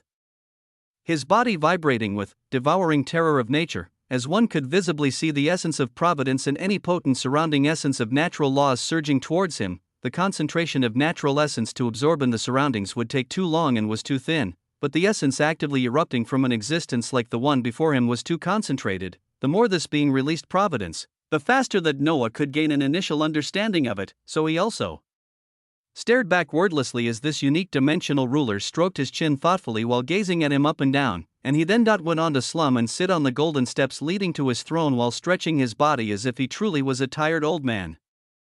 His visage turned around as just like Noah, he faced the doorway at the end where the roars of abominations could already be heard from afar, while stretching his body that pulsed with shocking power. This being finally spoke, these old bones aren't as strong as they used to be. It's good that the younger generation will step in to help old things like us. The dreamer of providence spoke calmly while nodding with understanding at his own words, Noah speechless at this as he was already forming a plan on how to solve the immeasurably difficult problem. Since this being had spoken, Noah replied back, "Who might you be?" His tri-pupiled eyes were shining brightly, but they couldn't obtain anything from this being as he was purposefully wrapped in mystery. Friends call me old dreamer, enemies call me the dreamer of providence. I'm just an old man that has been living for too long, and yet my time still has not come. As he spoke, he waved his hands with a spatial light as some seeds of reality from the mountain of loot came towards him, grabbing some and putting them in his mouth to chew on them like peanuts. He nodded his head in appreciation while he did so, and the roars opposite to them continued to get even louder. Noah's eyes were sharp as while discerning with destiny and trying to grasp providence, he asked calmly, "And why did you step into my abode and lead all of these monstrous abominations here, old dreamer?" His friends called him old dreamer. His enemies called him the dreamer of providence. Providence flourished in even greater abundance around the figure of this old man as a smile spread on his lips while he continued to chew on the seeds of reality. As I mentioned, it is not my time to die yet. The pesky abominations on their way here and their handler who will no doubt be coming soon wanted to defy the workings of providence, so I was led here. So long as I am here, I shouldn't lose my life. His tone turned quizzically towards the end as if even he wasn't sure. Noah shook his head with annoyance as his preparations had not fully finished before he was thrust into this Nexus event. The next set of annihilation techniques were not fully formed as he would have to divert a clone to fully finish this now. With his main body remaining absorbed in understanding the loot from the quintessential treasure cache, the issue of tens of abominations coming and even more on their way after that. His dream dimensional chassis could not handle this alone as he would need aid from another clone. I have measly power at the Grotto Haven level. What makes you think being in my domain will aid in any way against creatures that you cannot handle? Noah asked inquisitively as he wanted to understand providence more. Just what information did it grant others about him, or was it just surface level as nothing crucial was known about him? I also found that baffling. The old dreamer turned towards Noah briefly with sharp eyes as he continued. But I've learned not to question providence. I'm also curious to see how this pans out so much so that I'm ignoring the fact that you are devouring the nearby domains of the dream dimension and even the essence of decreta and natural laws.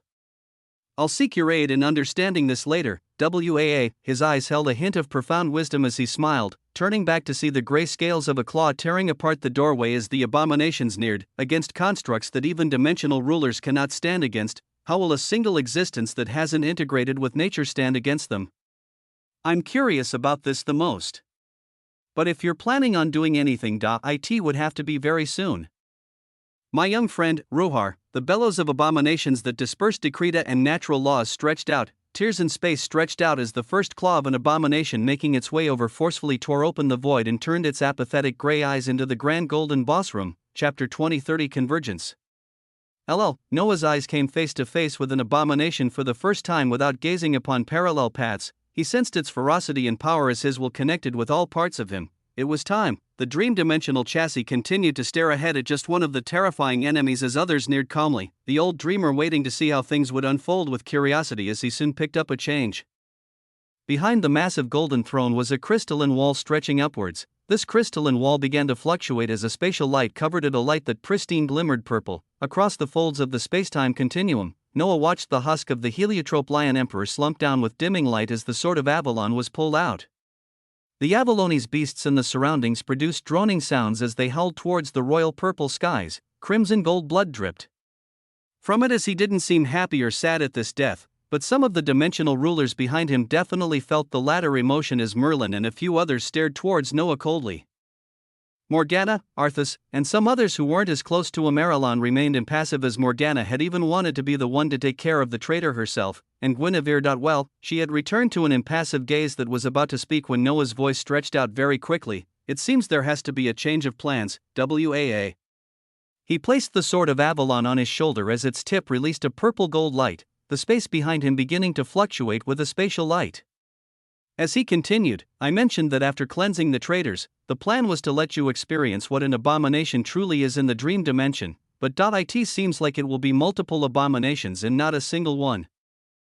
BZZZT, as he spoke, the spatial light behind him became more solidified and pristine as it formed a huge wall of light that showed the scene of the back of a throne and a resplendent old man that was actually staring back, along with the terrifying grandeur of a gray-scaled beast that looked like Tyrannosaurus dragonoid. The tear in space behind it fluctuated as beside it, a simian phoenix appeared, a serpentine turtle. Multiple gray-scaled beasts that seemed to be combinations of different species appeared as their apathetic gazes shone with malice. Noah fantastically formed a gateway between two dimensions as one side could see the other, his visage letting out magisterial light as the sword of Avalon was raised and pointed towards the abominations in the dream dimension. Those are enemies of Avalon.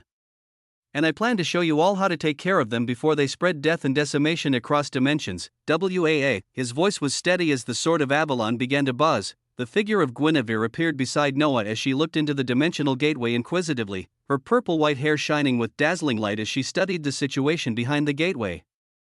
The situation was time-sensitive as Noah's Avalon dimensional chassis was the first to float towards the dimensional gateway, his voice trailing behind him as the grandeur of Imperius Avalonis caused the Grotto Haven Avalonis beasts to surge like a tide to stand by him. Those willing can come. Those not convinced can stay behind. Just know that those who do follow will be the ones to attain the most rewards and authority. His voice became tinged with authority as he spoke, his figure disappearing into the dimensional gateway as not too long after he stepped in, Guinevere's figure released a purple light as an absolute Avalon clone formed and floated towards the center of the lake where the sword used to be in stone, her actual body floating towards the dimensional gateway as she spoke out to those behind her. I remind you all that the one to pull the sword from stone was designated to be the one to lead Avalon. If you all truly care for this land, you will follow the lead of the Imperius Avalonis.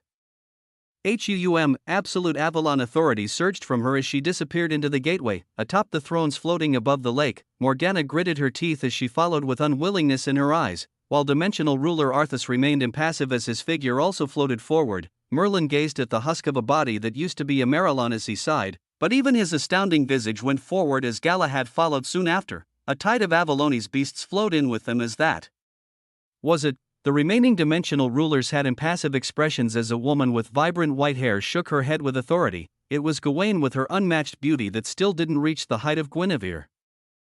I will stay behind to protect Avalon from any external threats. We can't all empty out of our home to aid another dimension and leave it defenseless. A valid point echoed from her as the remaining dimensional rulers voiced out similar intentions. Guinevere's clone gazed at them coldly without a word as her eyes remained on the dimensional gateway as well as the events playing out behind it. Guinevere, Morgana, Arthas, Merlin, and Galahad 5-dimensional rulers went across dimensional walls as they appeared in the sandy allure of the dream dimension, inside the boss room of the absolute Kainos dream dungeon. As their gazes took everything in, the identical aura of authority from the dream dimensional chassis seated on the throne and the Avalon dimensional chassis that now stood beside it. The old dreamer on the steps, who actually rose at this instance while patting his old robes with a smile, his voice echoing out to greet all of them. I was wondering how this would unfold. Never in my guesses was that the staunch ones from the Avalon dimension would come to my aid. Even you, Guinevere. His eyes were filled with knowledge and wisdom as he spoke, filled with smiles and profound providence as he gazed between her and the Avalon dimensional chassis that held the sword of Avalon. You were the last person I would expect to ever leave your abode after billions of years. The sword of Avalon holds such sway, words that seem to hold a lot of information as these existences knew each other.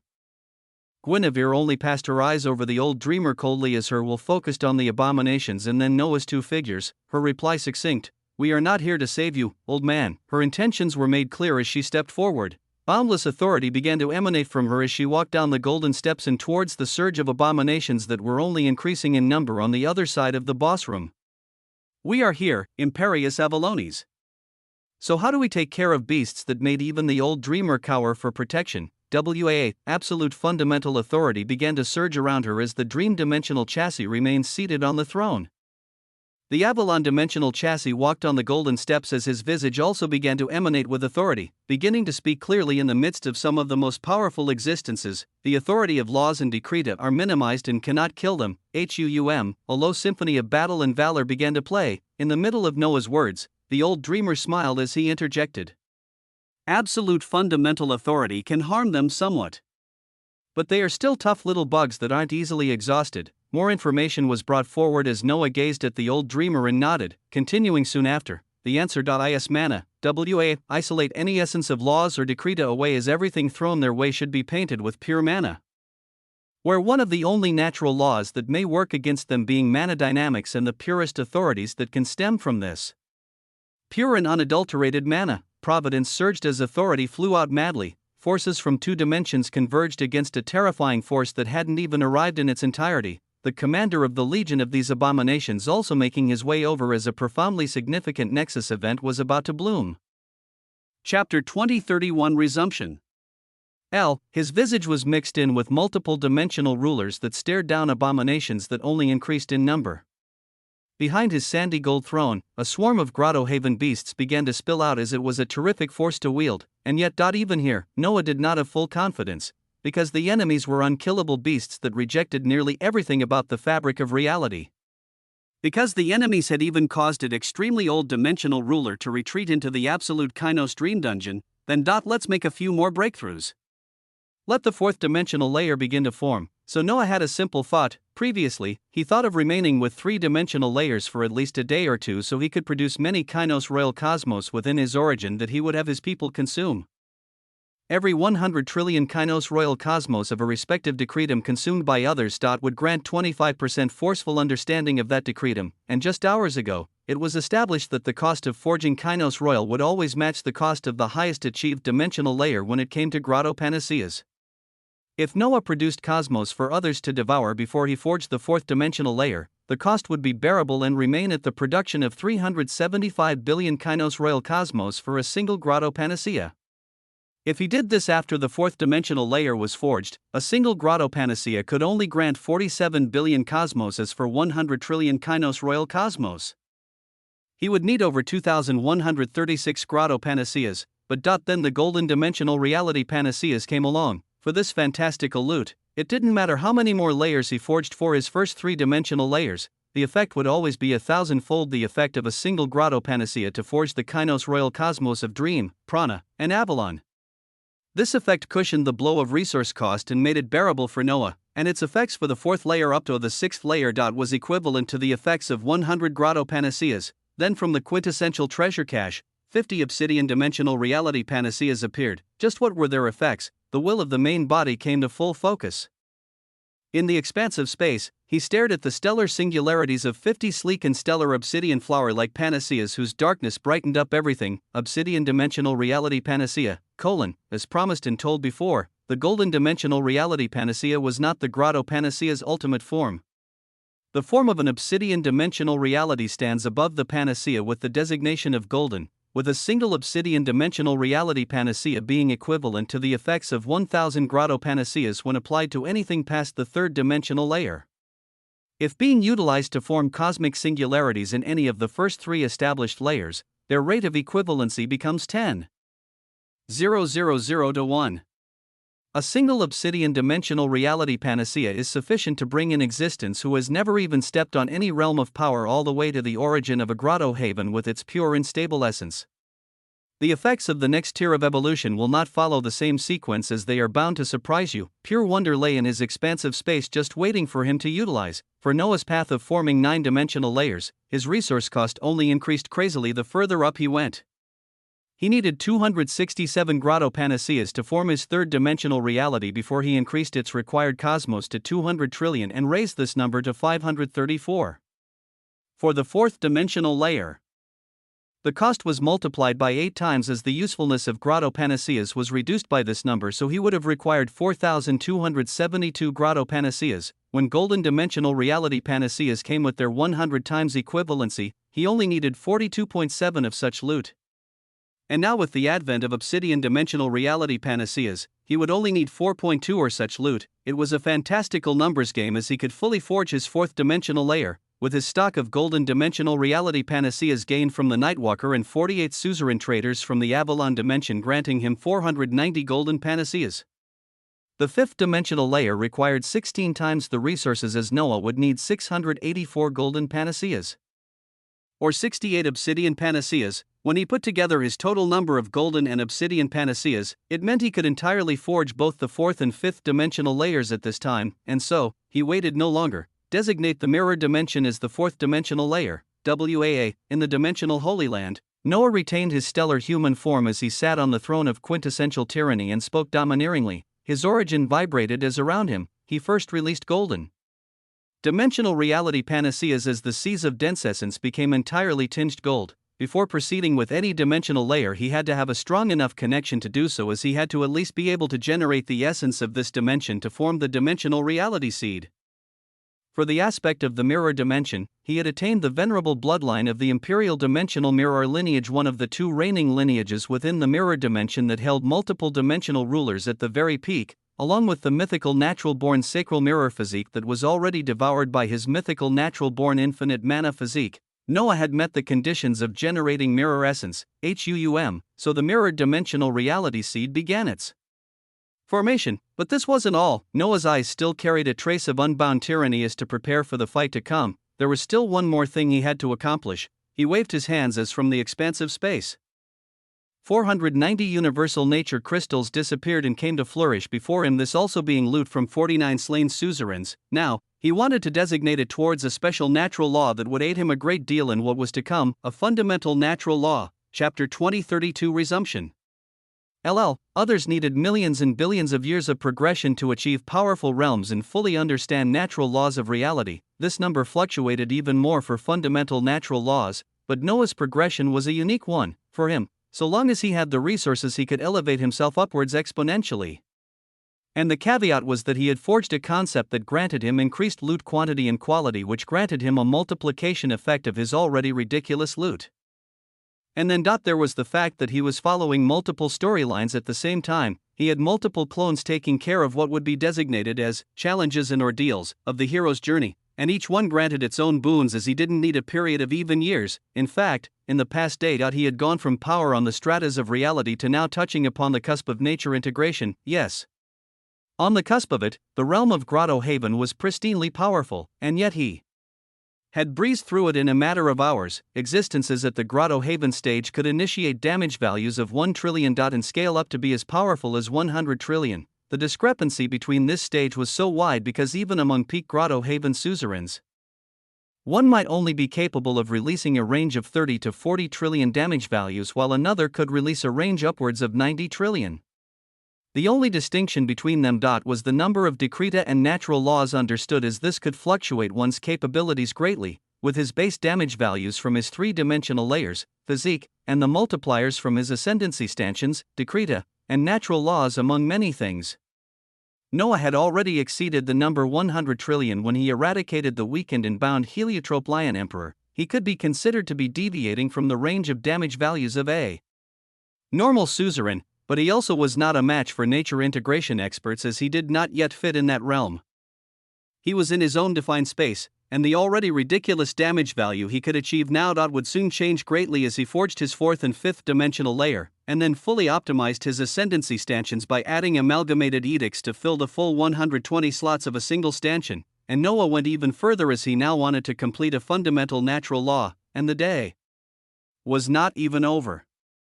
By the end of this day, it was hard to say which stage Noah would reach, so he took home strides forward as apart from the 490 universal nature crystals that would equate to 24.5% into any fundamental natural law, he also took out the 4 pure quintessential kainos natural decretum seeds that he had been playing with destiny on where they should be utilized. The most opportune time had come now as these 4 seeds could grant 100% into any natural law or decretum. Or 50% into any fundamental natural law. This was 74.5% when fully added together, due to bringing to fruition wisps of absolute mana authority when utilizing absolute Avalon authority. Noah's understanding of mana dynamics was propelled forcefully to 25%, when added together with what he could achieve with the universal nature crystals and the 4 pure quintessential kainos natural decretum seeds. He was at 99.5%, just shy of full understanding. But this was where Noah's quintessential dimensional infinite reality passages came in. Noah had designated mana dynamics as the target of their 11.5% passive daily increase in percentages, as Noah knew sometime very soon. The remaining 0.5% would fill by itself naturally. There was also the fact that while progressing in the fundamental natural law of mana dynamics, he could attain something termed the mana heart, so he forged forward. A radiant silver light spread out as the dimensional reality seed of the 4th dimension took form. And Noah tugged upon the 4 pure quintessential kainos natural decretum seeds and 490 universal nature crystals as he swallowed them all. A symphony of glory and grandeur resounded out as on top of the radiant silver light, showing the birth of the mirrored dimensional reality. The pristine cerulean light of mana churned and began to burn around Noah's body as the fundamental natural law of mana dynamics surged up in understanding. He sought to fully grasp absolute mana authority. He sought for even more dimensional layers and levels of power that gazed with disdain at the realm progression currently followed by everyone. He sought even faster levels of progression, as why should he cap himself to making great progress in a single day when he could further bring this down to mere hours. Storms of essence surged in the dimensional Holy Land, and Noah's stellar visage was drowned by the vibrant seas of essence. The very fabric of reality beginning to resonate around him as he surged in understanding of a crucial fundamental natural law, while a certain existence powered up even more for what was to come. His challenger had a solemn look in the dream dimension as he approached a certain target. Having been separated from the legion of abominations, Bjorn had taken a few minutes to recollect himself and collect the rest, the strength of his will to control these terrifying creatures already drained by half as he quickly sought to end the life of the dreamer of Providence. His eyes scrutinized the scene before him when he saw the torn domain and a huge monolith rising to the hazy gold skies as he came across the absolute kainos dream dungeon, with tens more of abominations following him. He made a few calculations and connected his will to the other separated abominations, confirming their location as he soon turned into a streak of light that surged forward. A legion followed with him as space became twisted and torn, the normal route to the boss room of the absolute kainos dream dungeon not being followed, as Bjorn would arrive in a relatively short period of time, such a short period of time that when he neared, he could very quickly begin to feel the auras of not just the dimensional ruler he was chasing, but the rising auras of multiple dimensional rulers. His eyes flickers as his gaze became solemn. Bzzzt, he still cut across space as soon enough. His figure appeared behind a row of abominations that were growling menacingly towards the opposing end of a wide golden hall that held a terrifying display of beings, the dreamer of Providence he was chasing, as well as 5 other dimensional rulers shining with the aura of Avalon, as well as a legion of Grotto Haven suzerains also shining with the aura of Avalon. And in the midst of this all, a man sat upon a golden throne adorned in gold, and an exact replica of him adorned entirely in purple and holding a resplendent purple sword stood beside him. A hazy grandeur of essence currently covered the forms of these gold and purple figures as Bjorn couldn't fully focus on them, the auras of a total of 6 dimensional rulers taking that much more precedence in his eyes. Seeing such a scene, Bjorn made many crucial moves. One of the first was to communicate with the eccriture of I on his hand. Beings like him had lived for an extremely long time. They out aside any thoughts of pride and probability as with the legion he led, even if he still had the capability to mitigate the authorities of multiple dimensional rulers, there were still too many unknowns. Bjorn wanted to eliminate any unknowns that could affect the coming future with nothing else but brute strength, so before the battle even began, he touched upon a signal. He sent word across the spacetime continuum as he reached towards the figure he was under in authority. He instantly reached out to a member of the tribunal to let him know of these unexpected developments and the involvement of Avalonian dimensional rulers in the dream dimension. It was an action that would cause for the conception of a disastrous and cataclysmic battle with extremely heavy consequences. Chapter 2033 Cruciality. The scene was disastrously tense the moment that Bjorn arrived. His visage was wild and unfettered as standing before multiple dimensional rulers. He instantly covered his body clad in absolute gravitational authority as he knew the lightest touch and authority from a nature integration realm experts would be deadly against him, and having multiple before him meant he had to be all the more careful. RAR. Two abominations in the forms of celestial apes covered his defensively as he was ready to utilize their power at any moment to stand against the might of dimensional rulers. He still had confidence as he knew the obscene power of the legion of abominations he carried. But he would never simply rely on confidence when facing beings who had fully comprehended fundamental natural laws and more. He would rely on the power behind him as well. He made multiple preparations. The biggest one was the écriture of I, shining brilliantly on the back of his hand. It granted him the authority over this legion of abominations, but he wasn't the main holder of this authority. There was the existence who granted him access. There was the tribunal ruler Aegon. A signal traversed across space and time. It ignored any possible restrictions from the domain of the absolute Kainos dream dungeon and the dream dimension entirely as it carried a radiant gray light. Crossing into the folds of the desolate mausoleum and arriving at the depths of the main reality, inside a massive emperor domain of nature that spanned the size of too many sanctums, an existence adorned in simple white robes opened his eyes while the essence of entropy, relativity, and manodynamics calmed down around him. His hair was precisely black and flowing behind him in a wild fashion, his bronze face carrying exquisite handsomeness that would dazzle the eyes of all. His eyes showed age and experience of billions of years as the absolute authority of three fundamental natural laws danced around him. The number of normal natural laws he had fully grasped unknown as he gave a glimpse to what the title of a tribunal ruler meant. Free and unfettered access to the main emperor domain of nature at the center of the main reality. Access that allowed them to easily bathe in the essence of natural laws and fundamental natural laws in a way no other beings in the desolate mausoleum or in the 9 dimensions could enjoy. It allowed them to accumulate shocking power after the end of the Age of Destiny to the current period of time. This being opened his eyes at this juncture is when he flipped his hand, an écriture of I, adorned with golden grandeur and inscribed wings of authority, was shining. His will surged into it as his eyes flashed not too long after, eventually rising up to gaze towards a certain direction as they released a brilliant luster and sent a portion of his will forward. In no time, this portion of will attracted the essence of fundamental natural laws and formed a body that materialized in an entirely new location. When it opened its eyes, it was within the bounds of a dazzling throne burning with flames of authority that others could not even peer through. It was here that his strong voice boomed out towards 11 other similar thrones also blazing with fiery authority.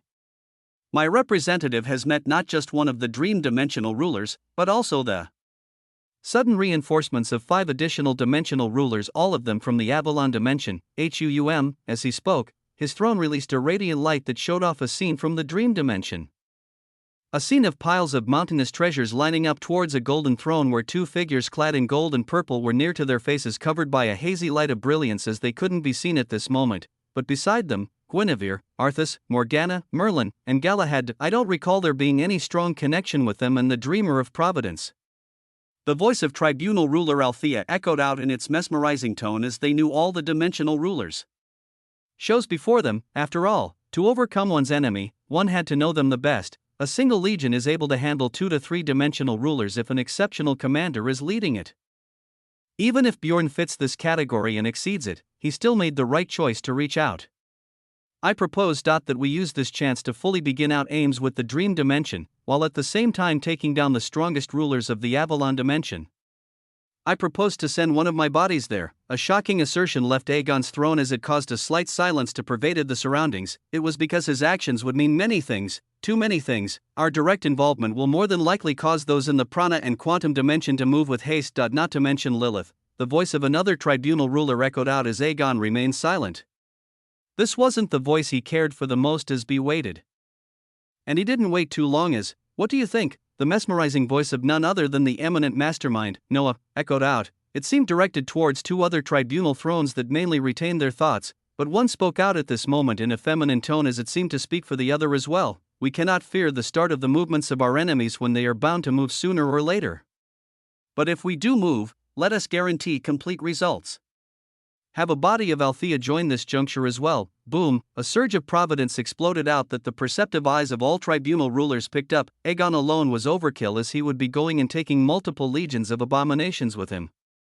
One of his bodies alone would have been enough for them to achieve their aims, as this particular tribunal ruler had actually proposed to send Althea to guarantee results. Chapter 2034 Cruciality.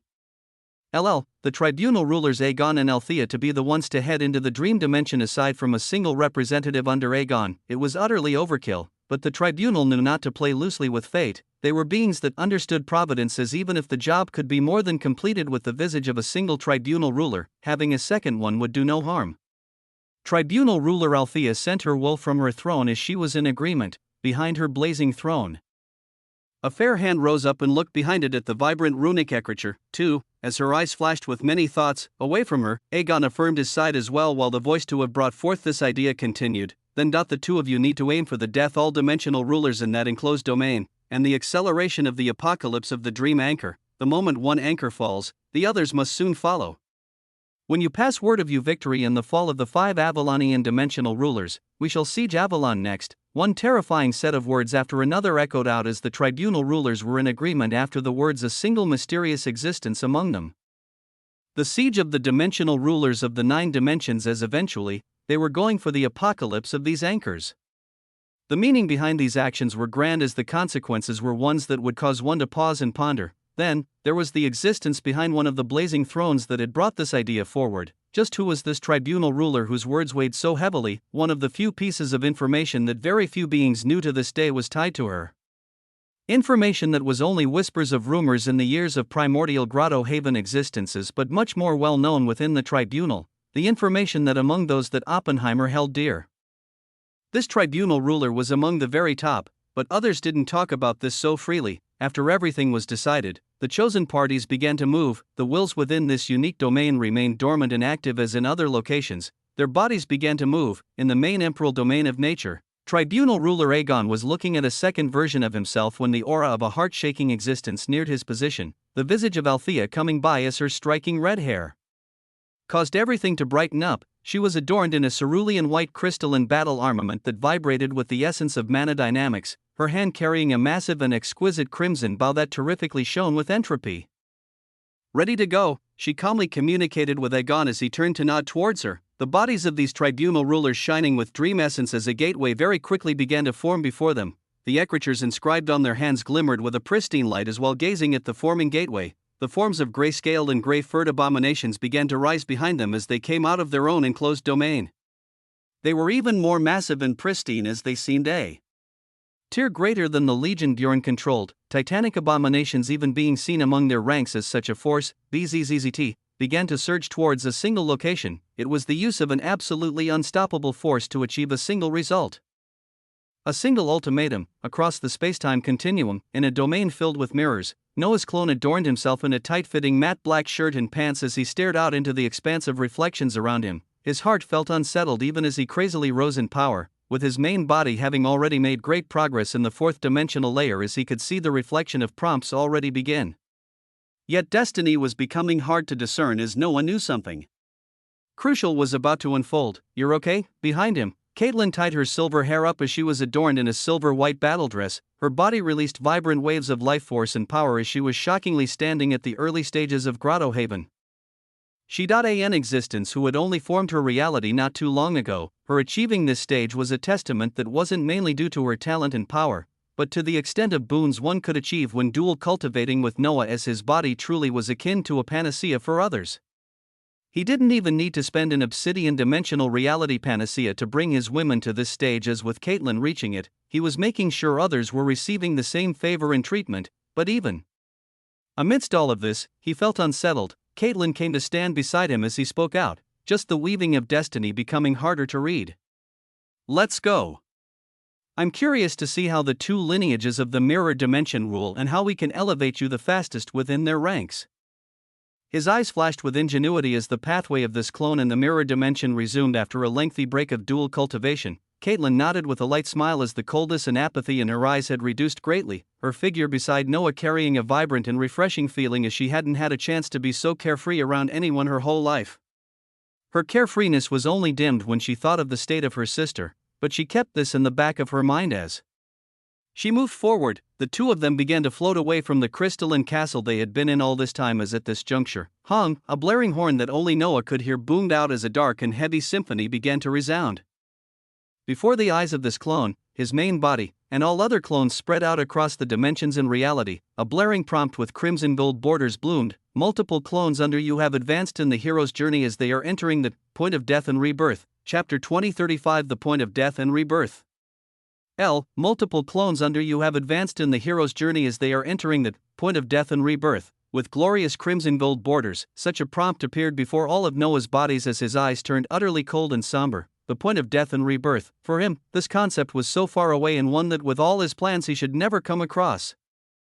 The only time he could have considered himself following the path of the point of death and rebirth was with the devilish unveiler who had shattered the very initial stages of his infinite reality, the existence that had caused him to return back in time and change things to a different result. Since that time, he always thought of multiple plans and contingencies in case plans failed, so he never truly expected to be pushed to the point of death and rebirth. An example was the influx of multiple abominations instead of one in the dream dimension. He has already set in motion plans to bring the forces of Avalon into the dream dimension even before this change unfolded as when it did happen.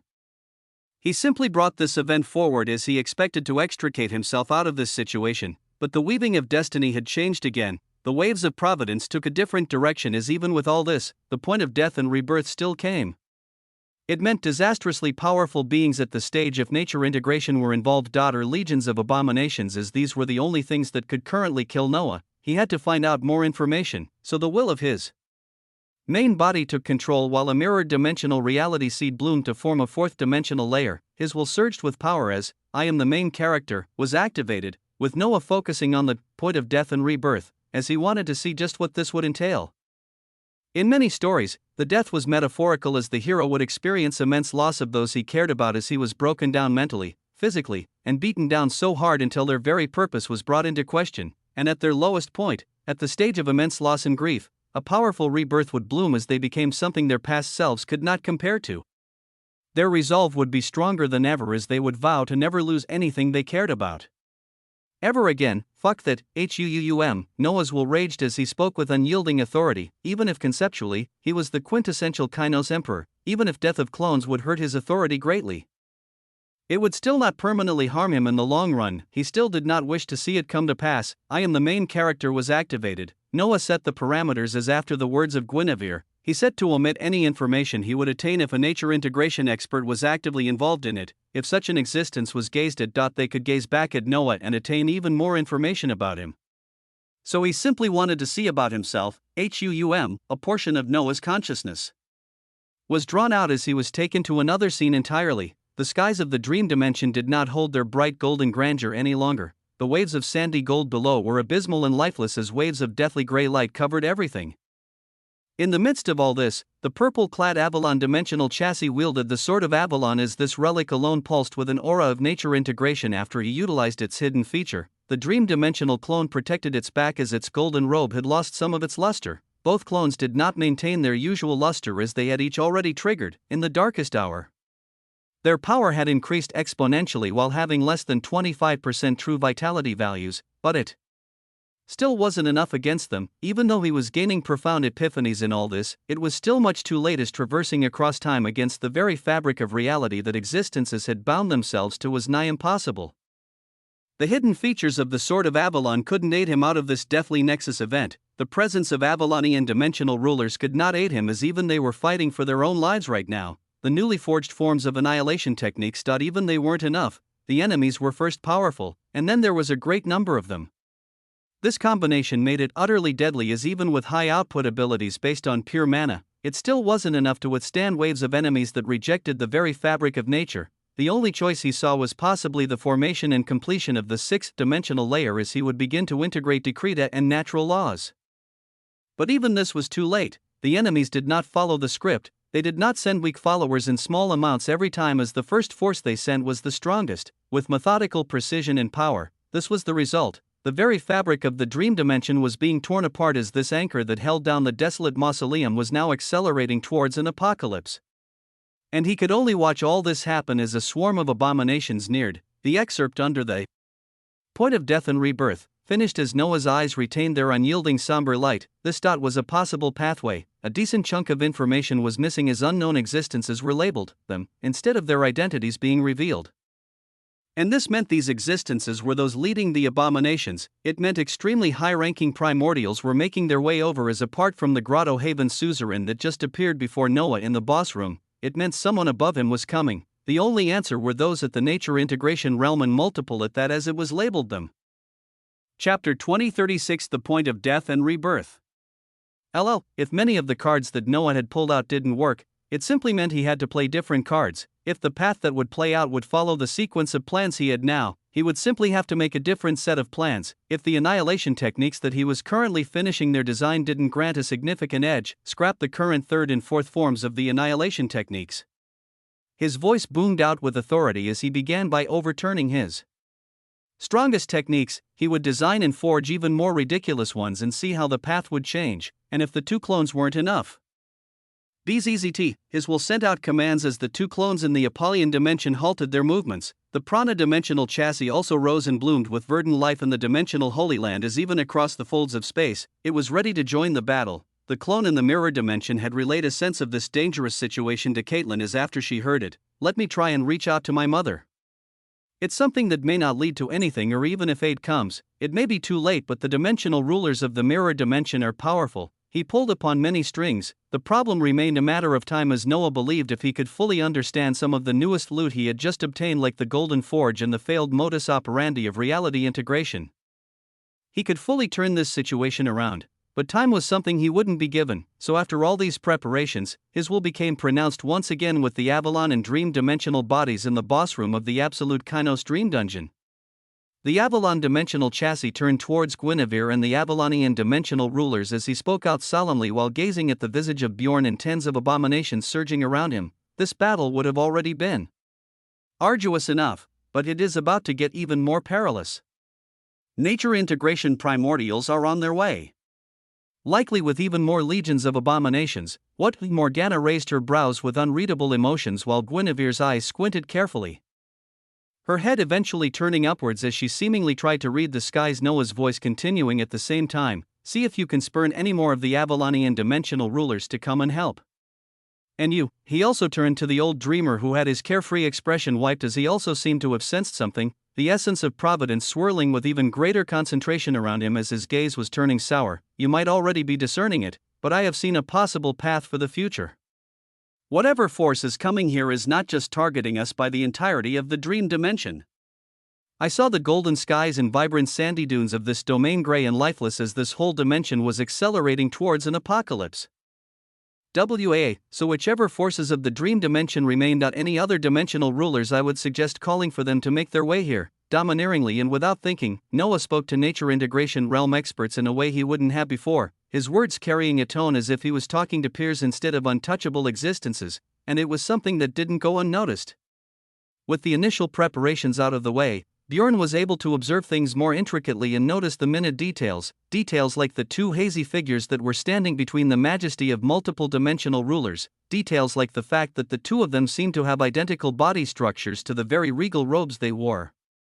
The only difference being their adornment of purple and gold, and even more of a wheeled detail. Was why one of them would be sitting on a throne while nature integration realm existences stood up. Bjorn's intuition instantly lit up with alarms as he focused on these two beings, especially the one holding a radiant purple sword of authority that his experience and knowledge about the Avalon dimension caused him to affirm that to be the sword of Avalon, absolute gravitational authority, surged around Bjorn as he focused it on his eyes. The hazy light around the two figures faded as every detail about them became clear. The intricate details on the sword of Avalon became clear. And when Bjorn gazed upon the identical faces, He had to blink a few times. It wasn't that the faces reminded him of anyone, but it was the disposition and the unyielding gaze of these eyes that instantly reminded him of a young genius he had given advice to in the emperor domain of nature, a genius that had actually grasped an initial understanding of mana dynamics that can't be. Bjorn shook this ridiculous thought out of his head and refocused on the situation at hand. He didn't know that after Noah had been so easily recognized by Lilith in the Avalon dimension, the heart of destiny was spurned to hide more than just his information, and workings of destiny as now had naturally covered him with a hazy light that even if beings pierced, they would see whatever identity that would not leak Noah's true identity. Beings like Guinevere and others that Noah had introduced himself to with the face of Alexander would continue to see him as Alexander. Beings like Bjorn that were designated as enemies would see him with an entirely different face, as even with utmost confidence, Noah did not yet feel the need to let others know he was rising up. After all, even now his clones were being threatened with the point of death and rebirth. So Bjorn saw another scene entirely as well, focusing on the scene ahead. His mind buzzed as he felt an aura he was all too familiar with. "We are here, WAA," the voice of his teacher.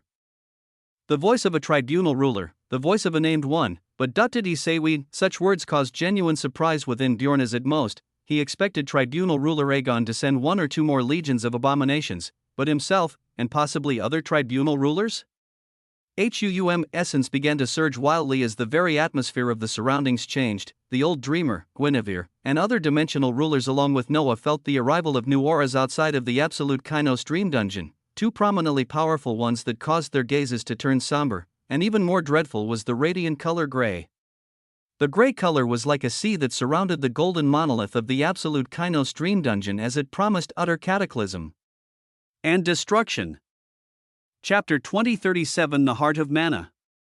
The scene outside of the absolute Kainos dream dungeon turned to that of horror as a sea of gray light appeared, a sea of abominations. It was a sea that planned to devour everyone here and then critically wound the dream dimension. At such a juncture, Noah's eyes became exceedingly calm and regal. The point of death and rebirth was beginning here. As for how that would play out, he would make sure this depended on him.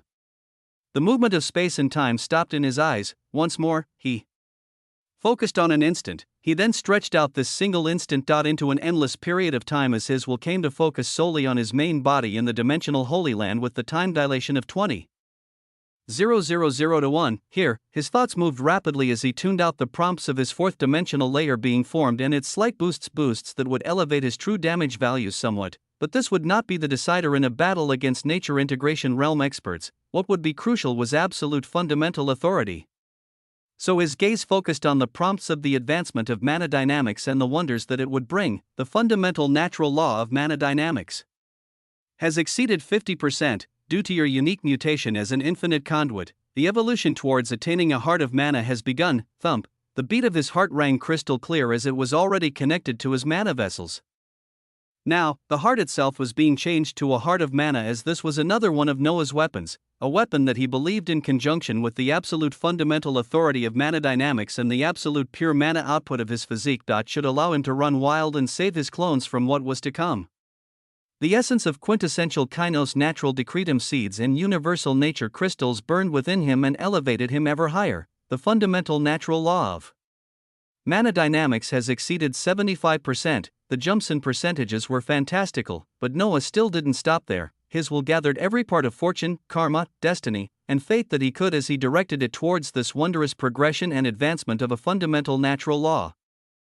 And the birth of the heart of mana, destiny has flourished, fortune has flourished, karma has flourished, fate has flourished. Thump. For milky colors mixed and intertwined as amidst all this, Noah recalled the greater feeling of a law that stood above these four concepts. His ever-changing heart shone with a cerulean light as he felt its beat, and a wonder came to fruition at this time. You aspects of existence begin to seek providence. WAA, the lineage of the Nyavagoth he had swallowed trembled as the feature it had brought came to fruition at this juncture, the feature Noah had been utilizing to devour the essence of the fundamental natural law of providence from the old dreamer.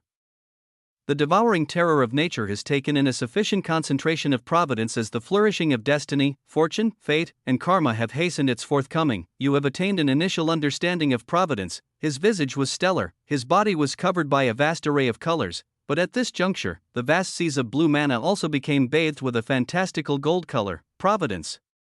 Noah uttered out the name of this fundamental natural law as the little Understanding he had in it now, he focused everything about it that he could on the process of elevating mana dynamics and its subsequent boosts, and the convergence of fortuitous events and providence brings about an unexpected result.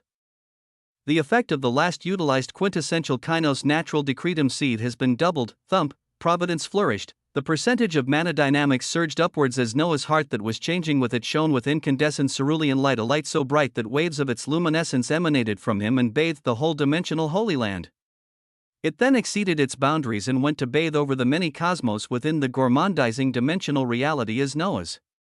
People turned towards the direction of the blinding rays of light in wonder and exasperation. Dr. Hall had been granted access to the dimensional Holy Land as his eyes reflected this profound luminosity. The secret of nature being unveiled by him as he couldn't help but tremble, the light was so blinding and domineering that were it not for the veils of secrecy covering the gourmandizing dimensional reality, it would have even covered the vast stretches of infinite realities. The moment it shone the brightest, cerulean-bordered prompts bloomed before Noah's eyes. Your understanding of the fundamental natural law of mana dynamics has reached 100%. Thump, your authority as an emperor of this age significantly increases. Your authority as an emperor of this age significantly increases. The heart of mana is announcing its arrival. From his chest, brilliance akin to a burning blue sun spread out. Along with it, boundless information filled Noah's mind. The heart of mana, born from a mutation of the quintessential Kainos emperor and his authority as an infinite conduit, it was brought to fruition by mana dynamics and bathed in its fundamental absolute authority to bring about something unique.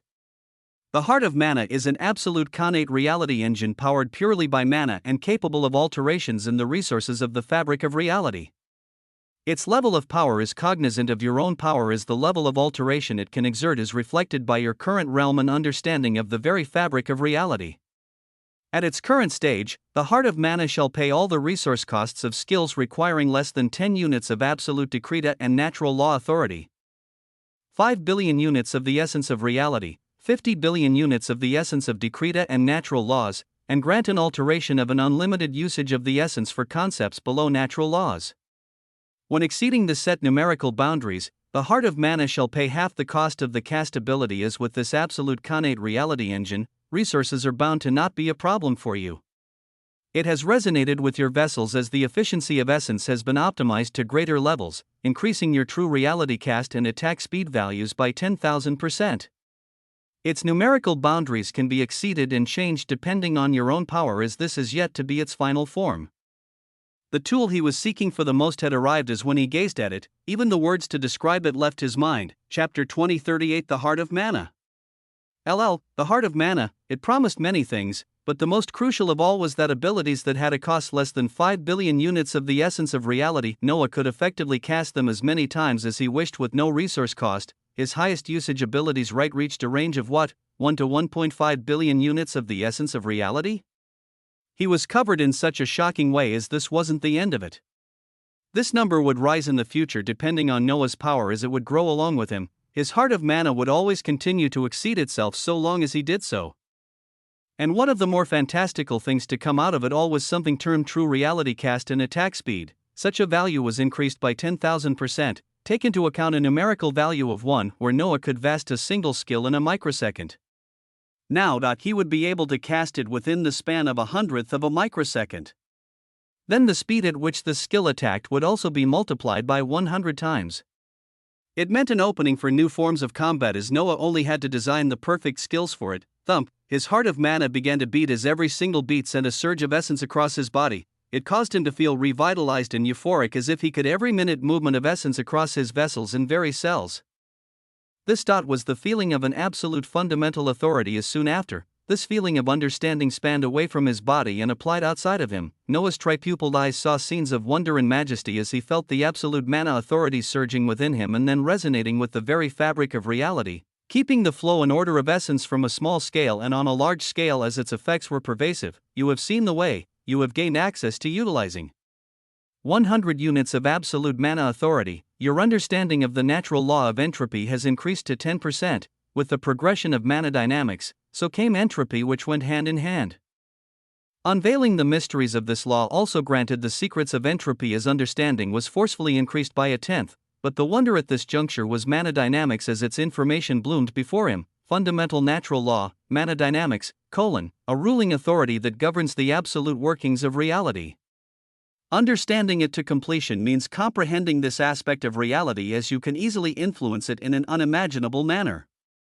With the understanding of mana dynamics, one can come to the realization that essence can neither be created nor destroyed, simply changed into different forms. With full understanding, you can now transform mana into different forms of energy while utilizing absolute mana authority. Current understanding of the natural law of mana dynamics 100%. Current boosts granted to abilities infused with the essence of mana dynamics 1000% augmentation to all essence reserves, essence exchange values, true damage values, true defense values, and true vitality values. With a full understanding of this fundamental law, one of the keys of reality has been attained. Its description was clear-cut and simple in nature as it granted exactly what it previously promised and more. With its authority being used to form the heart of mana, it propelled his resources to ridiculous levels. It further increased his damage and defense values.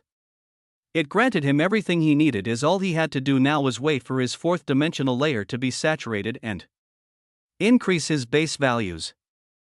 Now, he just had to finish a ridiculously high resource cost form of the quintessential Emperor's annihilation technique. Another few microseconds, Noah's eyes were like lanterns of light as he set the chain of 4 skills and watched for the birth of something beautiful. He had scrapped his prior ideas after watching the pathway of destruction, as now he was going for an ability capable of nuking everything constantly, an ability that covered a wide area as he would keep it active until all his enemies perished. The initial sequence of Ascendant Severing Soulstar, Assassin Emperor of Severance, and the Saintess of Fiery Damnation that produced the second form of Unparalleled Emperor's Blitzkrieg was kept.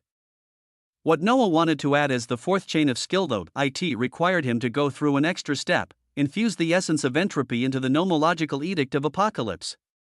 Use any required absolute dream authority to complete it instantly, he voiced out to Lavalier, who had been very quiet ever since the old dreamer appeared, and even quieter as she watched abominations swarm the area she previously called home. Her will affirmed his words and carried them out as Noah felt the rapid birth of a new heresy edict. While this occurred, he finished optimizing the third form of the quintessential Emperor's annihilation technique, then chain the domain of Apocalypse as the fourth skill. WAA, the domain of Apocalypse. An area of effectability that released a terrifying domain that locked down everything. It was a skill that was reinforced and strengthened by Herald of Ragnarok, Outer Eldritch Corruption, and Wrath of the Cardinal Sins, as its display was that of grandeur and power. The nomological edict of Apocalypse has been elevated to the tier of heresy. The third form of the quintessential Emperor's annihilation techniques has been designated the Magistracy of the Apocalyptic Blitzkrieg. Has been born. Waves of profound essence reverberated outwards as Noah's eyes shone with even greater confidence. This preparation was done, but it didn't mean he had to stop there. Designate the fifth skill chain for the fourth form of the quintessential Emperor's annihilation techniques. He also forged forward to complete the fourth form as well. In the dream dimension, the enemies had just arrived and began closing in as nobody had yet to make a move. The point of most tension came as the terrifying auras that brought the legions of abominations were about to reveal themselves and appear in the boss room. But it was at this juncture that the body of the existences seated upon the throne began to burn with authority, absolute fundamental authority. No, it wasn't just the golden figure seated upon the throne, but also the one adorned with purple beside it, as they both began to burn with absolute mana authority. Cerulean blue flames tinted the golden surroundings as their voices came out domineeringly and in sequence, as they also didn't follow the script. Third form, HUUM, the Magistracy of the Apocalyptic Blitzkrieg. The fabric of reality lit up like a radiant blue sun. The first move was made, and it wasn't by any of the nature integration realm existences, but by the two emperors situated in the middle of all this. Chapter 2039 Outshine Dimensional Rulers. The Magistracy of the Apocalyptic Blitzkrieg, the third form of the quintessential Emperor's annihilation techniques. But what exactly did it entail? Quintessential Emperor's annihilation technique third form, an amalgamation of 4 abilities of the Star of Illumination. Assassin Emperor of Severance, the Saintess of Fiery Damnation, and Domain of Apocalypse. It has brought to fruition the ability of the Magistracy of the Apocalyptic Blitzkrieg. With you as the center, a magistracy is released as it is formed with the fundamental essence of mana dynamics at its core. Your body is the anchor as it forms a blitzkrieg monolith that releases terrifying waves of gravitation across the whole domain, pushing enemies to its fringes. As the closer they are to you, the more repulsive gravitational force they will feel. In the fringes of the laid-out domain, multiple unparalleled emperors blitzkrieg lemniscats will constantly be spinning with the cataclysmic essence of entropy and mana dynamics smashing onto any enemies nearby as a single lemniscate completely replicates capabilities of the second form with the removal of a time limitation. And a single one can be formed by 100 million units of the essence of reality and positioned as usual within the laid-out magistracy of the apocalyptic blitzkrieg. Within this domain, an exit is extremely hard to make unless one obtains sufficient time to utilize absolute fundamental authority to break through, or if they cannot leave, the only fate awaiting them is to be ground down by the oppressive gravitational forces and the essences of entropy and mana dynamics. The final output damage value of this ability is set to a minimum of 50 trillion true dimensional damage values after accounting for your base boosts and multipliers. This minimum damage can change and fluctuate in the future depending on your own base damage and multipliers. Cost to cast: 500 million units of the essence of reality and 10 trillion mana. Cost to maintain the active domain: 500 million units of the essence of reality every 3 microseconds. The description alone was fantastical, but it didn't do it justice to relay just what terror Noah could release with it, and the clue to this was the fact that to cast it and to cast the extra abilities in it would all take no resources from him. His heart pulsed as it provided everything that was required. Then came the boons of true reality cast and attack speed. Noah already had instant cast and instant attack, as his attacks both were cast and hit his enemies the moment he cast them, but this instant could be redefined depending on a being's power. An instant for weak beings could be within a second, as stronger beings could have their instant be microseconds. Noah had so far been moving on the timescale of microseconds as his attacks instantly reached his enemies within this timescale. Now, this was changed with the 10,000% increased true reality cast and attack speed. His instant changed to 100th of a microsecond as the ability he called out fully bloomed at a speed that even dimensional rulers gazed upon with sharp eyes. This was because the visage of Bjorn that stood behind abominations became covered by the cerulean light of the domain before he could even react. The tens of abominations around him only felt the pull of gravitation that they should be able to reject due to their nature. But they were surprised to find that they were somewhat still affected. This was because after everything, absolute pure mana output came into the picture to turn all of the essences and absolute natural authorities in this attack to be based on pure mana changing their nature while keeping their effects, as the pull of gravity within the magistracy of the apocalyptic blitzkrieg stemmed from unique mana. The program had yet to receive an input when it felt its body rise. Its gray scales glinted to reject whatever authority wrapped around it. It was surprised to find this authority not fully stripped from it, as its body still floated in the air that had been tinged a gorgeous blue. When it gazed at everything, it noticed that a cerulean circular domain had covered everything with vibrant and deadly pulsing clusters of essence that formed into infinity symbols beginnings to form in this cerulean domain, each one shone with the absolute fundamental authority of a law that their origins had the least effectiveness in rejecting. An authority that even they could not escape during their making, as it was too universal. The infinity symbols bloomed one after another in the circular domain as they began to swirl like deadly scythes of destruction, the body of this program releasing a cold glint of gray light as it saw a surging infinity symbol forge its path directly towards it. It could feel an aura of what it identified to be entropy, but why did it carry the quality of that prime essence? That prime authority, it had yet to receive another input from its commander as it assumed the naturally programmed defensive measure. Since it couldn't fully identify this coming attack, it would evade it, or so it tried. As terrifically, it seemed the surging infinity symbols had even greater forces of gravitation that caused its body to be drawn to it as soon enough, an impact occurred. And the will of the program was once more surprised. This was because even though the damage could barely be considered in the entrance stages of one who had become one with nature, it was actually able to cause its gray scales to fracture and chip off. And worst of all, its cold eyes noticed astonishingly blue flames wrapping around the infinity symbol. They were the flames of the absolute authority of that prime essence, as they didn't have the normal quality they should have, but they instead carried a gravitational force that was even heavier than the natural law of gravitation itself, as after this infinity symbol smashed into it and waves of absolute authority attacked it, the pull of gravity pulled the body of this program along its path as it couldn't break away so easily. This scene was not singular. Before it could receive another input, the program realized that dozens of massive infinity symbols carrying absolute fundamental authority of extremely pure mana were rotating across this expansive cerulean domain. The bodies of others like it, and even its temporary master, being carried by the pull of gravity as everything turned into disarray. Chapter 2040 Outshine Dimensional Rulers. LL, the change occurred too quickly. A moment ago everyone was waiting with tenseness, and another moment after a massive blue domain filled with flames of absolute fundamental authority surged and roared everything within it with a terrifying gravitational force. This wasn't all, as when one closely looked at the magistracy of the apocalyptic blitzkrieg, they would see that it wasn't just one domain. The difference was thin, but one could distinctly notice two boundaries as the collective powers of the unparalleled Emperor's blitzkrieg rotating around reached over 250 trillion due to the overlap. And these weaponized cerulean infinity symbols normally cost 100 million units of the essence of reality to bring to fruition. As with Noah's absolute connate reality engine, the cost was nothing, so he filled the domain with as many of the lemniscate weapons as possible as he began to see initial results.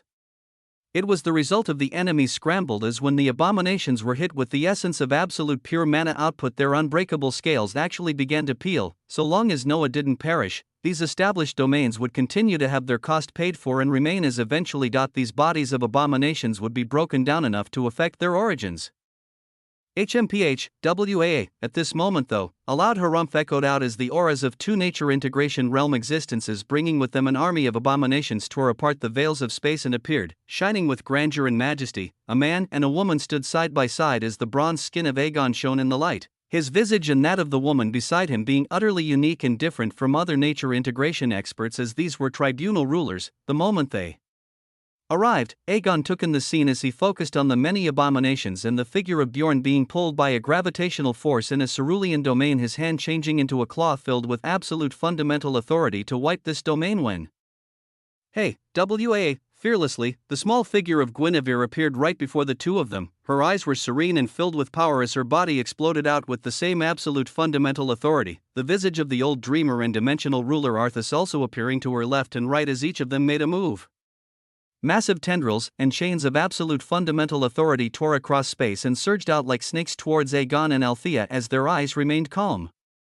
With a gaze of disdain, Althea's visage was covered by a stellar golden light as a ring of celestial light bloomed from her, a faceless amalgamation of an astral primordial appearing as it was wrapped in absolute providence authority, being utterly massive and having over 1,000 stellar golden hands.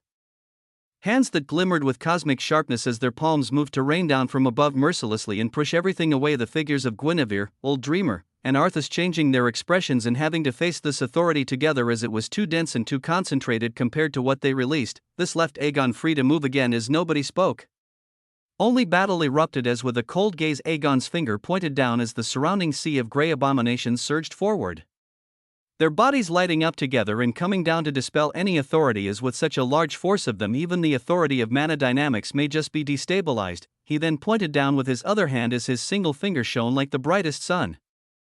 It released 5 points of light that were filled with absolute entropic authority that erupted to form the visage of the dragon phoenix, reality Ursity, infinite willow tree, astral humanoid, and a royal humanoid that shimmered with a crimson light. Massive, titanic amalgamations of the pure-blooded primordial lineages that were formed from pure absolute fundamental essence surged down along with hundreds of abominations as they promised utter and complete destruction. And this was when the cry of Morgana bloomed out. 5 nature integration realm beasts bloomed around her and moved under her command as they released different forms of authority towards the coming waves of grey light. With Merlin and Galahad reinforcing her as the Wizard of Avalon grasped his staff tightly, his whole body blooming with life force as he began stretching out to form a royal purple ancient tree with countless branches filled with absolute Avalon authority, druidic arts of the Age of Life, utmost chaos. The battle had barely begun as everything was in shambles, but the one unique thing that could be seen was that the newly arriving tribunal rulers came with an oppressive force and power that instantly pushed the opposing party into a heavily defensive position, and this was before the abominations Gully joined the fray to show their repulsive power to reject the very laws of nature. But would they freely get the chance to do so? The magistracy of the apocalyptic blitzkrieg. From the west, an enigmatic voice boomed out as in an instant of 1/100th of a microsecond, another magisterial cerulean domain bloomed as its border slightly overlapped with the 2 central cerulean domains. At the center of the domain, another one of Noah's clones could be seen gazing at everything with utmost coldness, as this wasn't all. The magistracy of the apocalyptic blitzkrieg. Another voice boomed from the eastern direction, the magistracy of the apocalyptic blitzkrieg. from the southern direction, the magistracy of the apocalyptic blitzkrieg, and another voice also resonated in the northern direction behind the grandiose figures of Aegon and Althea as a fantastical scene showed itself. 6 fantastical cerulean domains established themselves as they covered the whole battlefield, dreadful infinity symbols that surged with absolute mana authority filling all of these domains as they spun across it with a terrifying gravitational force that dragged around all the selected enemies within. Multiple of Noah's clones appeared as he was implementing a solution to this point of death and rebirth. He was going all out. He was going to rely on many tools as the heart of mana would be at the core, with this tool allowing him to do what made him more exceptional than any other beings. It was a tool that would allow him to spam. Chapter 2041 Outshine Dimensional Rulers. LLL, constantly shifting. These were the 2 words that could best describe the current situation within 6-layered magistracy of the apocalyptic blitzkrieg, with hundreds of abominations being swirled around the shocking gravitational pull that was transformed from the law of gravitation through absolute pure mana output, but there were a few beings that remained unaffected.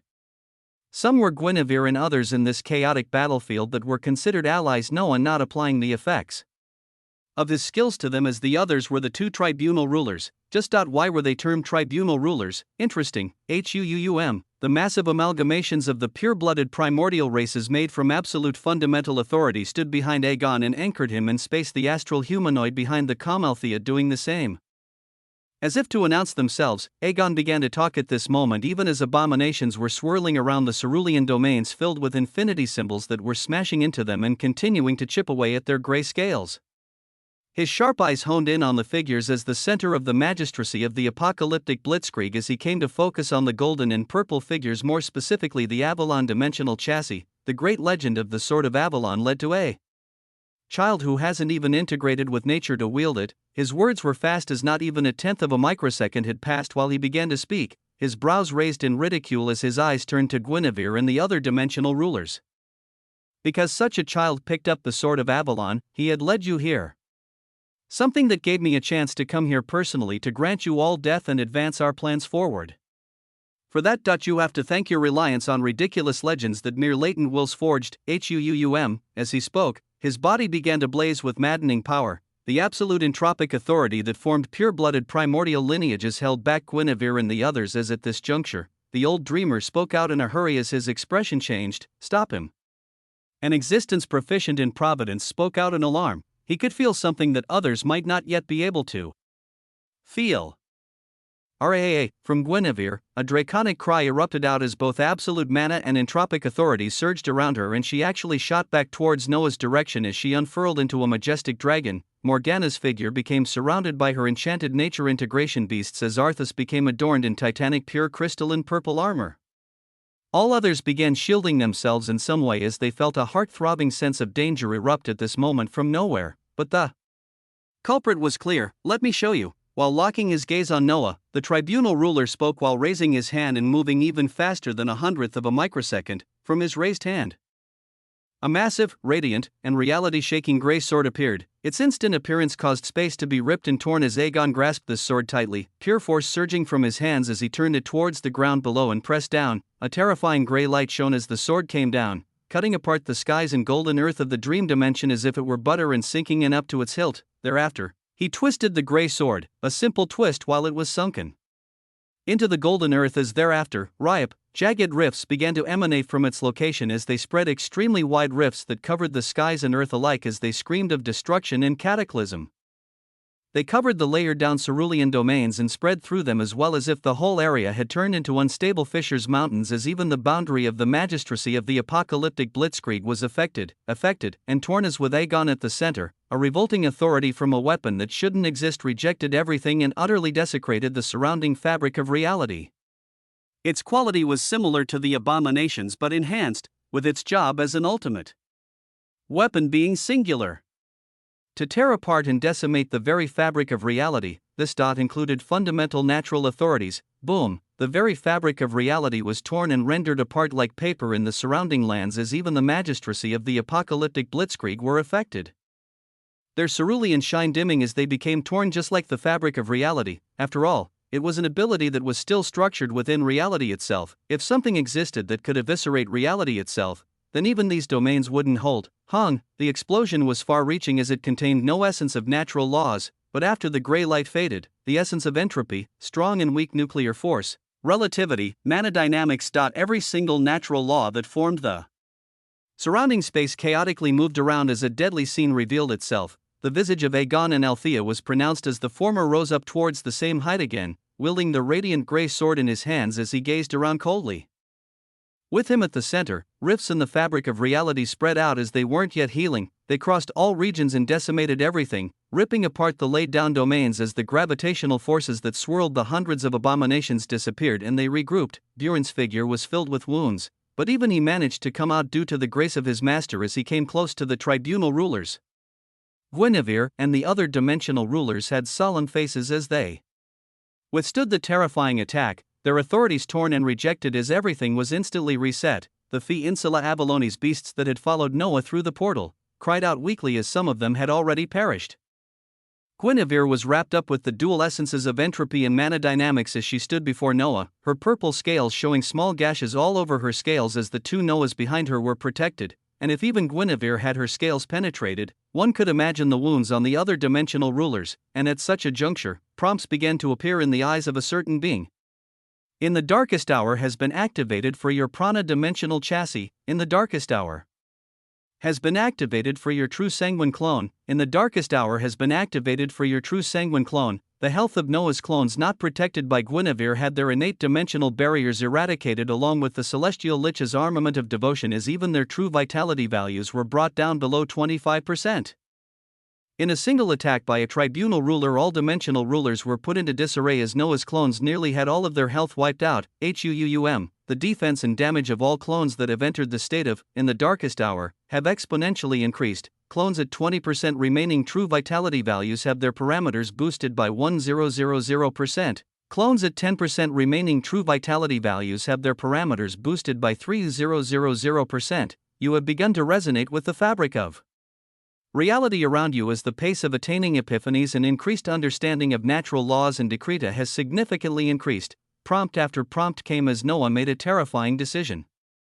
Disable vitality regeneration. He made a dangerous decision, but to survive what was coming, it had to be made. Chapter 2042 Outshine Dimensional Rulers. LV, Providence surged as he made a grandiose choice, with some of his clones having 10% vitality values remaining and others at 20%. He truly stopped their vitality regeneration in order to keep them in this stupendous state brought about by the ability, in the darkest hour. It was a dangerous action, but the enemies were truly too great this time around as he met them too early. He had an idea of who they are as after perusing the billions of years' worth of memories of the heliotrope lion Emperor, Noah gained a glimpse of the overall history and mythos of the 9 dimensions and desolate mausoleum. He knew that of the little knowledge others had of primordials, they knew of the named ones that stood at the very top. Noah's current self could not stand against such beings as he needed all the aid he could get, so he remained in the unique state of extremely low health that granted him great boosts. His clones as vibrated with grandeur as the devouring terror of nature continued to work, sucking up all of the particles of providence in the surroundings as after Noah also glimpsed entropy. His cells sought out this essence as well. Manodynamics was stupendous as it kept balance in the energies of nature. Yet, what about the fundamental natural law of entropy that had been getting strengthened ever since the main reality was split, as it would ultimately lead everything to cataclysm? Noah had to also grasp his hand around this as he stared at his enemies that wielded their absolute authority so effortlessly. His tri-pupiled eyes swirled as he didn't obtain much. Aegon, Tribunal ruler, named 1, Seeker of the End. Althea, Tribunal ruler, named 1, Seeker of the End, a singularity name and titles. This was all that was revealed by them as after his shocking attack with a grey sword, Aegon gazed at everything with disdain as his body continued to light up with authority. This being undoubtedly not stopping here. ROIR, a draconic cry echoed out as Guinevere and the Avalonian dimensional rulers shook away the slight injuries and released their authorities.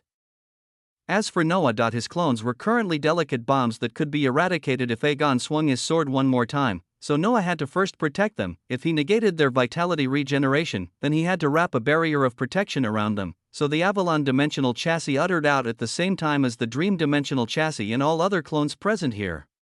Quintessential Emperor's annihilation techniques, he uttered out the first set of words in his mind, and Thereafter, fourth form, HUUUM, a vibrant green and golden light shot out. The third form of the quintessential Emperor's annihilation techniques with 4 linked abilities was the magistracy of the apocalyptic blitzkrieg.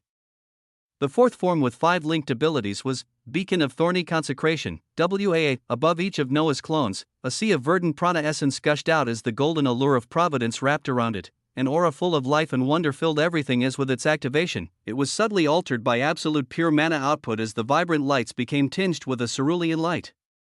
This was an ability Noah had put together right after the magistracy of the apocalyptic blitzkrieg. With the sequence of linked abilities being entirely different as Noah had to utilize absolute dream authority from Lavalier in great numbers to bring multiple skills to the REFIED level and then link them together through skill succession. The result was a worthy one, quintessential Emperor's annihilation technique fourth form, an amalgamation of 5 REFIED abilities of Celestial Lich's armament of devotion, ashes to ashes dust to dust, or a master, Irminsul's dimensional life bloom, and Prana's embrace. It has brought to fruition the ability, Beacon of Thorny Consecration. For 10 microseconds, the target becomes wrapped with a protective beacon of consecrated authority that can also deal true thorn damage to any enemies that attack them. The essence of prana is predominant along with entropy, mana dynamics, and providence in the formation of the beacon that grants a barrier of 300 trillion true dimensional defense values. 300 trillion true vitality regeneration every 5 microseconds, and the reality-altering quality of thorny consecration that deals 2 times the currently granted true dimensional defense value whenever an attack lands on this beacon of authority.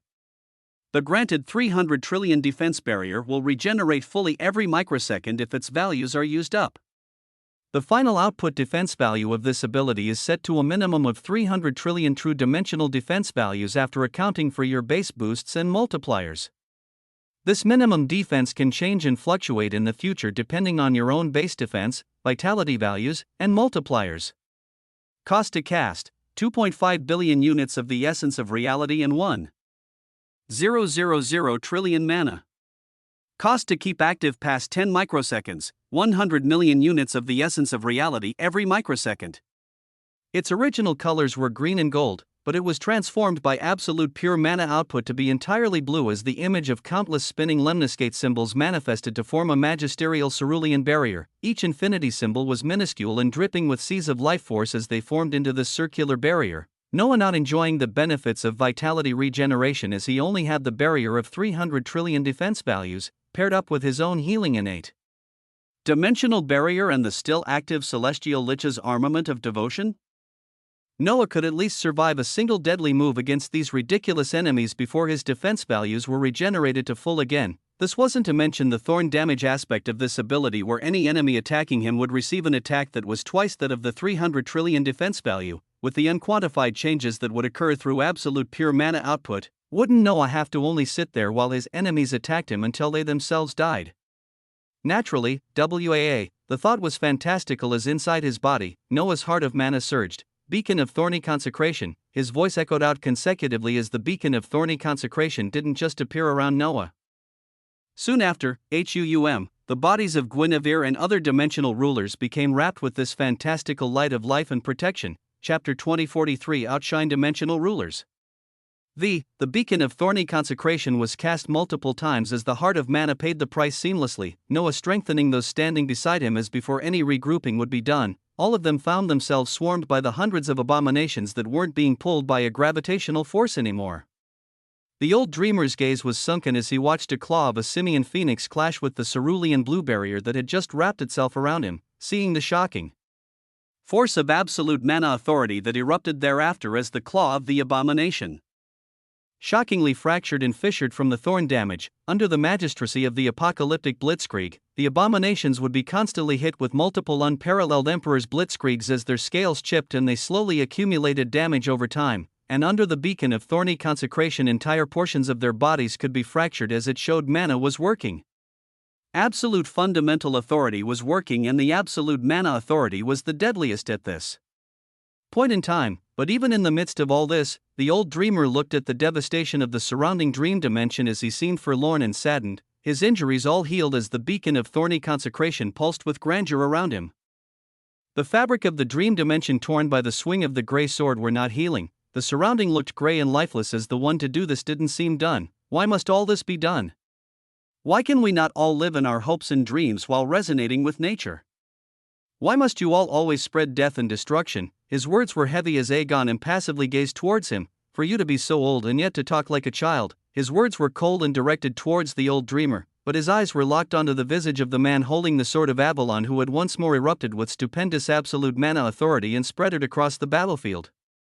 To allow the abominations to move more easily, you need to die, Althea, Aegon wanted to take care of the one that had been disrupting the pace of the battle as he motioned to Althea, who shockingly raised her fair white hand to grasp a radiant grey bow, a bow that released dreadful authority similar to the grey sword Aegon wielded as this terrifying tribunal ruler began to tug on its bowstring. Out of all enemies here, Noah's visage had been shining the most with his constant usage of absolute mana authority that the tribunal rulers actually focused on him as the first one to eliminate, and not even the actual dimensional rulers. He outshone them all and became the prime target as he now had to bear all of this weight.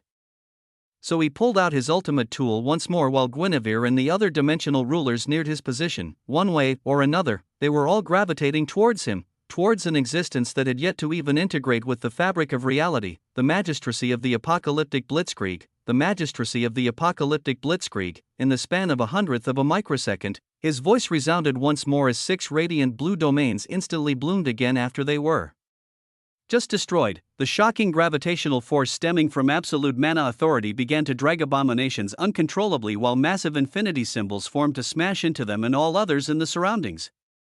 The damage being even greater than before as Noah's own strength was rising with his 4th dimensional layer nearly complete. At such a juncture, the Avalon dimensional chassis floated beside Guinevere's massive draconic form as he looked straight towards Aegon and Althea, who was drawing on a terrifying weapon to strike towards who should be the weakest being here. With his gaze locked onto them, Noah didn't even spare them any words as he came close to Guinevere and spoke lightly. Sword and body is one. The eyes of Guinevere came to lock onto him coldly. She seemed to toil over a thought as a moment after, she accepted a pristine authority that was coming from the buzzing sword of Avalon, one of its unlocked features after Noah was fully recognized being utilized at this juncture. The sword of Avalon and Guinevere shared a connection, but it went far deeper than that. Sword and body is one. A hidden feature that Noah had seen in the path of destruction when viewing the point of death and rebirth. A hidden feature that allowed him to grasp the sword of Avalon that was fused with a nature integration realm existence, the power of nature integration, in the palm of his hands. This was why Guinevere had a brief hesitation, as she believed it would be better if she continued to move and protect Noah herself. But seeing his eyes and their conviction, she recalled her own promise as she agreed to the unity. Shing, a royal purple beam of light blindingly pushed away everything as the massive visage of the Khanate Avalonian sacred dragon beast disappeared. At the same time, the sword of Avalon increased in size and grandeur as the Avalon dimensional chassis grasping it began to tremble, and during all this, the incandescent grey bow was drawn by Althea as she let loose a horrific grey arrow that looked like a deathly spear of grey light. It flittered across space as if no restrictions existences, piercing multiple magistracy of the apocalyptic blitzkriegs as its pristine grey authority was reduced every time it crossed paths with the absolute mana authority. This arrow wondrously appearing before Noah's visage moments later. It was an arrow that promised death and destruction, as even with it appearing before him, Noah did not panic. Thump, he felt the beat of his heart of mana, he felt his trembling body grasping the now massive sword of Avalon that was releasing the pristine aura of nature integration as he pulled it back. He pulled back the sword until its tip lined up with the boundary of the circular beacon of thorny consecration as tens of unparalleled Emperor's blitzkrieg infinity symbols also converged in this one area. This area that was exactly where the grey arrow shot out by Althea would be striking. Glorious symphony of horns and drums began to respond as, while surrounded by surges of cerulean blue absolute fundamental authority, Noah faced the attack of a tribunal ruler head-on. The impact was blinding as it cancelled out all sound. While getting the aid of a powerful nature integration existence and fusing them into the sword of Avalon, as well as layering multiple of his own skills, the impact of an undeniable repulsive force could be seen as the radiant grey arrow clashed and couldn't pierce the many layers of absolute fundamental authority. Noah's hands grasping the sword of Avalon trembling ever more as a draconic cry came from it as its sword tip pointed upwards. This motion instantly changed the direction of the weakened attack as the grey arrow, denying the authority of reality itself, was actually deflected. Thump, Noah heard the beat of his heart yet again. His chest was unbelievably heaving up and down as every part of his body felt strenuous and worn out.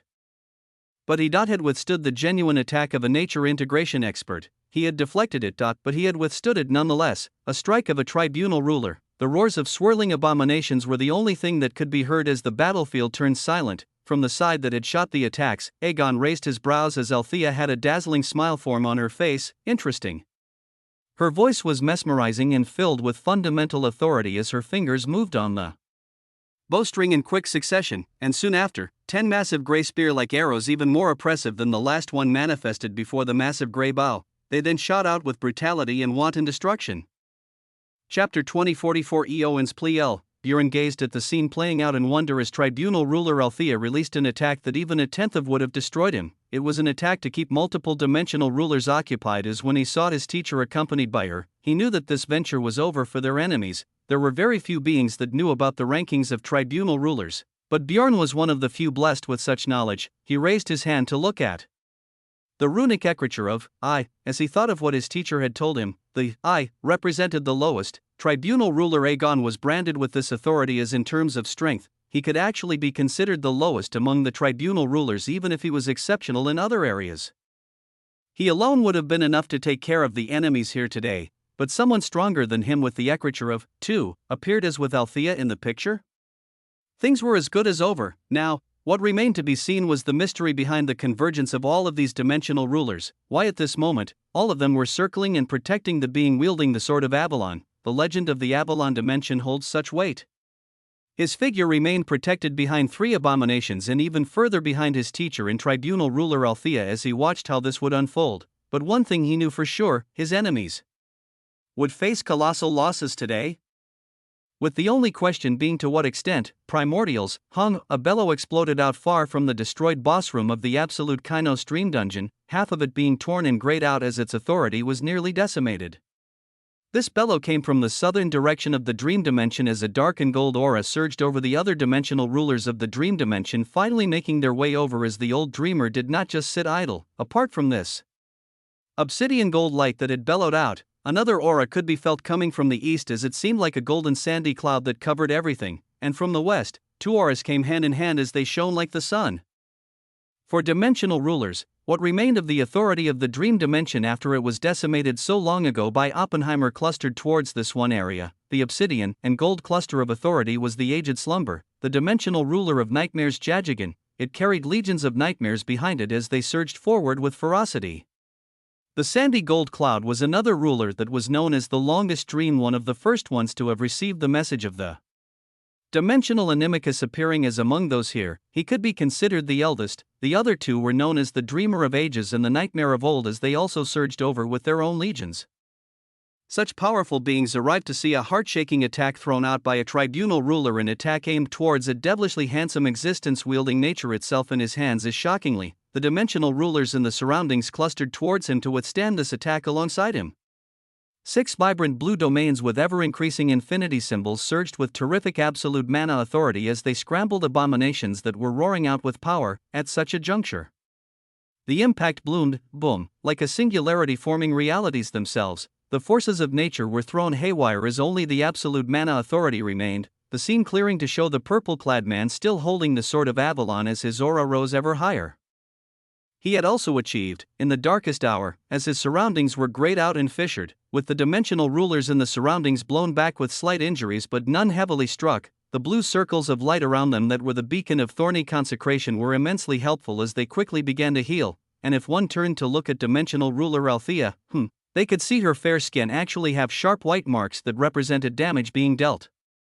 To her, this being the absolute mana authority of the beacon of thorny consecration that returned back 600 trillion true damage values filled with absolute fundamental authority, as since she shot out 10 attacks that all hit the cerulean boundaries.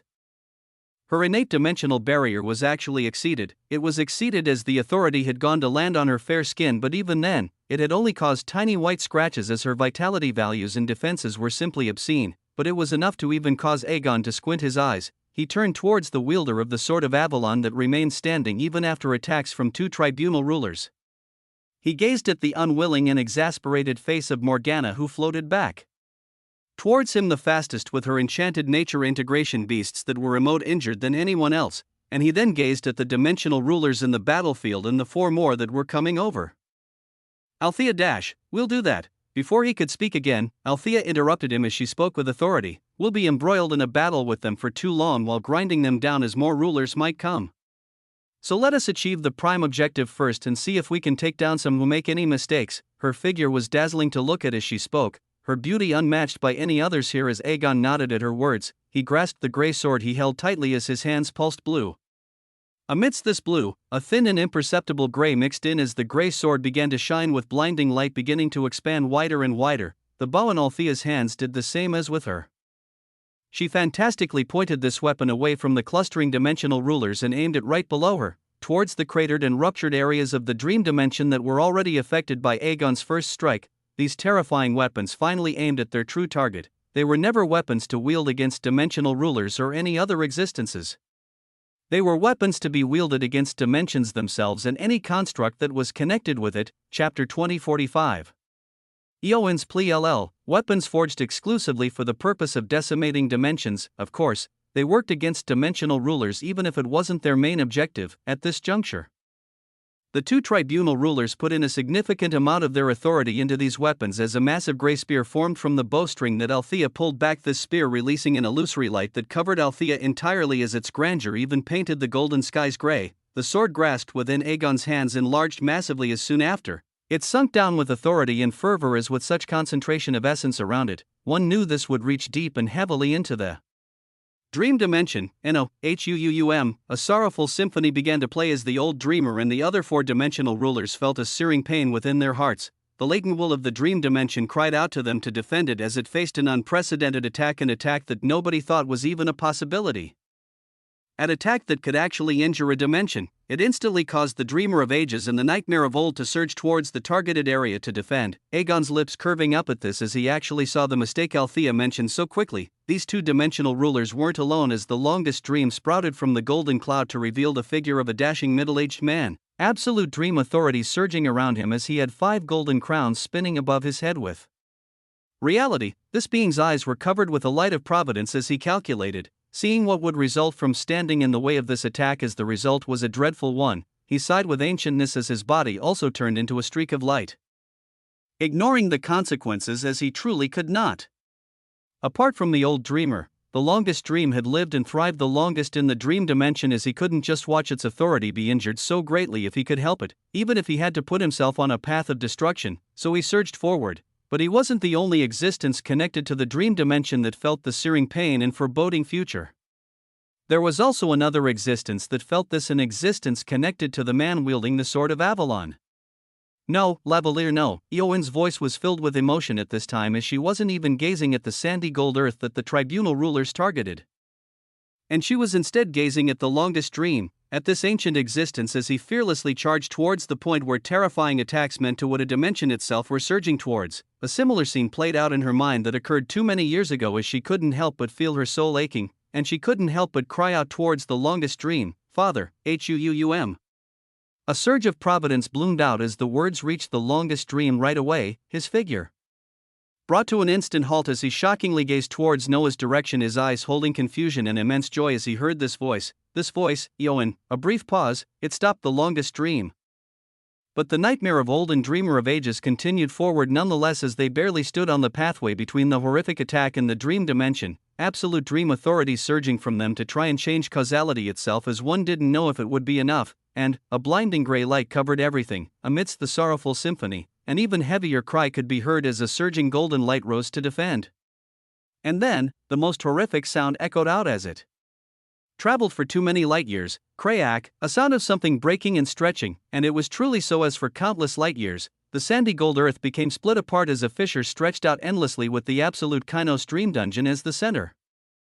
In both directions, it stretched out as it was deep, jagged, and horrific. Grey sparkling light covered it as the forces of Avalon rose up above, having defended themselves as best as they could, their faces solemn when they stared at such a scene. This was because from the massive stretching fissure, the grey sparkling light didn't sit still as it was moving and pervading outwards.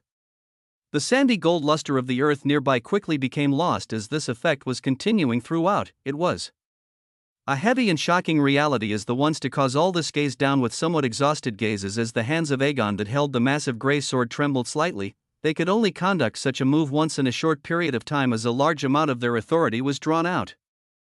But the results, a cry from the old dreamer could be heard as he held on to half of the body of the dreamer of ages. This figure was formed as a constantly shifting existence, taking on the forms of a sphinx, phoenix, dragon, or a myriad of other creatures across the ages, but half of his body was gone as the other half was being pervaded with a gray light.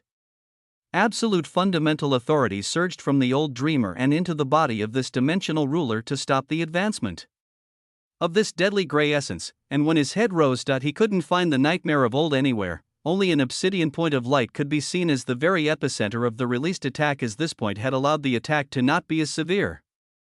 A dream dimensional ruler was dead and another one was heavily injured, with the essence of the dream dimension greatly affected, as anyone proficient in the decretum of dreams could hear a sorrowful cry stretching out. Why must all this be done? The old dreamer bellowed out in rage as his power rose like a tide towards the two tribunal rulers.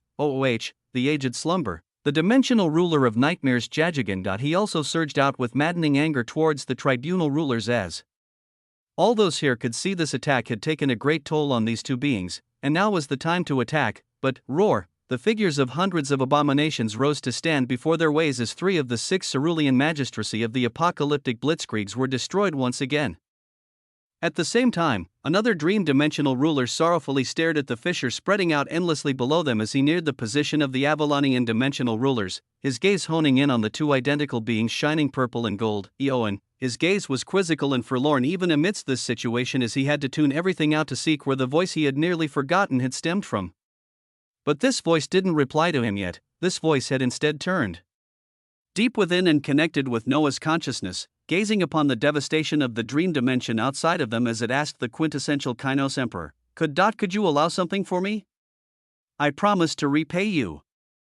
Her voice was sorrowful and filled with hope as she began her plea. Chapter 2046 Eowyn's plea. The essence that tore her apart too many years ago. Eowyn saw it once more, and with a refined brilliance as from the weapons that 2 tribunal rulers wielded, they struck down to heavily injure the whole fabric of the dimension they were in. This injury was a unique one, as even with her remaining shackles, Eowyn could see its nature as she was once closely connected to the dream dimension. She saw the vast and endlessly jagged gray rupture that seemed to stretch out endlessly, pulse with the gray light, where it was actually proliferating over time as the sandy gold of the dream dimension became dimmer in the surroundings. It was actually generating this essence and spreading the gray light over time. Frankly, it didn't matter from which position the tribunal rulers had done this in, as eventually, this gray light would grow to infect the whole dimension unless they could somehow combat it and stop its advancement. Seeing its rapid proliferation and the beings gathered here, she knew the situation was way past this. She knew that her old home was now accelerating towards an apocalypse that should have taken many more millions or even billions of years to occur, but based on how this gray essence spread, would it now take years? Months? Or mere days for a dimension to fall? Her soul ached as she tugged upon the chains that bound her. After the fissure, she then turned to gaze upon the face she had not sought even after being bound to Noah. The longest dream, one of the truly old dimensional rulers alongside the dreamer of providence, as his very being was connected by the authority of the dream dimension. If this dimension died, would its decretum survive? Would existences forged and born in this decretum survive? Actually, even Eowyn couldn't be sure, but if the core of something faded, would a concept of it still remain? Such a terrifying thought couldn't leave her mind as she wanted to stop it. She wanted to do what she wasn't able to do before. She wanted to win against this gray essence that decimated her origin while her own mother sacrificed herself before the emperor deceiver. She didn't want to see such an expression that her father showed at this moment as he stared at the dream and Avalon dimensional chassis where her voice had stemmed from. So she turned towards the only man that might just have the means to turn her hopes into a reality. Could you allow something for me? I promise to repay you. An instant was stretched out into an endless period of time within their thoughts, in their consciousness that Noah's main body allowed to be affected by the time dilation of the dimensional Holy Land. His will gazed upon the chained Lavalier. The chained Eowyn, whose figure was bathed in light, became clearer to reveal a young woman with overflowing golden hair that seemed to melt into the chains binding her. Noah gazed at her as the essence of providence swirled around him. It contained the essences of destiny, fortune, fate, and karma, as it would feed bursts of information to Noah every now and then as he tried to discern the initial understanding of providence. With it, the paths he could see were actually reduced, but they pointed to more splendor. And at this moment, he was seeing the formation of an unexpected and immense path, a path at the end of the point of death and rebirth, and it revolved around the chained figure before him. He nodded towards her lightly as she continued. I'll need all your remaining grotto panaceas and any loot close to it in ranking. I'll even possibly need some of the things from your quintessential treasure cache." Her request was heavy as it involved a subject Noah considered of utmost importance. But he didn't say anything as he continued to let her speak. "With all of those resources, I should be able to break a majority of what binds me and regain a semblance of my authority. Thereafter, I can use the connection I have with the dream dimension to offer it a pathway to survival. I will even convince the longest dream to do so, as even though I do not have the utmost confidence in it. The latent will is a logical construct that would not vehemently deny a pathway to safety." Wild waves of providence surged as Noah's eyes released beams of profound light. He still said nothing as Eowyn's plea continued. "That shall be my repayment." The girl, bound by many chains, raised her head towards Noah as her sandy gold eyes shone with determination. "I shall try my best to offer you the dream dimension, so please save it. Save my father. Save the countless dreams and nightmares within." Her plea was a noble one, and it was something Noah had absolutely no qualms about. The only thing was that it came at a stupendously great cost. But what price tag could be placed on the chance to attain an entire dimension? Noah waved his hands as his expansive space began to empty out, everything within it beginning to surge into the unique domain of thought that Eowyn was contained in as grotto panaceas, golden dimensional reality. Panaceas, and obsidian dimensional reality panaceas all went towards the chained Eowyn, from the loot of the quintessential treasure cache. The transcendent Dharma relic crown of the Ascendant, from the quintessential treasure cache, was sent forth as a sacrifice. The absolute mirror dimensional relic spear of reflection was sent in next as Eowyn also saw Noah's determination. This was because what she promised him was a chance. Even she didn't fully know whether the latent will of the dream dimension would agree. When the broken Kane Fantasia dimensional relic fabric terror surged towards her, Eowyn had to speak up. "Let's stop with this and see how many uses arise. They should be enough to break most shackles and grant me access to the authority of a dream dimensional ruler." She spoke up as she couldn't bear to see Noah give up any more of his stupendous treasures. She hoped it would be enough. She hoped her plea would be answered. A profound golden light erupted out as absolute dream authority and providence surged up like an endless sea. Chapter 2047 Rebirth L. The point of death and rebirth. This metaphorical stage could involve a great deal of things, with the results always being unexpected. If Noah could overcome such a thing in triumph, would it not apply to anything else? Could there be a death and rebirth of something else entirely that he could benefit from? The answer, as always, was unknown. Waves of pristine authority shot out from multiple dimensional rulers and surged towards the two tribunal rulers who looked like they had expanded a great deal of their authority.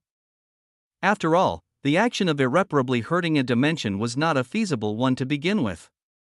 But to manage to do this with terrifying weapons with just two existences, it took a toll on them. So Althea spoke to Aegon while her right hand burned with authority that subtly commanded the abominations to stand between them and their enemies. "I do not wish to have a tiresome long drawn-out battle here.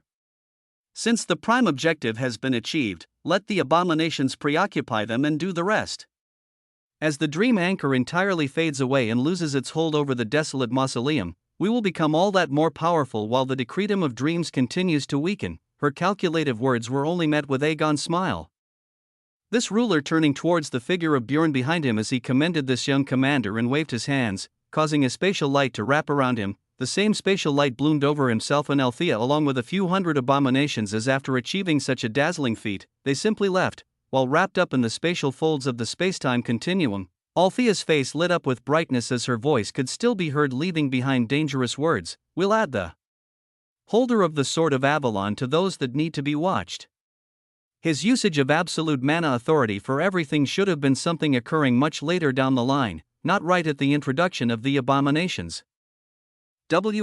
After a devastating attack, the tribunal rulers made a quick exit as a few legions of abominations were left behind. These alone were enough to dispel and keep the wrath of the dream dimensional rulers at bay as in the wake of the massive grey fissure and its ever-expanding grey light, some ruler arrived and released seas of authority onto it. The aged slumber, Jajigan, arrived before the fissure as his obsidian form constantly changed into different nightmares, but his visage released vibrant absolute dream authority in the periphery of the fissure as BZZZT. It coiled and tangled with the grey essence before ultimately being dispersed, its infectious spread continuing. From afar, Morgana and the other Avalonian dimensional rulers watched with solemn faces as the sword of Avalon that Noah grasped shone brightly, Guinevere's figure being released from it as she flittered across space to instantly appeared on the periphery of the grey fissure as well. In her humanoid form, her fair hands released absolute mana authority as the same collision of essence occurred, but it wasn't dispersed as in the area her authority covered. The spread of the gray essence was held at bay, but the area that such a taxing authority could cover was extremely small in comparison to the endlessly stretching fissure. The sullenness in her eyes only increased as her eyes shone with innumerable thoughts. The roars of abominations and the silent sound of sorrow that only dream-dimensional rulers could hear ringing out in this vast space. In the midst of all this, the longest dream neared Noah's position as by nature. Arthas and Morgana with her nature integration enchanted beasts blocked his path, with Morgana's tone low as her voice echoed out, "It's been a long fucking day, can we deal with the remnant abominations before anything else?" She didn't know about the connection this being had with the imperious Avalones, as her heart was currently very unsettled, with her authority being hurt in a different way as she found in this expansive battlefield and fight against tribunal rulers and abominations. She was only able to make up the ranks and contribute very little, but the longest dream didn't pay attention to her as his gaze remained on Noah, his eyes becoming more forceful as he called out again, "Eowyn." His gaze seemed to question and doubt as if to dispel all this. A golden light shot out from Noah's chest that he caught, the aura of familiarity he felt with this light causing the body of the aged existence to nearly tremble as it was a segment of a consciousness that delved into his mind. His eyes closed to see this consciousness as waves of providence began to surge from his body. When looking at this scene, it begged the question of power and lineage among dimensional rulers, as more often than not, those at the very peak of dimensions were either connected to each other by lineage or extremely close in friendship. This was simply because powerful families amassed most of the resources, as when one being in a lineage attained rulership, it was all that much more likely for those in their lineage to do the same. An example was hatred in his lineage that now reigned over the Apollyon dimension, or the two powerful lineages ruling over the mirror dimension, or as the case in the dream dimension, there were three-dimensional rulers belonging to the same lineage many years ago. The longest dream thought he was the only one left in this lineage as now the voice of his daughter, and then her consciousness appeared once more. Yet during this fantastical reunion, he would find a proposal she put forth to shake his heart even more, as while Eowyn's small portion of will began to communicate with her father, her main portion hidden within the depths of Noah's soul was currently breaking apart the many shackles that bound her after sacrificing a great deal of treasures.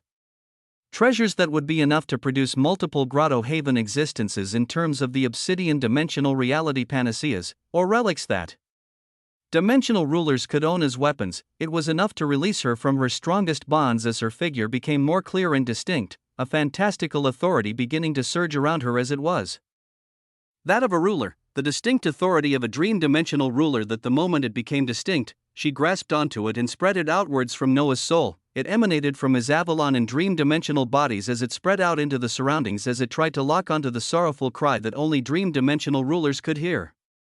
The sorrowful cry that would lead to its source, which was the latent will of the dream dimension, thinking of her promise to Noah and the resources he had given her that would halt his progress in forming his dimensional layers. Eowyn's will surged with determination as she went to open up an astounding pathway, a pathway that was only brought to fruition due to the tribunal ruler's actions and the convergence of factors that only surrounded a single being. Yes, it was a point of death and rebirth, but Noah had veered it from himself as it was now the dream dimension undergoing this tribulation, with the only thing left to discover being whether it would accept death or take the path of rebirth. Chapter 2048 Rebirth. The tribunal rulers left as in their wake, a massive fissure stretching out across the vast domains of the dream dimension was expanding along with a few legions of abominations. Their roars continued to ring out as even amidst the sorrowful situation, a single being never let up as the magistracy of the apocalyptic blitzkrieg was laid down multiple times anew to contain a few hundred abominations. Noah's clones didn't let up with them as he had just given up many resources to see if a grand pathway would open. And he wanted to see if he could replenish his reserves with these abominations. If they died under him, just what loot would they provide? Would he be able to break down the gray essence they utilized that rejected the very fabric of reality? Would they grant him anything close to the grotto panaceas or dimensional reality panaceas? There were many questions to be answered, as the only way for this was in breaking past their obscene defenses. The magistracy of the apocalyptic blitzkrieg would grind them down while the beacon of thorny consecration was wrapped around every clone present. Noah having them surge towards abominations to go into close combat, as every hit landing on the beacon of thorny consecration was 600 trillion damage values smashing into these enemies.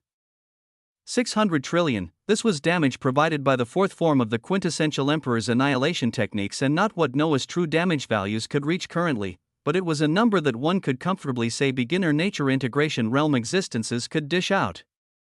Not just the numerical value itself, but it was the absolute authority of a decreta or natural law contained in it that made it possible for it to be considered a strike from a nature integration expert. Just pure true damage values alone were not enough, and even though the Grotto Haven stage had existences ranging from 1 to 100 trillion in terms of damage values, you could never truly find a nature integration existence that only dealt a range of 100 to 500 trillion damage values. They didn't exist. There were no such things as beginner nature integration realm existences currently, as even those just stepping on this stage would greatly vary in the hundreds of trillions of their damage values depending on the authority they integrated with and how many, and as they integrated more and more natural laws, the greater their strength was propelled upwards. Yet Noah was beginning to touch upon this stage as with fervor. He controlled unparalleled Emperor's blitzkrieg. Lemniscus and his clones to surround all remaining abominations and aim to break them down into things he could make use of. The constant impact of absolute mana authority caught the eyes of the sullen dimensional rulers as at this juncture.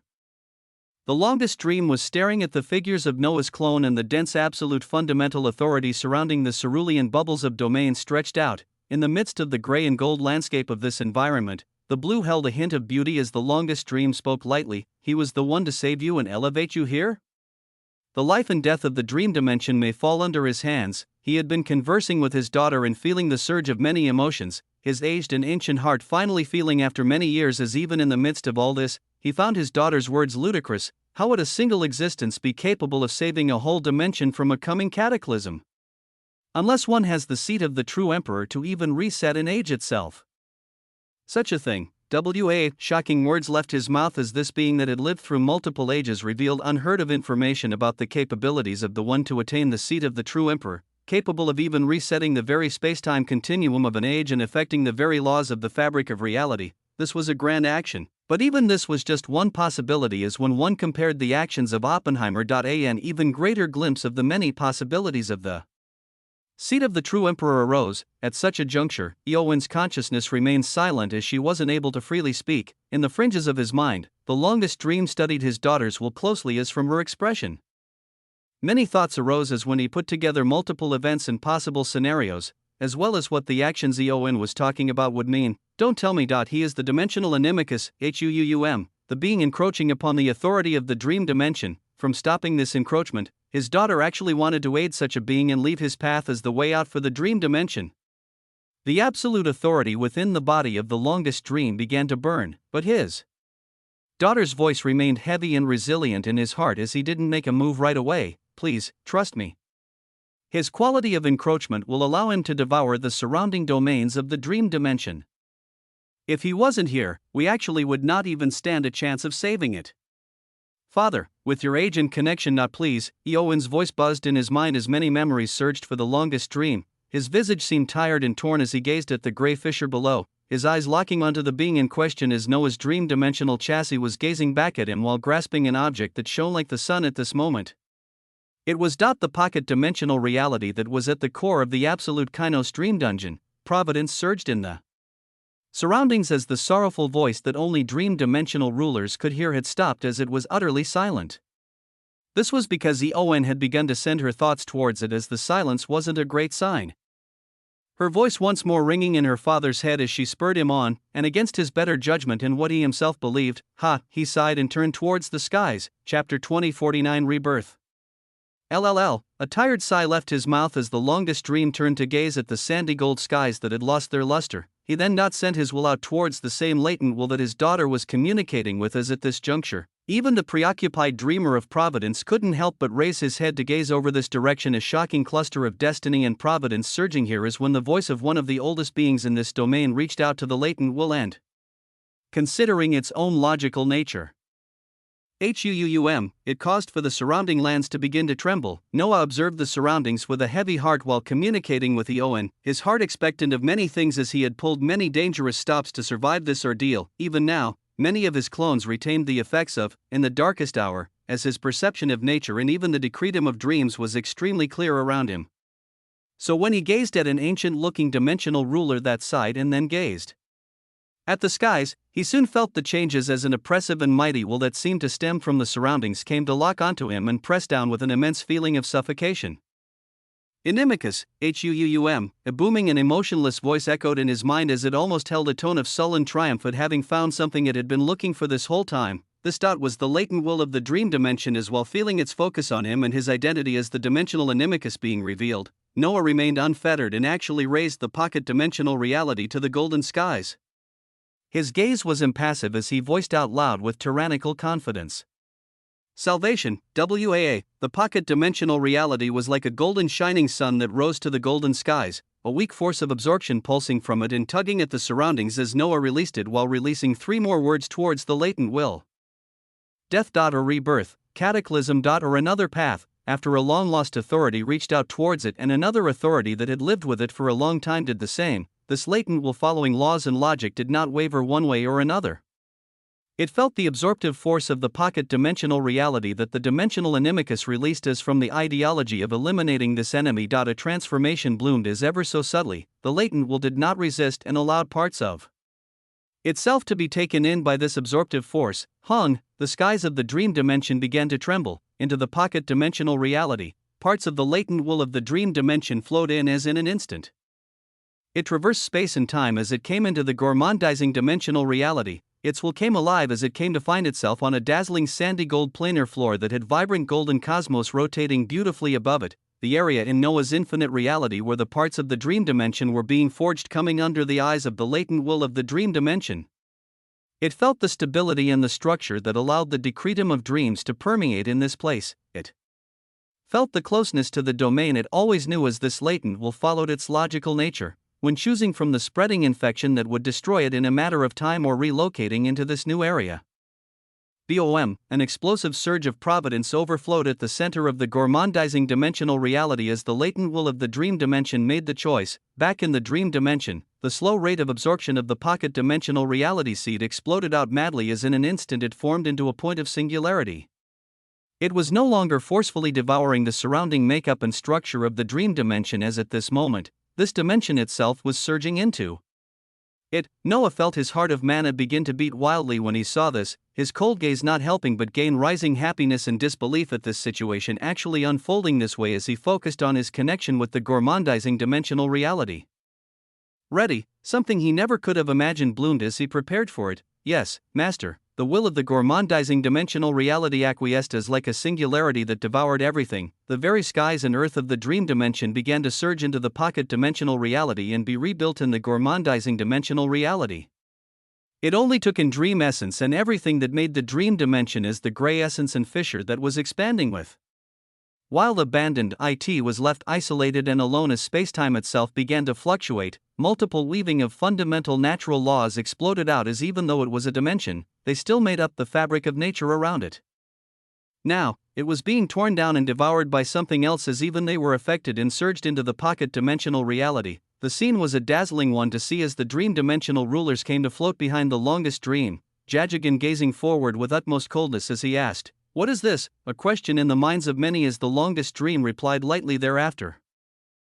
Relocation and escape from certain destruction. His voice was filled with authority while watching the dazzling scene, turning towards his colleagues as he remembered his daughter's words and the promises he had made as he sent his will towards them to talk. In another direction, Guinevere floated beside Noah's Avalon dimensional chassis as Morgana and the other dimensional rulers were around her. Their eyes just as sharp as they stared at the point of singularity swallowing everything. Just what are you even doing? Even Guinevere was perplexed at this current situation as at this juncture, Noah couldn't help but smile. I'm merely facilitating a rebirth. A rebirth of a dimension, the essence weaved madly as an astounding situation unfolded, a situation that would have profound and permanent consequences that would alter the very makeup of the 9 dimensions in Desolate Mausoleum, Chapter 2050. A dimensional cataclysm. Cause and effect. A chance in one area was always reflected by a change in another area. Fundamental natural law followed such a concept as in nature.